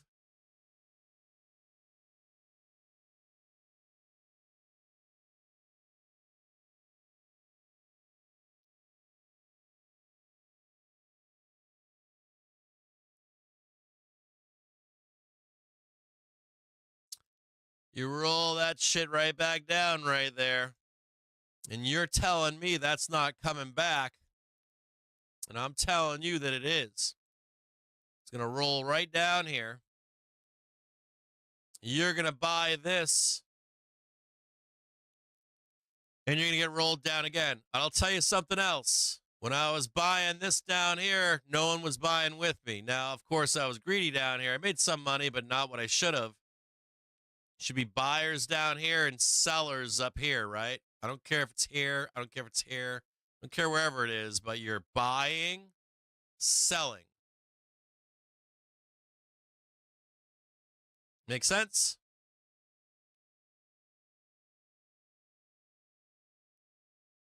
So now we're on a 1 minute chart. Sitting on a 1 minute chart, watching a dollar or two pass.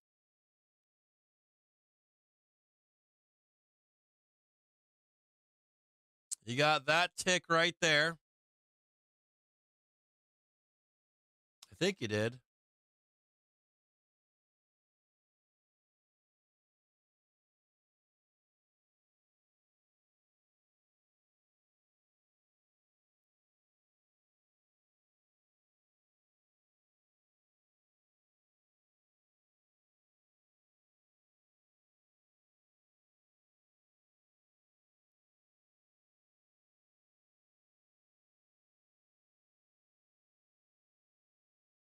I can't wait for that shit up there. It's going to be so awesome.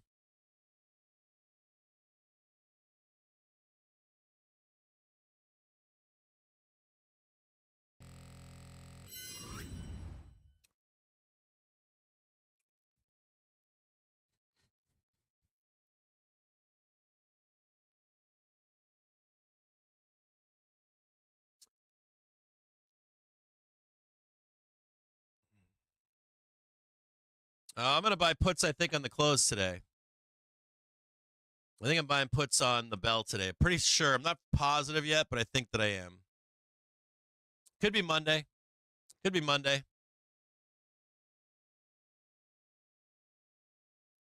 But I know for sure if we keep going up that I'm buying them. I know for a fact that I'm buying them. I don't care.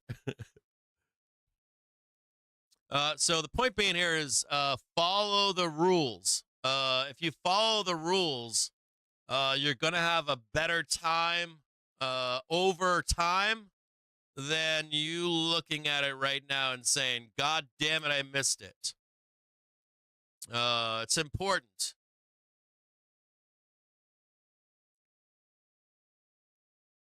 Now, they're saying that Monday's volatility is supposed to slide down even more. But I think the vol curve is wrong at this point where price is. So I think you're going to get a new vol curve next week. Yeah, we always alert. Shaq, every day I do, brother. Not every. I put it inside the market brief when we're in sell the rip and when the correction is confirmed and when the correction is confirmed over, you get an alert from me. The initial squeeze up off of the daily trigger. If you guys watch the videos, Shaq, I have a video on this for you, man. I've got videos on this that I've made for training that tell you that the bigger the squeeze, the worse it is. The smaller the squeeze, the more sustainable it is. There's a whole bunch of other shit here too, Shaq.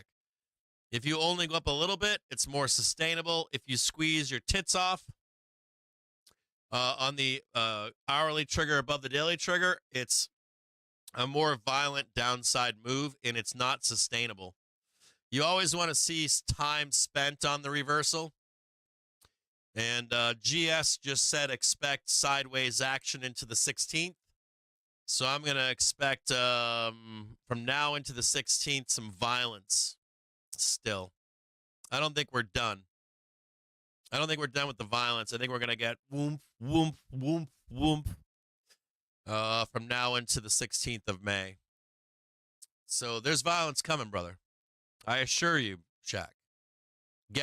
That's like an 85% probability. 85% probability, brother. It's that high. And the reason I say that, too, is because we have recency bias. No one remembers the people that were saying that we were going to correct on the daily trigger, and we didn't. It would like rip back up again, and you'd be zigging while you should have been zagging. You're like, oh, fuck, it happened again. Oh, fuck, it happened again. People got quiet on FinTwit when that was happening. They were getting fucking wrecked. They were getting wrecked for about, what was it? It was April 5th to the 15th. So 10 sessions worth of sellers getting fucking annihilated. I remember it. All right, so this stuff is already in my head.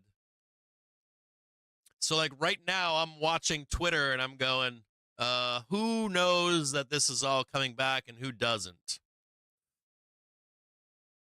And I watch for those people on Twitter because the ones that know, and the ones that don't. As a matter of fact, I saw Jedi Marcus post some stuff today on Twitter because I know that he knows. I know that he knows what's going to happen. So sell Mortimer sell. No, there's good traders out there, fucking gangster traders that know exactly that all this shit's coming back. XLK? What do you want to do with XLK? You want to get out now? Canuck, you want to start exiting XLK or no?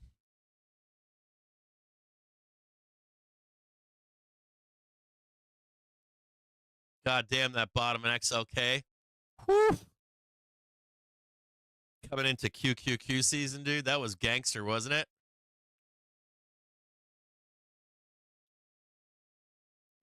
We tick bought that shit, didn't we? God damn gorgeous ass shit. Fucking bought that tick right there. That fucker right there. Same thing, nothing different. Nothing different. You get the squeeze up into the bell, back down here, and then new high over there. Fairly simple. Up, down, up. You want me to chart it out for you?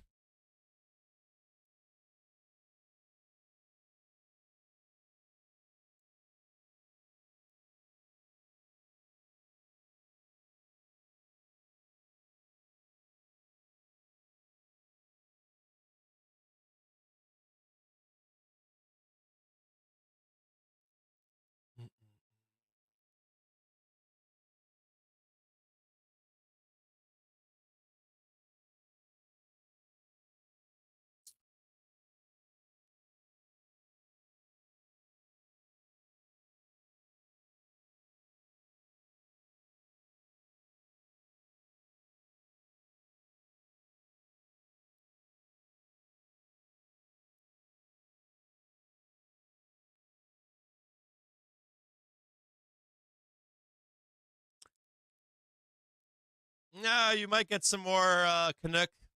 You might get some more at the end of today, man. You might get Monday too. I think the trade though was down here, brother. Trade was down here. One, maybe another trade over there. Pull back right there, and then you get the bigger move. You could stay long if you wanted to, man. It's not done going up.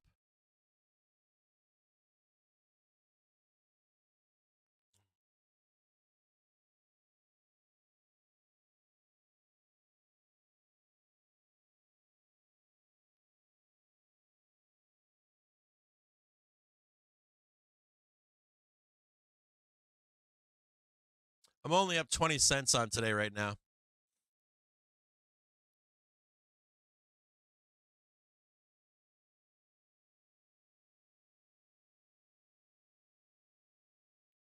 Canuck, you're coming into a roll. I assure you are. We're not there yet, but we're close, bro. We're on a 1 minute chart right now, man. Everyone's looking at a 1 minute chart, Canuck. They're not looking at a 4 hour or a 1 hour or a daily chart. They're all wrapped up in 1 minute charts. We're close to a roll.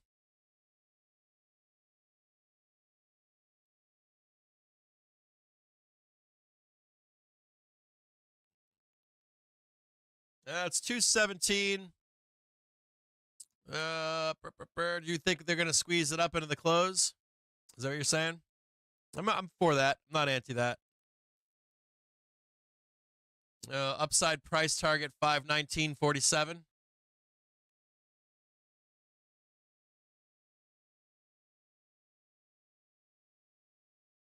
PT1 512.58, PT2 15.35, PT3 FIP 519.47 if they extend it. If they do, I'm gonna buy puts in that close without a doubt. What's that? Yeah, I'm on the 30-minute right now.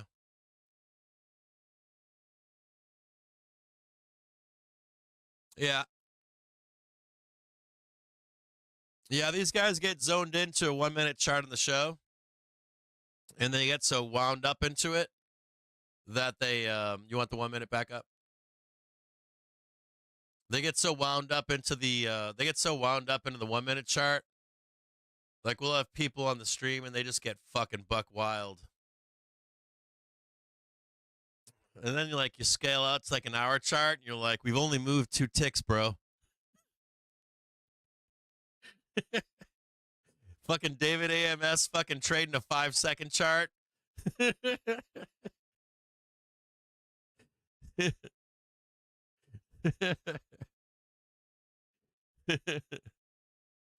Oh yeah, dude. Well, you use the higher time frame charts to know if you're going up, right, or down. Are you going up or are you going down? But then you trade the smaller time frame charts, right? So can we go up here right now? Fuck yeah, we can. Fuck yeah, we can go up there to the close. Scale out though, and it's like 1 tick.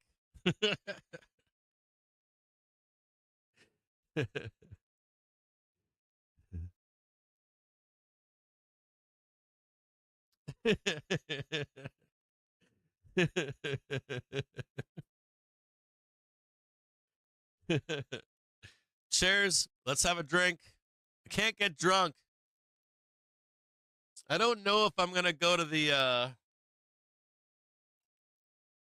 uh-oh, Paramount deal falling apart. Warning, Paramount deal falling apart. Warning, Paramount deal falling apart.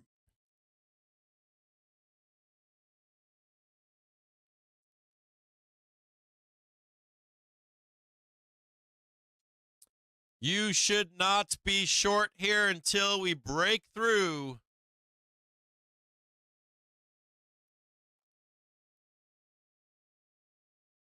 You guys want a better way to do this? Any of you guys got money? You got money, right? I don't talk about this in the show because it probably excludes most of you.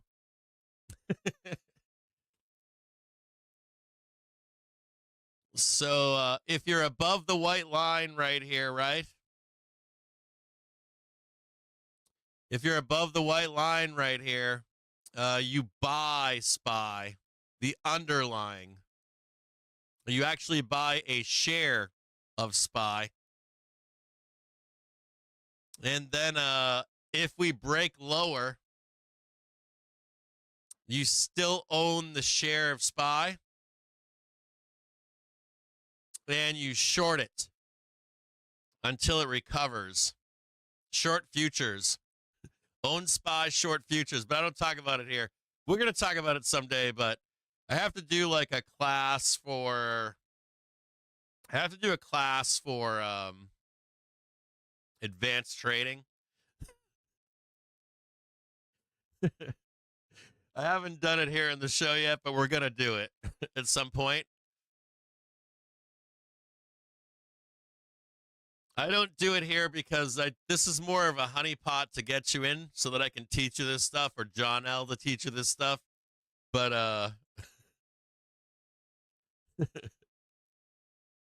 in a perfect world, right, you would be buying SPY above the 1 minute trigger and then shorting it every time you break below it, or you get a cross of the 1 and 5 minute trigger. You'd be buying the daily trigger, the hourly trigger, and shorting along the entire way, but that's not right now. It's too complicated.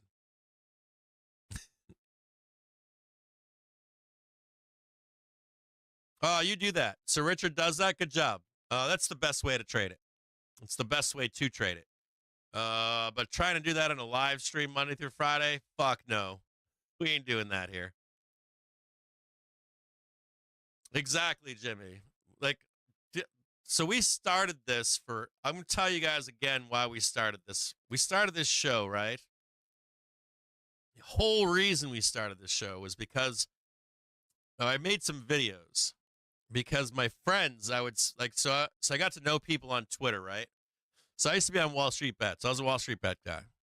Wall Street Bets is not the place, or back in the day, it was a cool, like, Coliseum type environment. But you never really got to know anybody because you didn't trust the motherfucker. It was real pirates. You're just like, I don't know who the fuck that guy is. So it never really got too close. There was some closeness in Vegas bets to an extent, but you were swimming with sharks. It was all fucking sharks. It was like really brutal, ruthless environment, right?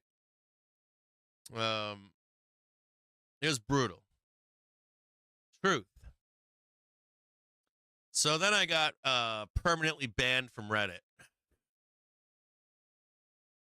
I went after the admin for, you guys probably don't know this.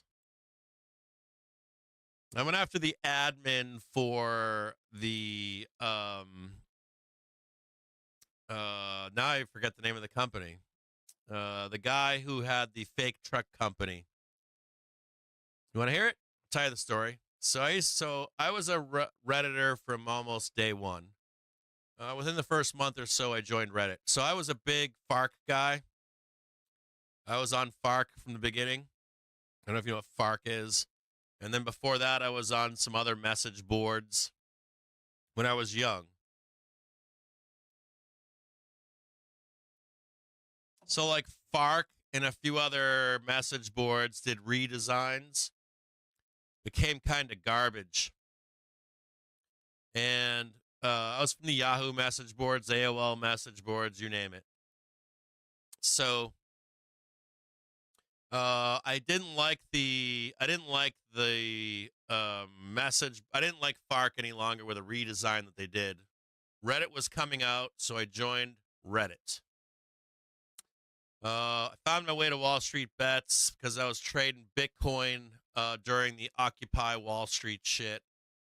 And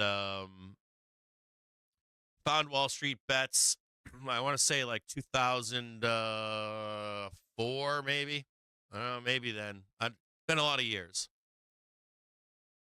And I went over the years, had different handles and this kind of shit, whatever. And my original handle was at that time was a 12-year-old handle or something insane like that. So maybe it was before 2004.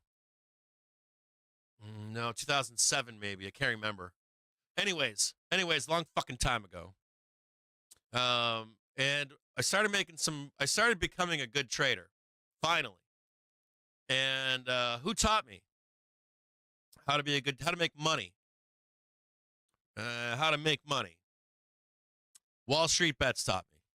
There's a bunch of guys in Wall Street Bets that are professionals, and they taught me how to trade. Before Wall Street Bets grew, they taught me how to trade. So I started becoming a better trader. And one day I got invited into Vegas Bets. So I was a member of Vegas Bets. I don't know if you know what Vegas Bets is, or the real history of Wall Street Bets. I'm not going to get into what that is right now. When GME started cranking and getting crazy, Wall Street Bets got crazy.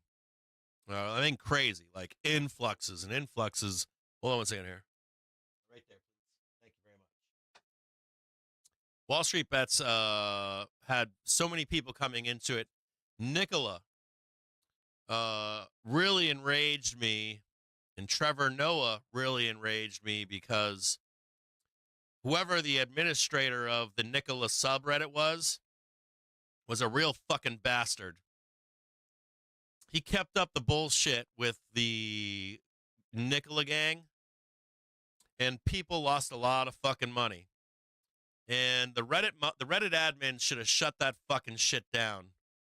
On that fucking fraud and that fucking Discord. They should have revolted against that asshole. I forget his name now, but So we went into the Nicholas sub and ran it. Not ran it. I forget what they call it. We rated it.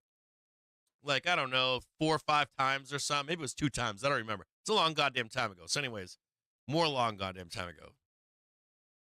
So the admin came into our subreddit and made a post that said, if you come into our subreddit and do this again, we're going to ban you forever.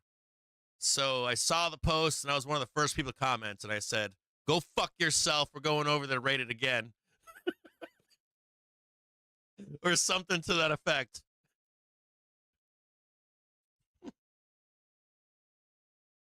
I caught a ban on every handle I had. I caught a ban on like a fucking 12-year-old handle or some shit. They literally fucking took away a handle that was probably worth $100,000, maybe 50 or 30,000. You guys, I don't know if you know this, but you can buy and sell handles on Twitter or on Reddit. Actually buy and sell them. And I had an OG handle.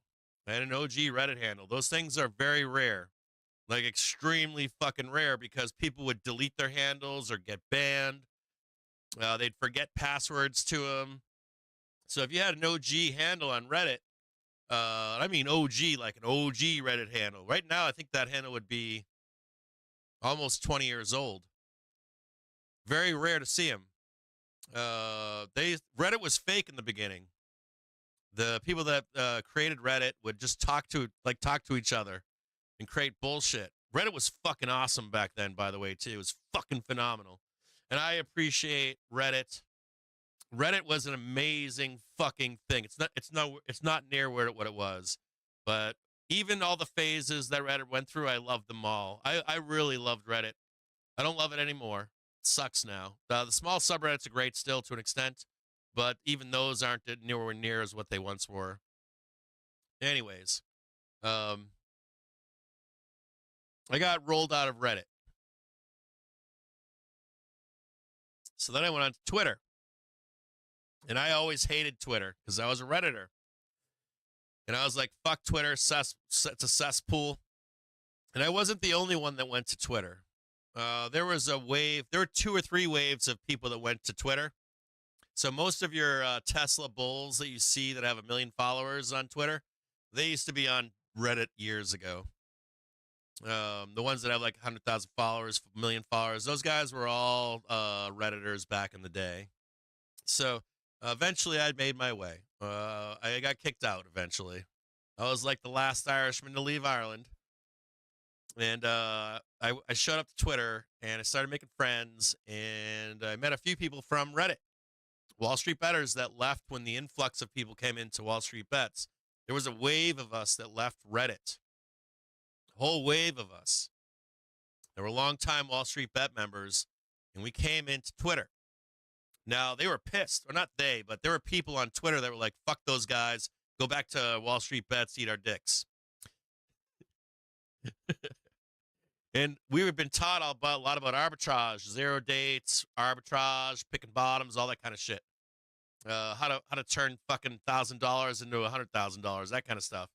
And so we weren't well liked when we got on Twitter originally, too. Matter of fact, I'm friends to this day with a suspected saboteur on Twitter, and he knows all about this story. So he was there in the beginning. So anyways, I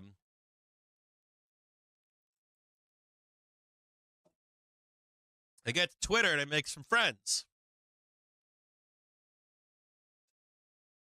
And Twitter's cool.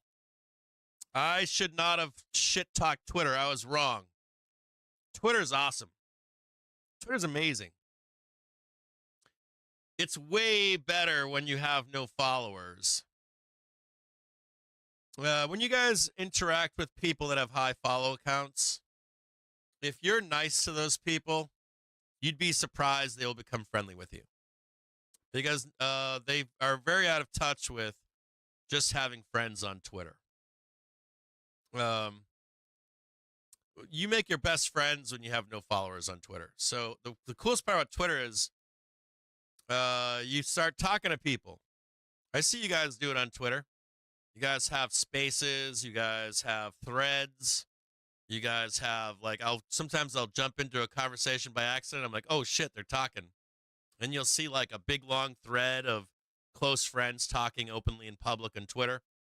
There are DM circles, right? DM groups where you guys all chat DMs and shit together. I think that shit's awesome because those are long-term friendships, right? And some of my best friends today I met on Twitter that I trust, unlike Wall Street Bets. Wall Street Bets was a fucking combine. That's what it was. Well, it was other things too.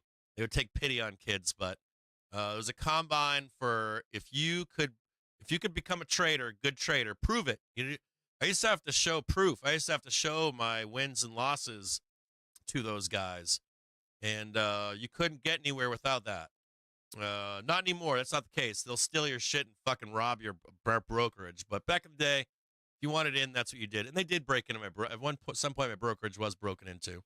It was because I was a stupid fucking kid. So, anyways, a little bit of a rolling going on here. A little bit of rolling going on. Half an hour until power hour. Told you that at 2:30 this afternoon, you might want to expect some bad stuff to come. We got a cross coming up right now of the hourly trigger on the daily trigger. That's an important cross. We've got some high targets above up here. We got a high target of 515, 512.58, 515.35. These targets are new highs. I don't necessarily care if we hit them, but they're indicators of more bullishness to come. Anyways.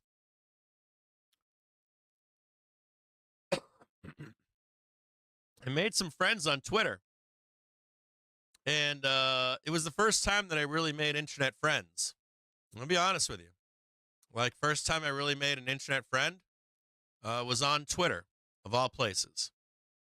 Never expected that. And I started chatting with people in DM circles. Then I started talking to people on the phone. And then I'm like, hey, man, you want to hang out? And all that kind of cool shit. Yours was Counter-Strike? Right on. I never made internet friends. First time I ever did it. And it was amazing. I've made lifelong friends that way. I'm very grateful to Twitter for that. I know that Twitter is a cesspool and a shithole, but I did make lifelong friends on Twitter. Lifelong. I could be in any city right now and get on Twitter and be like, hey, bro, are you around? And we'd hang out. And I really appreciate that about Twitter. Twitter's like really fucking cool with connecting people that are like-minded, even though they pit you against other people and shit. Especially when you're new to Twitter. When you're brand new to Twitter, you like the first 100, 500 followers that you make and they make with you, so fucking cool. So fucking cool. You still talk to them to this day? That's badass. Super badass. Super badass, dude. Some of my best friends. And you got a bigger pool of people too, right? So you can really make connections with people. Like Twitter, what I like about Twitter is if you were a loser in school, in social circles, or even if you were even if everyone liked you, if you're like the top dog in your social circle, or let's say you were like, I get all A's, play soccer, I'm captain of the soccer team, you're going to be booming on Twitter. If you were a nobody in school, like nobody liked me. They didn't like the smell of my socks. Nobody liked me, right? You go to Twitter, and you're going to find your friend there. You're going to find a bunch of them. And all of a sudden, you're cool. You're like, hey, man, I'm with you. My feet smell and your feet smell. Awesome sauce, dude. Let's hang out. And that little group there is fucking awesome. It's fucking bomber. People that are just like you. Like I just met my kind, man. I met my kind, right? Yeah, you find your tribe, exactly. A larger pool to find your tribe. Once you're in that tribe, dude, you're friends. So you're friends forever. It's so cool. So, anyways, I meet a bunch of people on Twitter, and we're friends, and we start talking, and I'm like, dude, you guys are getting smoked, or I'm like, I'm getting smoked, you're getting smoked. So we all start talking and chatting, and through like a series of asking each other questions, like probing. Like serious questions. I'm like, hey man, do you like if you see the 1 in 5 minute cross, are you getting out of your positions? And they're like, no. I'm like, you're getting trapped inside of these fucking boxes of consolidation. What's a box of consolidation? I'm like, you don't know what that is?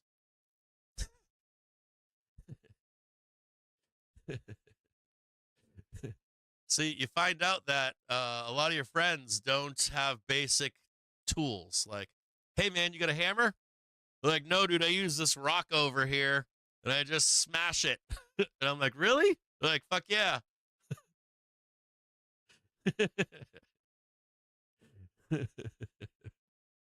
It's true. I'm like, do you got a drill? And they're like, no, dude, I use this old fucking screwdriver. And I'm like, why don't you have a drill? And they're like, I watch the videos and I read the books. I see people talk about it. I don't know what the fuck they're talking about. So we went through like a phase on the market where people were getting torn up. People were just like, I got like friends. I just lost 10 grand. I just lost 100 grand. I just lost $1 million. And I'm like, are you shitting me? And my buddy, a good friend of mine, said, you should make videos, Cap. You've changed he said, you made me a winning trader. His name's Joe Donut. He's like, changed the way that I look at the market. And I was like, what? And he was like, dude, he's like, all of us, you've changed our world. Like, there's a whole group of us. And they were like, changed our entire fucking world. Start making videos. So I started making videos and they sucked. They're terrible. Fucking awful. My mind was all over the place. I'm like, I don't know how to make videos, all that kind of stuff. You think I'm bad now, you should have seen me then. It sucked bad. Matter of fact, making videos and now live streaming, it was a lot of my journey trading stonks. I'm just a dumbass regular guy, and I'm going to put my brain to it. I'm going to put my will to it, and I'm going to do it until I do it good. Do it good. A little bit of roll coming up here for a back test again.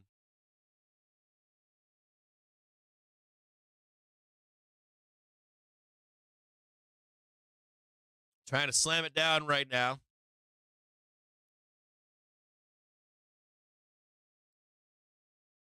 Oh, yeah. Oh, yeah. Let me rub it. Oh, yeah, rub it. Keep your eyes on this one right here. Right there.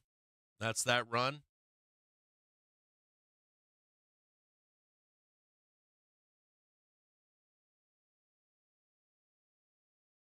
So my buddy's like, just make videos. I didn't realize at the time that I never should have been making videos. And I really sucked at it bad. And he lied to me. That's Joe Donut. He lied to me. He was like, you're doing great. Just keep doing it. So then what I did was I was like, well, the videos don't really come out properly, and it's not really what I wanted to do, and they're fucking trying to fucking make them all perfect and do the editing, and it's taking so many hours. He's like, just keep doing what you're doing. So then I'm like, well, then he goes to me, he goes, well, fuck it, you should just go live today. And I go, what do you mean go live? He's like, you should just do a live stream. So then I started live streaming. And why did I start live streaming? Why did I start making videos? Because of what Jimmy just said. Jimmy just said, don't introduce those things here in this stream. And Jimmy has a very good point. There's a lot of people that watch this stream that don't have, that's right, fuck it, do it live. Jimmy's point is that a lot of people don't have basic tools to navigate the market, even if they're wrong. And also Jimmy's point is that this isn't the format for it. And also, which is true. And also, Jimmy's saying it too because it's a reminder to people that are great market operators when they lose sight of their basic fundamentals in trading. As a trader and an investor, we can overcomplicate things, even if we know what we're talking about, even if we understand complex concepts, we get wrapped up in them. It's very easy. You go through these stages where you know so much that you become crippled in that knowledge, And so to just dumb down your life a little bit can sometimes make trading and investing easier. I don't know what stage of investing and trading you are in your life, but you ever notice how if you come back to the basics, things can get easier? Oh, dude, look at that vol control gang saying no. Look at that tee off right there. What the fuck is that right there? The hidden hand of the market? Oh, yeah. What is that, dude?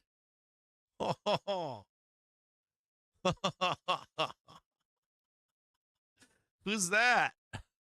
Who the hell is that?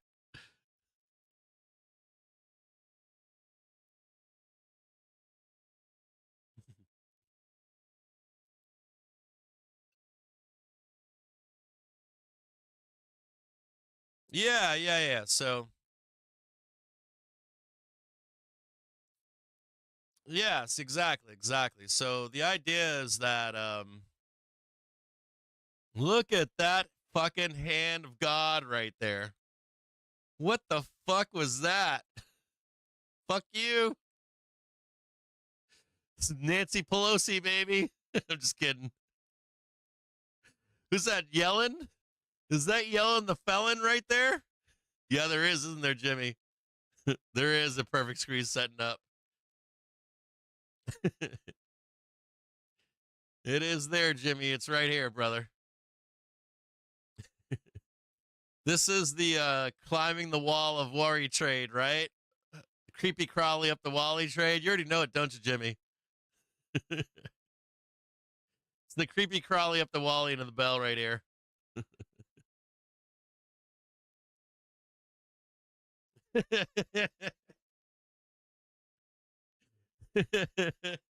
He did. J-Pow did say it, didn't he?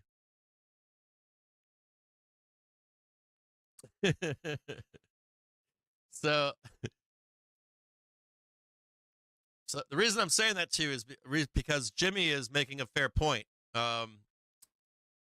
This format in particular is what we do here all day long is fuck around. I try to keep you company. You try to keep me company. I read your chat all day long. We try to mix in some important market insight. Jimmy Berry in here is giving you important market insight right now in the chat, right?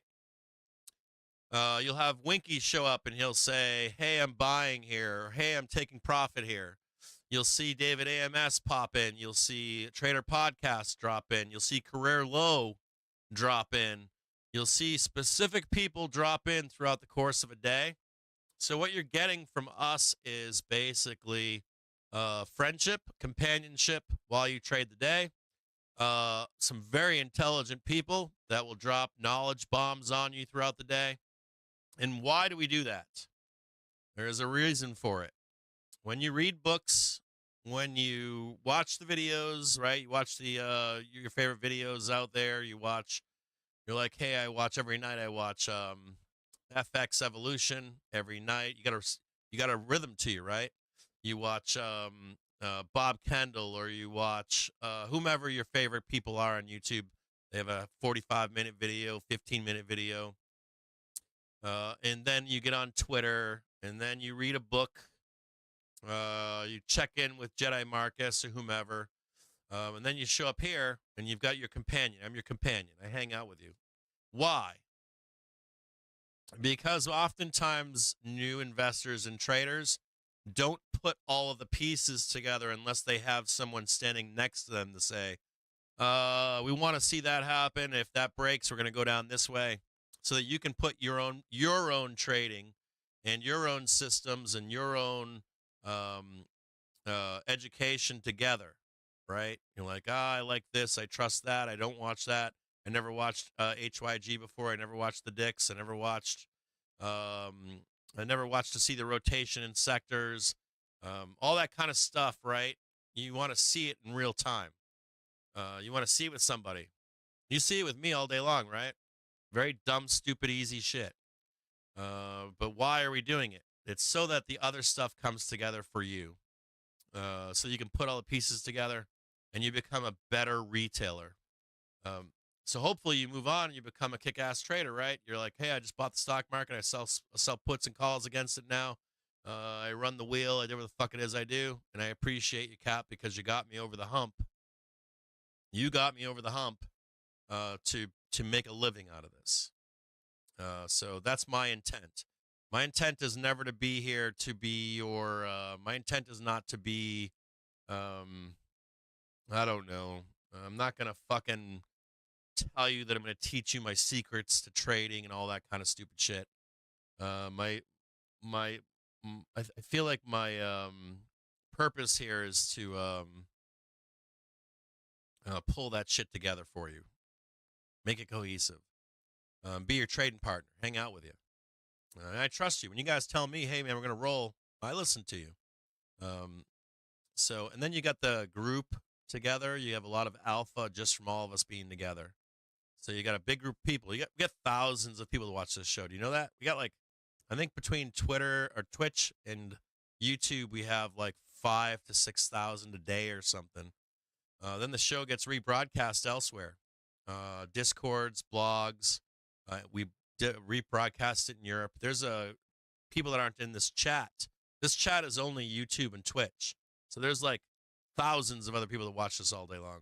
So they keep it up in the background as they do their day.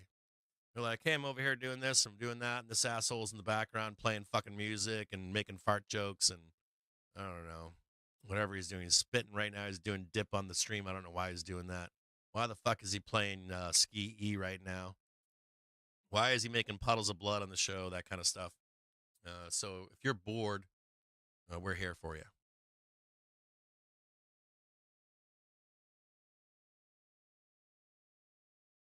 Right on, Chop. Yeah, we have more coming too with that stuff. We got some cool shit. Like we're gonna start. We're supposed to start streaming on TikTok soon, and then Twitter, other places. So I don't know. That's the other part of this. I know you guys like image. Sorry, I know you guys like the image, not of me in particular. I know you guys like the image of like a fist pumper. I know you guys like the image of an intelligent person. So if I were to look like I was a nerd, it's horrible to say that, but if I looked like a nerd to you, if I had a pocket protector and all that stuff like Revenge of the Nerds, bad haircut, shaved close to my head, stubble coming off or something like that, or if I looked perfect, perfect white teeth and perfect look to me, perfect shave, all that kind of stuff, I realize that you're, as a consumer of content like this, you want that, but I always felt like there's enough of that out there, and a lot of it's fake. So I wanted to be me. And I didn't want you to get a veneer or a job. Like this is a job for me. I didn't want you to ever get that impression from me. I wanted you to understand the reality of what we do. And the reality of what we do is not what you're presented with often in media. You're presented with a veneer of an image that's being sold to you. And I think that's wrong. I want it to be more. I don't like Joe Rogan anymore. I used to like when he asked a lot of questions of people, but I really liked Joe Rogan back in the day because it was like him and his buddies hanging around, and he got his message through, right? He didn't care about sponsorships. He didn't care about pushing new products, all that kind of shit. So I try to base this on something similar to that, where you just get me. You get me in my best. You get me in my worst. You get me hungover. You get me well rested. You get me tired. It's not a scripted thing. It's not where I'm making a video that I record and I do a bunch of research and I edit the entire thing so I sound really smart. Right? Everything's prepared. Everything is scripted. I'm reading off something to you so that I sound like I'm somebody that I'm not. Like, how does that guy just recall all of this with no problem? A lot of that is veneer. It's like a surface, and then behind it's fake. So I get up every morning, I break my dick doing my research. Then I come to the show. I go out and drink at nighttime sometimes. I go out sometimes, hang out with my kids. Sometimes I've got a fucking dog that's sick. Sometimes I got this or that, or sometimes I'm actually sick on the show, throwing up. I threw up on the show recently. Had COVID while doing the show. You know, just a regular person. More than likely, you're going to see stuff in the future. I'm getting older, right? You'll like to see me get sick at some point. Normal stuff, like living life. So I want you to have that and not have the fake bullshit. So fuck yeah, no veneer. There ain't no veneer here. We ain't doing that shit around here. Never. And if I ever become that person, you'll know it, right? If you ever see me become that person, you're gonna know it. And I'll never be that person for you. Not gonna do it. I don't live my life like that. A good life. My life is awesome for not doing that. You won't ever see my feet? Yeah, dude. My voice is fucked up right now. I need a better schedule.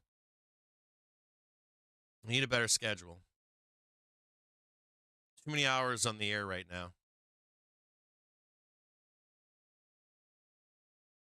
You want to do a ticker request? Yeah, we can do that. Chris, what do you got for a ticker request, Chris? What do you got? Yeah, I'll do ticker requests. What do you want to do? This is a good place to do them. Let's do it. Is that SQ? Don't put $signs in front of them. I can't read them. Is that just SQ?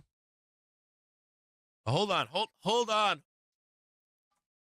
All right. I saw Disney, Palantir, SNDL. Hold on.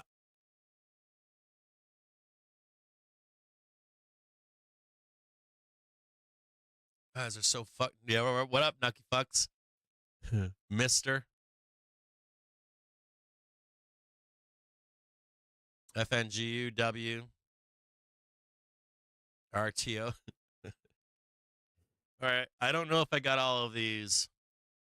I'm going to tell you a few things. If I bring up a ticker and it's a low float, any kind of like low flow shit, any kind of like they bring in $100 million or less shit, anything like that. Market cap's under $100 million. I ain't touching it.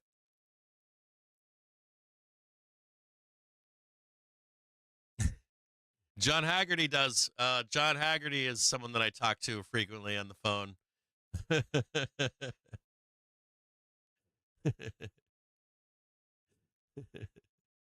You like leveraged ETFs? Yeah, we're not doing not doing gas with you guys. Not doing. I used to trade gas. I ain't doing that shit. Hood.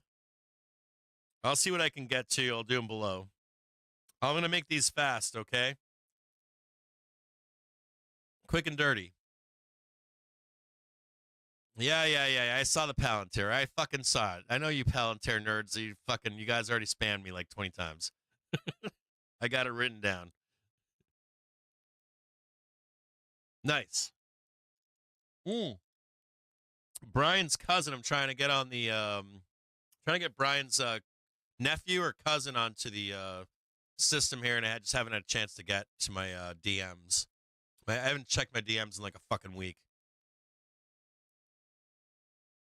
Last reported short interest was 37. How many days to cover on it?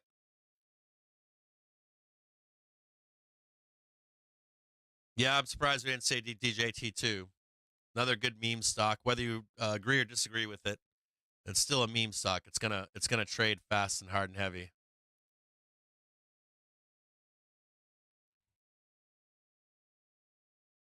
WBA.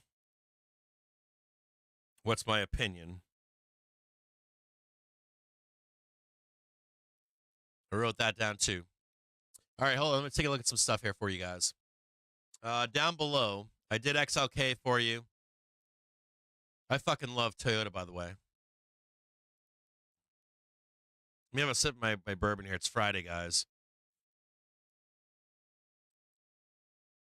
Cheers to you out there.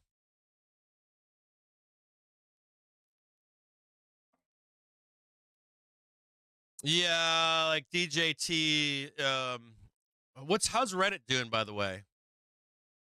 Is Reddit getting shorted to the ground still? They're doing a redesign right now in the background. You guys notice it? Every time I log in, I'm having issues. Yeah, cheers to all of you guys out there. Cheers to all of you guys out there. Happy Friday. You guys are all still alive. You guys haven't gotten torched. 2 weeks of brutality. And I know that people got washed out. I know that people got washed. I know for a fact that I would say since March 21st, people got washed out. What up, fart powder?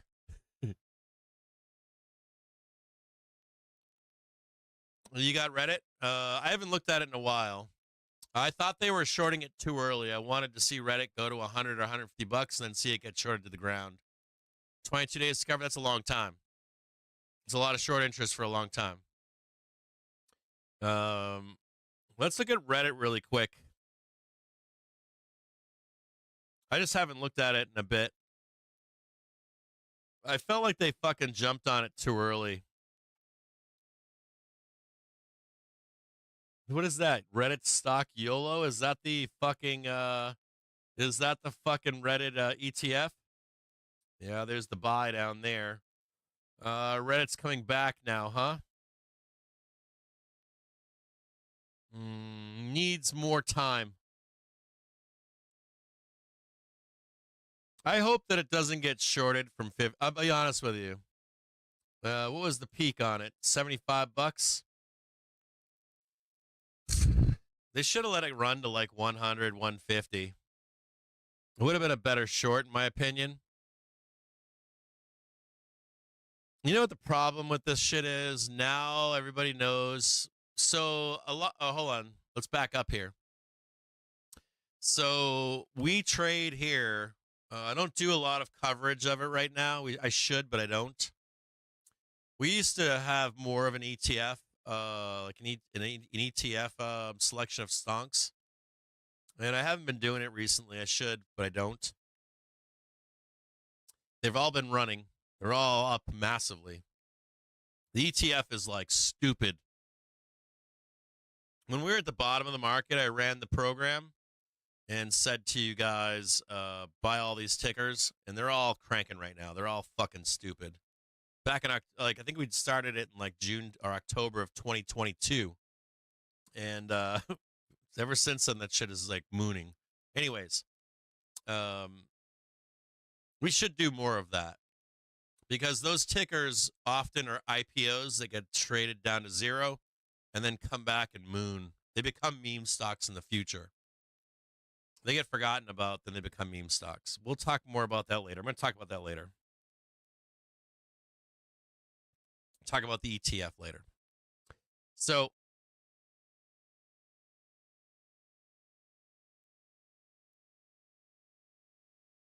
it's 3:01. Do we get power hour or do we get sour hour? We'll try for something like that in the bell.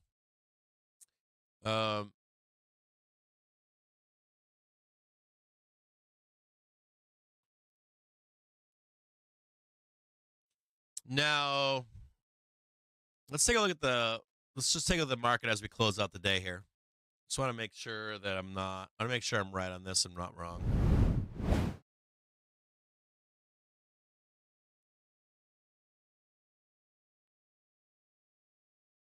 Yeah, that's good.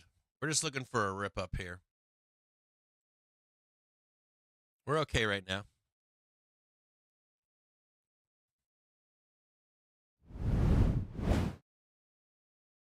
So, anyways, we'll talk about this ETF stuff later. You asked for SQ earlier, so we're going to do SQ.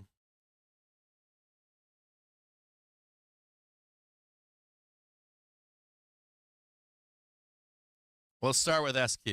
Had a great trade on their ER. Immediately sold down and take profit.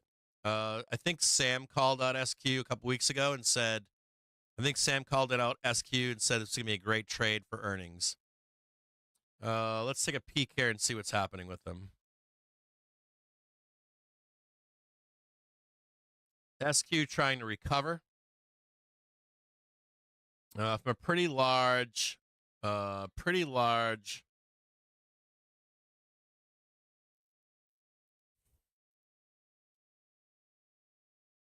run, right? They ran from $30 up to 300. I'm going to tell you a few things. SQ likely has many bag holders. Many. If anyone's asking me about SQ, I automatically think that they're bag holders. Automatically. If anybody ever talks about SQ, they're probably bag holders. But there's some good news here. Their quarterly is still not on their low, but their monthly is. And it looks like their quarterly is being bought right now, which is good to see. All we have to really go on is their monthly, and that looks really good. And it's expressing itself right here. So this is SQ, right? And I'm sure that a lot of you are thinking the same thing, right? It's been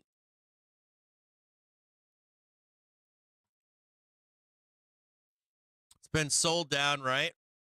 Market makers likely accumulating. That's the thought, right?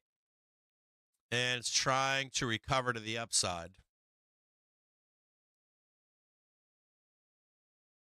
The low right now is $40, but I don't think that's the low. I don't. I think that you're going to get a new low. Somewhere down in the $10 to $20 range. Why do I think that? Because of the process of accumulation and distribution. The last low is $31. Most of the original holders are way lower. It opened at $8.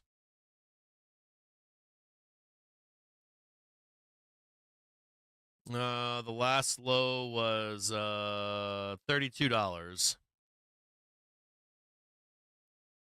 So I don't think you've seen the low in SQ particularly.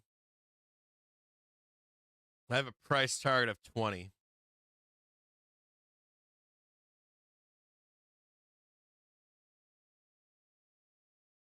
That sounds horrible.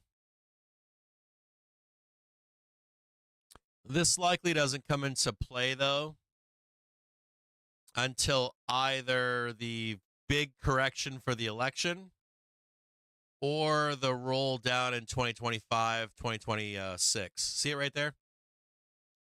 2025, 2026, somewhere down in there. You have not seen the SQ low. You will see it, though.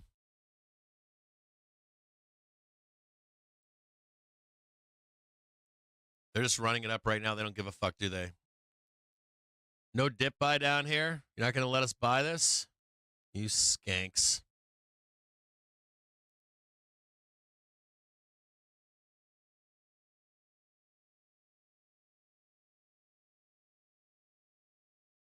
They're just going to start fucking ripping faces on this, aren't they?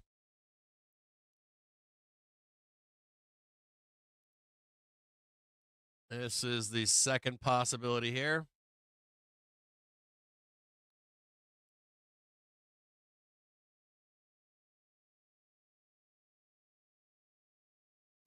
If you get a new high, I'll jump on it right here.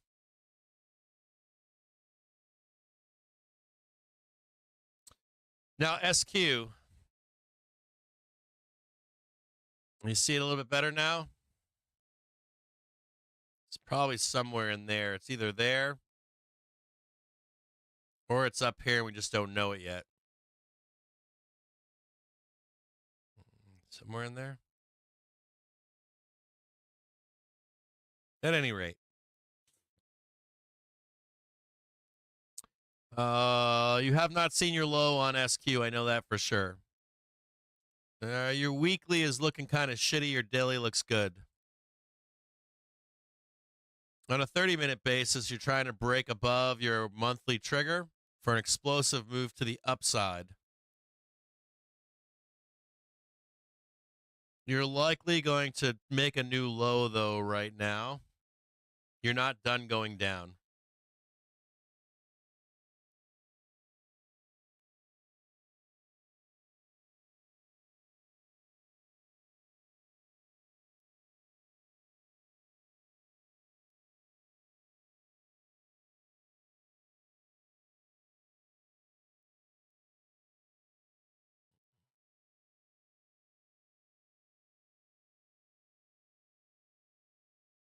Jesus Christ.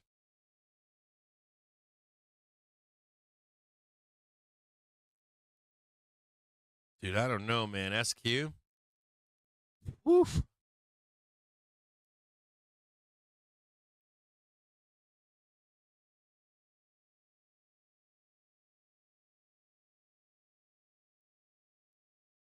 I might be wrong on that one.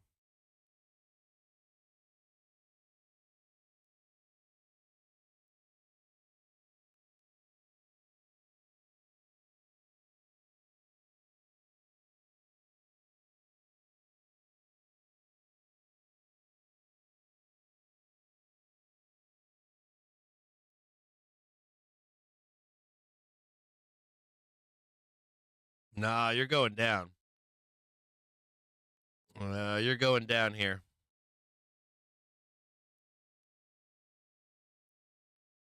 SQ has a high probability of going down to 40, 50 bucks. God damn, that sucks.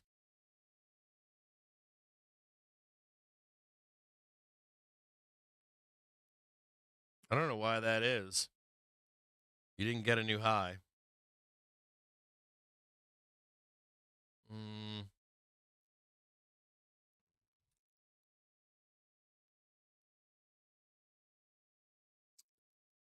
SQ is a tough one. As a bull, there are better trades than SQ, I can tell you that. Four right now, there are better trades than SQ. Why do I say that? It has not turned up yet. I would prefer for the daily trigger to be above the monthly trigger. I would prefer for the weekly trigger to be above the monthly trigger. You might get some capitulation because there was a run-up on SQ that might need to be bled out. Not necessarily. It's not like perfect, like it has to happen. You don't have to trade 50 bucks, 40 bucks, but there are better trades out there. So I'm not necessarily saying that SQ sucks or it's definitely going to the depths of hell, but it's possible. And the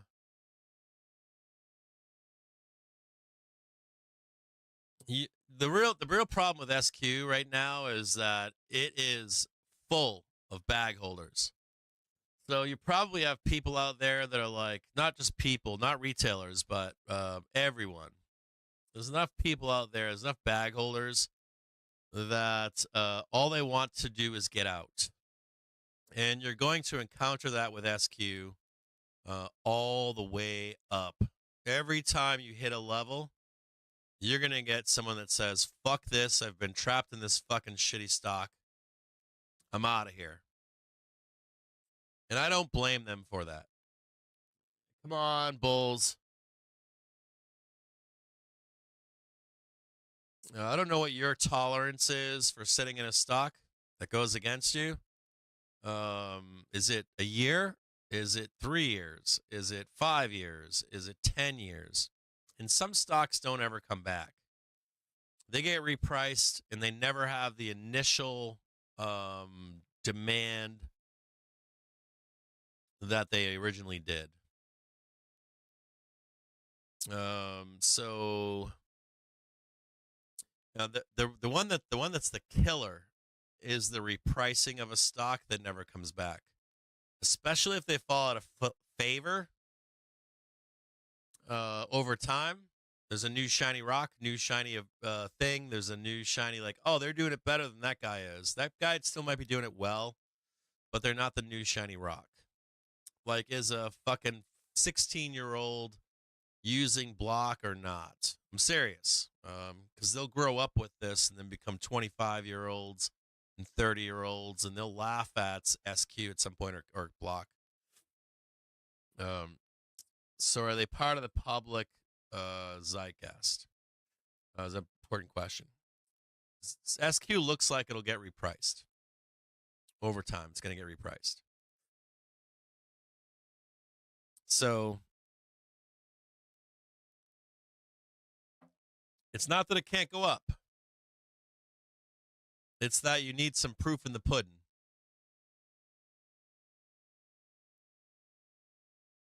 You need some proof in the pudding.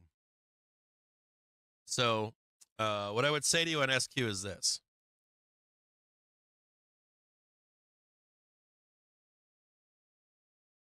I'll just draw it out for you right now. It's fairly easy. Say it again.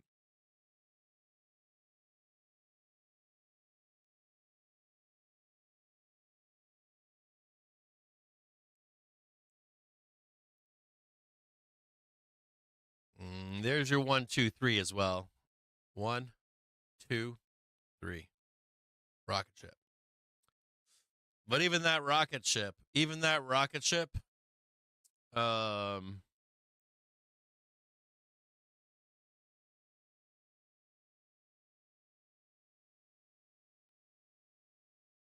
not anti the squeeze higher.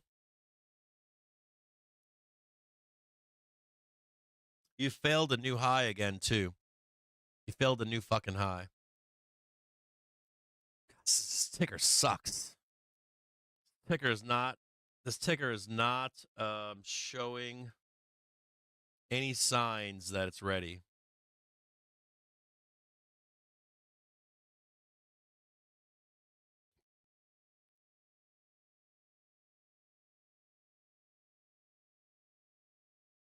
See this one right here? We're going to look at this really quick. I want to show you guys something. You know what really fucking bothers me here?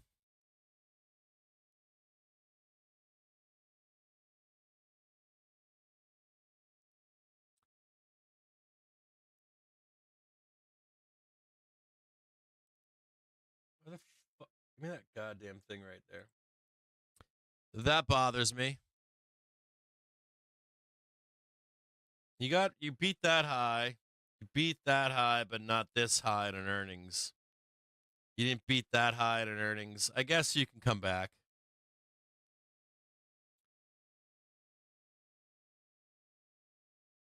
It's not over for you.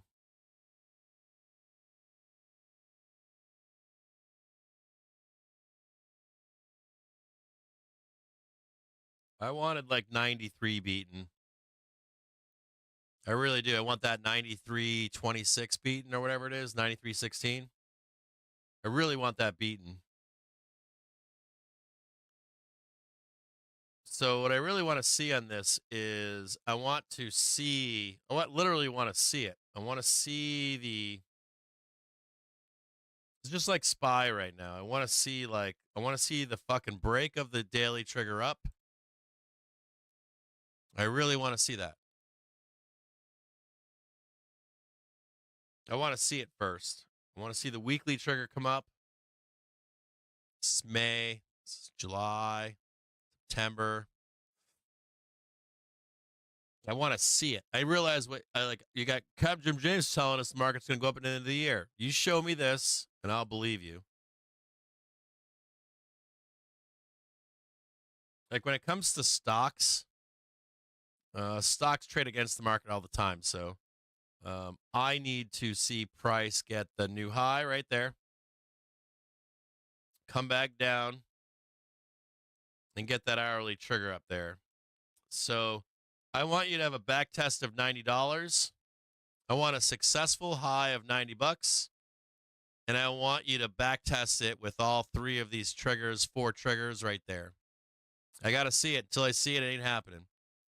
So if you want to trade SQ as a bull, I need to see a break above and a back test on 90 bucks and a new high. You give me that. I don't care if that's now. I don't care if it's... You can draw these on your own chart and set alerts on them. Pay attention to it. I don't care if this happens here, here, here, wherever it is. I want to see it. Until I see it, I've got no interest.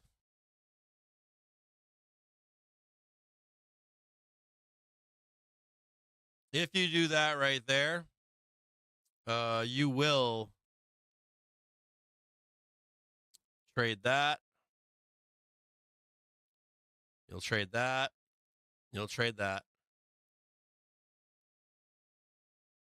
It's a nice rip, right? You know what's even better? Something like that's way better. $10 to $140. That's a repricing right there. You see it? That's a repricing of stock. Anyways, SQ. Not a buyer until $90. Then it holds. Not a fan. It might hold. Not a fan. Oh, don't fuck around here, short and spy. Do not fuck around, short and spy here.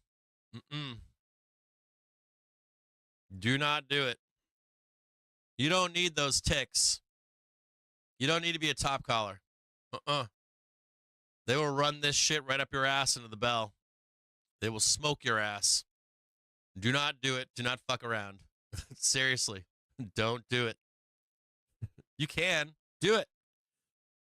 I see what you're talking about. I see what you want to do.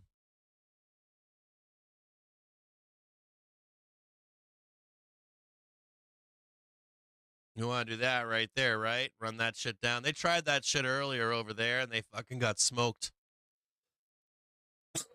I wouldn't do it just yet. I guess if you really want to do it. You really want to do it? All right, so I think they're still here. That's that red bar that you see right there. See that red bar and that orange bar? That red and orange bar is what that is right there. I think they're here. I think they're buyers, but you can. Let's change it. No, we got it here. So there's the white bar. Yeah, if you want to short that down, you can. You probably can. I wouldn't. This is not the place for me. There's real danger of a squeeze up into this bell. They call it creepy crawly. I call it creepy crawly up the wally. Markets are acting irrational right now, so I don't mess with it. I don't think for a minute that we wouldn't just run it straight up into the bell and sell Monday's open.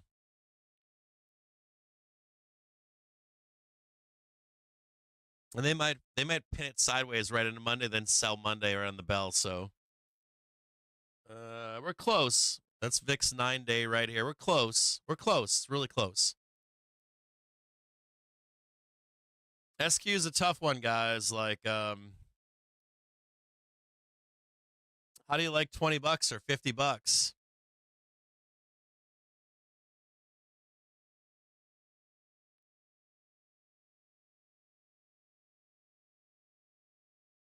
I'd say look for $50 on maybe an up trade on SQ. I don't think you get the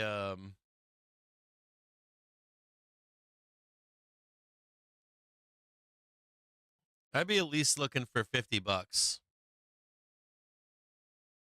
Set an alert at home for $50 on SQ. If it hits, we'll take a look at it. Yeah, I still love Andy Constant. I got no beef with Andy Constant. I love him 100%.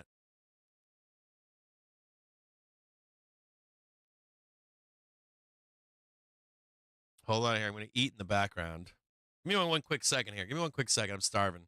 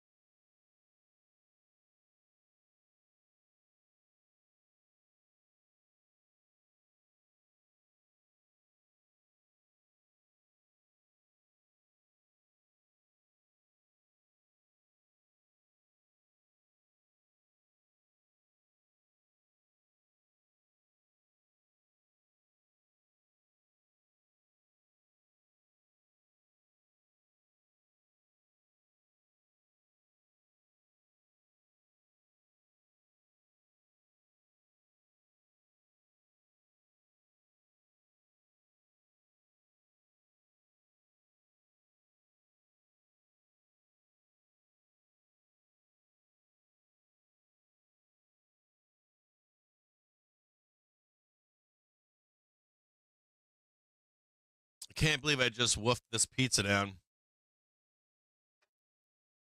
Now I can tell I'm starving.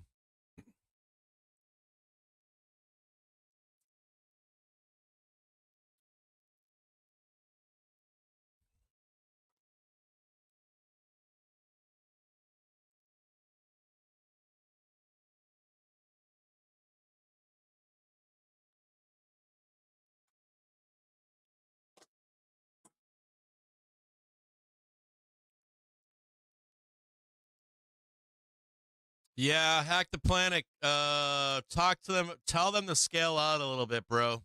You're right.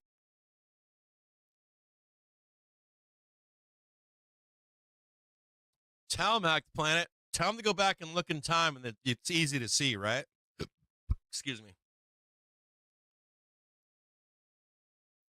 I don't normally eat that much in a sitting.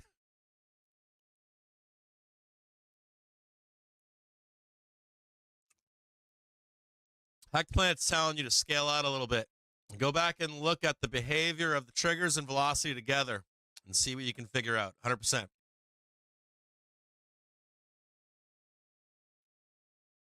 It makes more sense when you look at it in time, doesn't it, Hack the Planet? Right?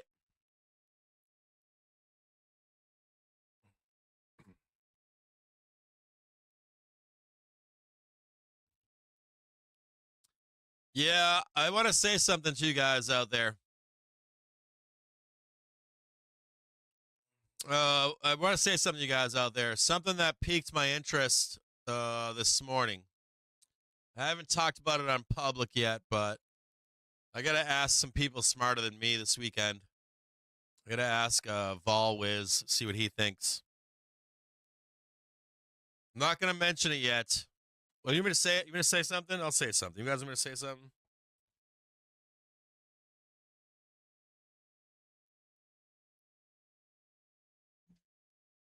I'll just post it on Twitter.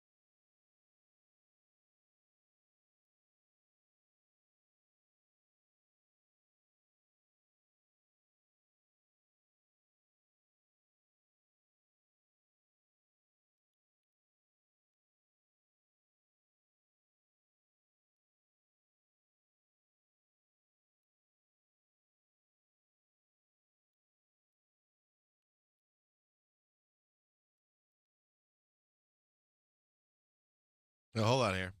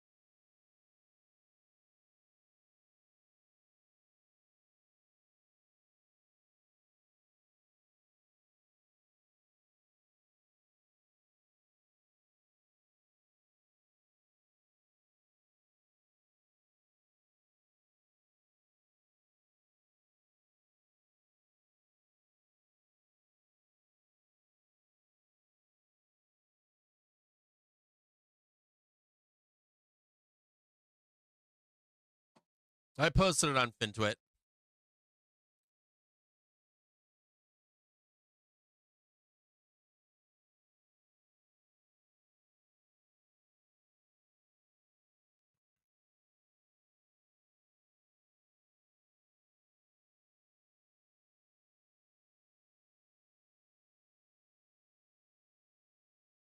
Here it comes.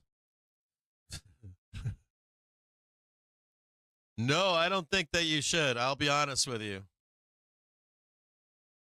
Sorry, I was posting on Twitter here. I was just asking a question of general public.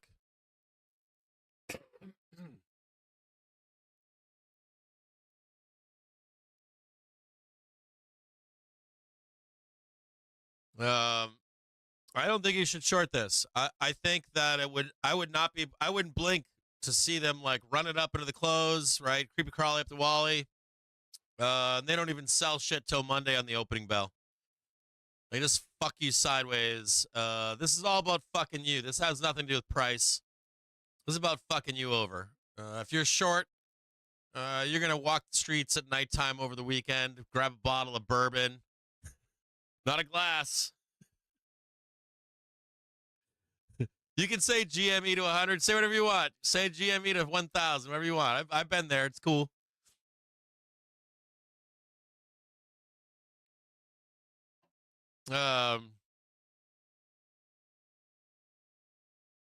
Just know that this has nothing to do with price on the market. This has to do with fucking you for being short.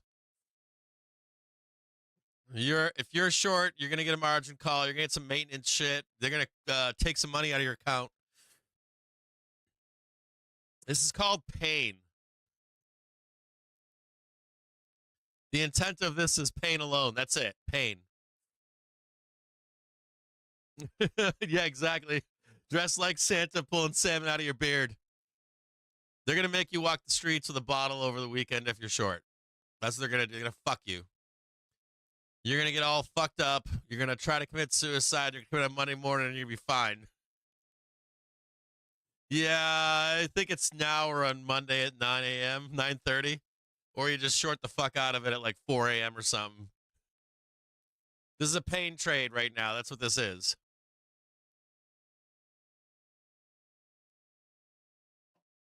It was all about your pain, not mine. You know how do you guys know how we blast down to the depths of hell? And then they wait 2 or 3 days to run it back up again? I'm down there buying fucking 3-day calls for 10 cents. And they run it sideways for like 2-3 days. That's what they're doing right now to bears. You're gonna put the fucking screws to them. Yes, they are. This is all about them covering, right? You want some of that holding room music? This is putting the screws to him, right? That's all it is. You're going to sit there and just watch this for like 2 or 3 days, and then it's going to fucking come back down. You covered. Then they're going to run it down on you and be like, motherfucker.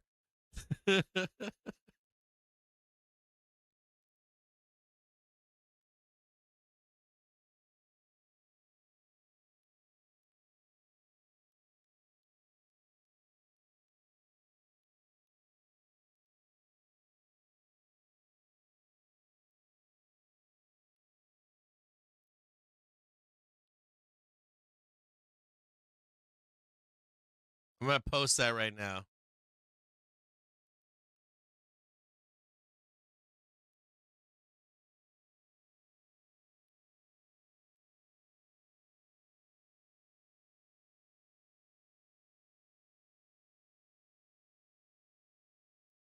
What did you say? Until then, get your Santa suit on.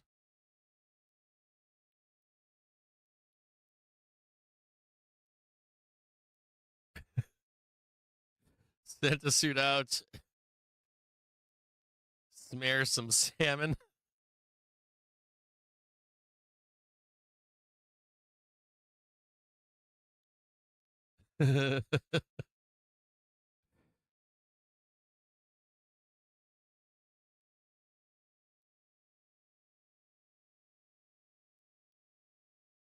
And roam the back alleys.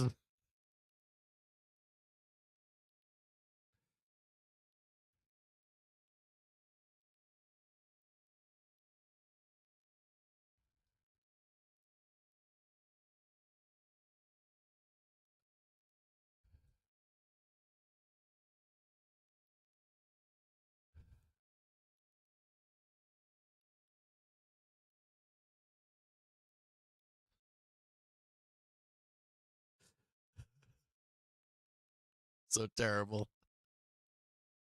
I wrote it up. So then get your Santa suit out, smear salmon on it, grab a bottle of bourbon, and roam the back alleys of the worst part of town until Monday, yelling at anyone that will listen.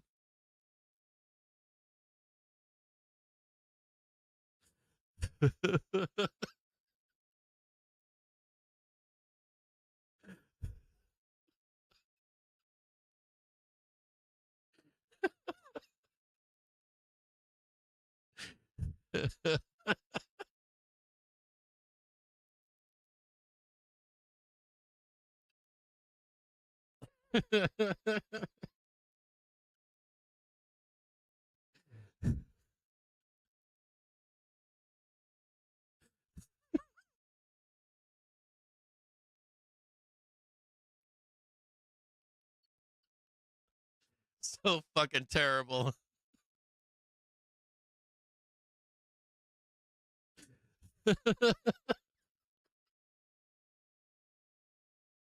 So fucking terrible. I posted it on Twitter.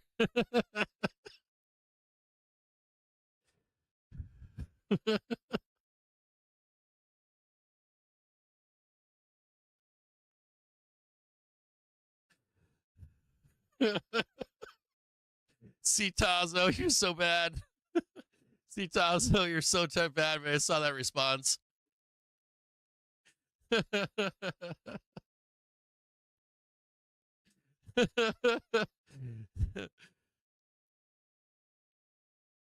If anyone wants to put a witty reply on that post, do it.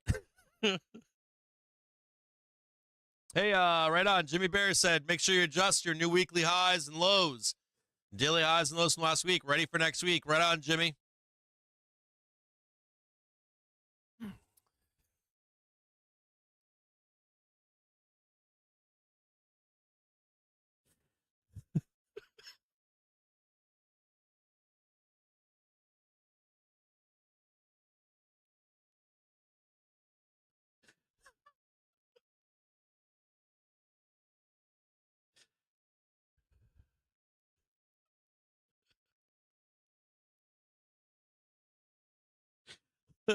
Bad Santa.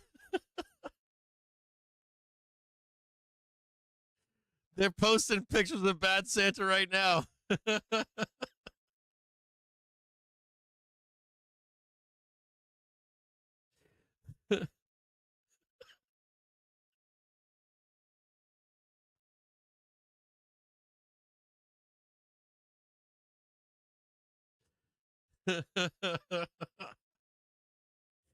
Oh, man. 3:46, 14 minutes left. What are we going to do? Do the creepy crawly. Make him cover. Make him cover. Just do it. Force him out. Wrap the books up for the weekend. Tie this shit up by 6 p.m. Don't you want to take the weekend off, makers and dealers? Brokers, come on. Squeeze them. What up, Tex Trader?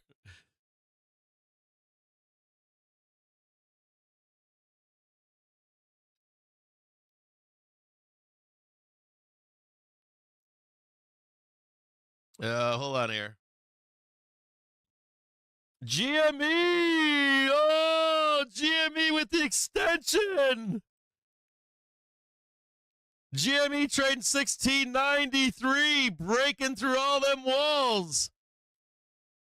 GME murdering it right now. Woo! You fucking savages. Bunch of fucking savages. Holy shit. I'm good. All right, I'm good. I'm fine on Tesla right now. We're good. Just had me sweating there for a minute on Tesla. Whew, I just added some more Tesla recently. It's on top of its hourly trigger. Might have one more down move to go to 170. GME with the extension to the upside. Break it out. Oh, come on. Do the creepy crawly.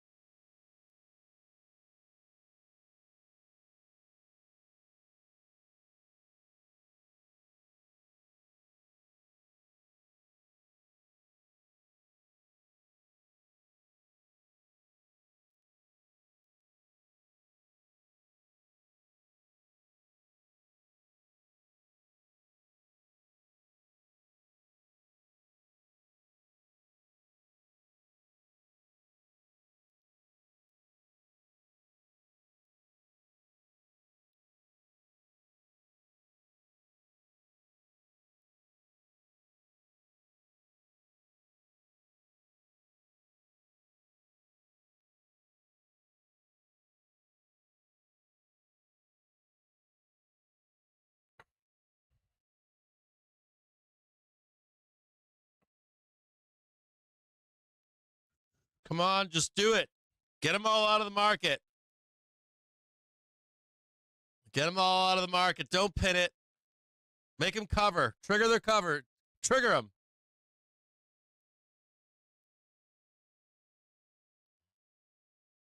Don't do it. Come on, dealers.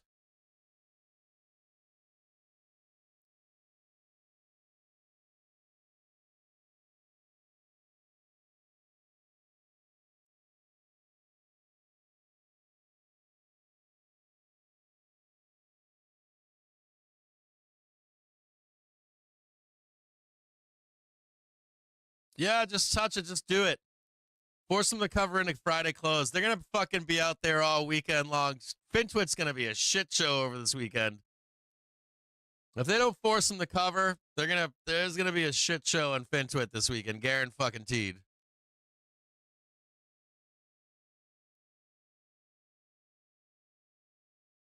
Just force them out, baby. Send it. Send it, dude. Send it. Send it. You know you want to send it. Send it up there, dude. Do it.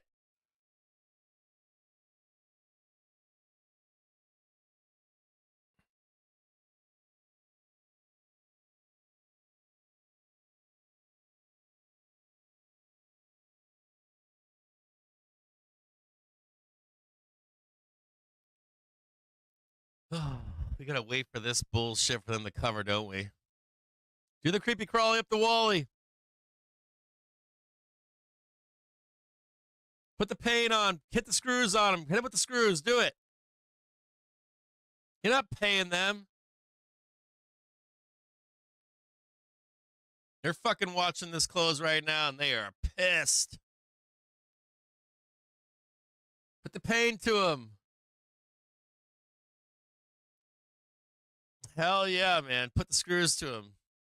Take the hedge off, Miro. He knew we were going up today. He was like, fuck no, we're going out. He's like, we're going up.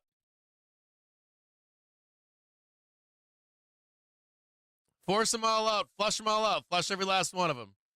They'll have a better conscience over the weekend.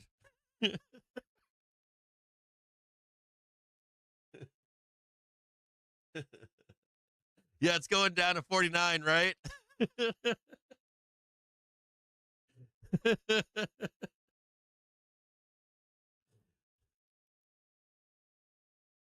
Fucking, you can't take a short out of a bear's hand. They fucking refuse. I'll tell you one thing, a bull, man, bull will run in like 2 minutes. Bears are like, fuck you, man, till they go to 0.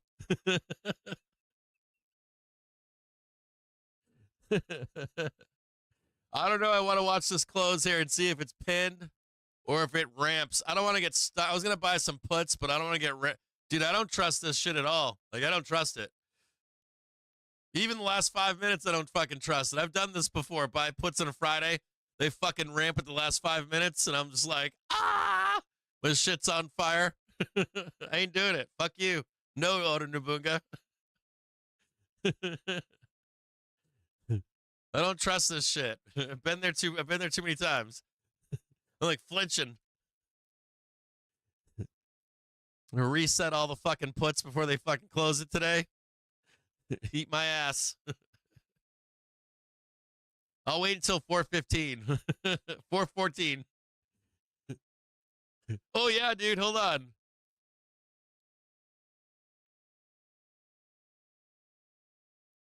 I'll play it right now. I meant to play it earlier.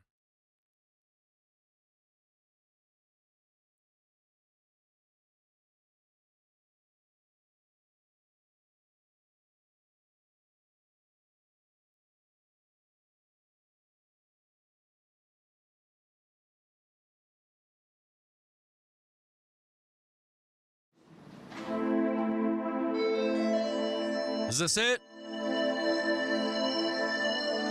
Is this it, Oda, or should I get the other version?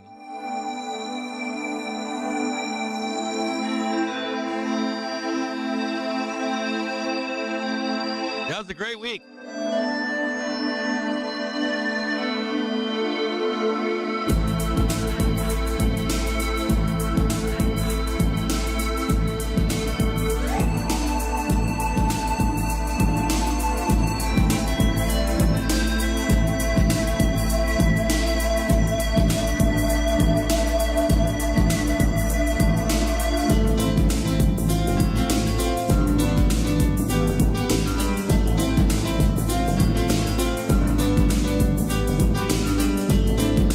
People are asking if puts right now or not. I'm going to wait until like 4:15, maybe even Monday. Like, I just want to see that there's a burn some theta on those puts over the weekend.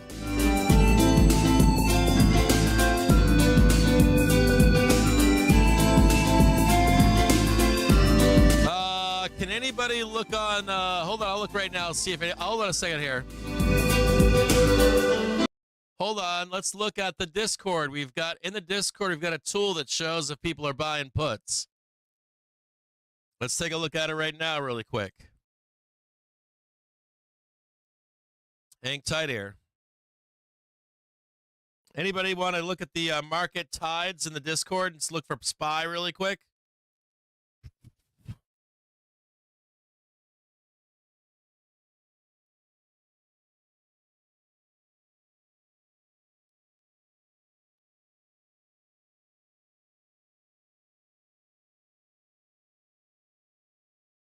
Ah, shit, I did it wrong. I don't know the, hold on here. I need Powerful body abilities. Window will be interactive via buttons under the response. After response to your command. I don't know the command, though, for it.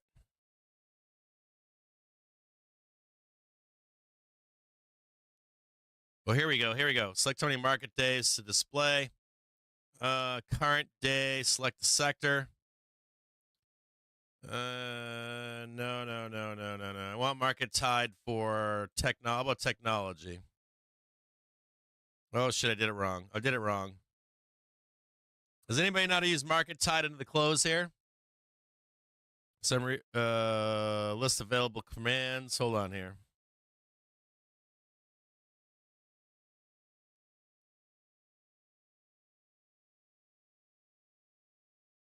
I typed it in.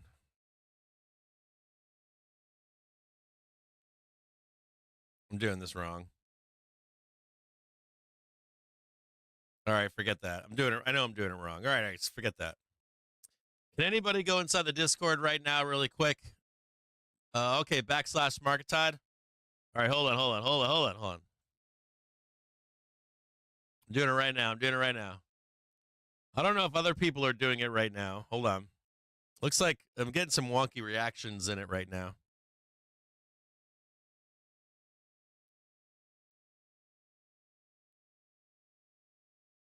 Oh, yeah, hold on.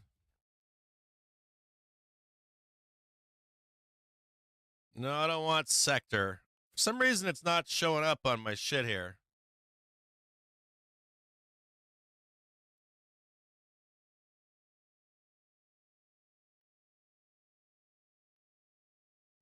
Interaction elements have been disabled due to inactivity. Query the command to use the functions. What am I doing wrong here?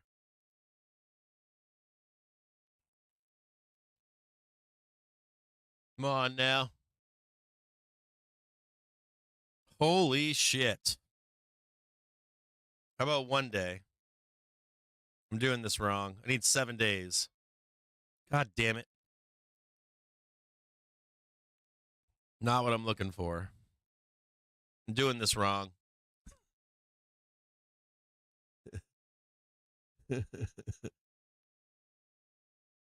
Beyond. Oh, yeah, there it goes. There goes the rip. BYND.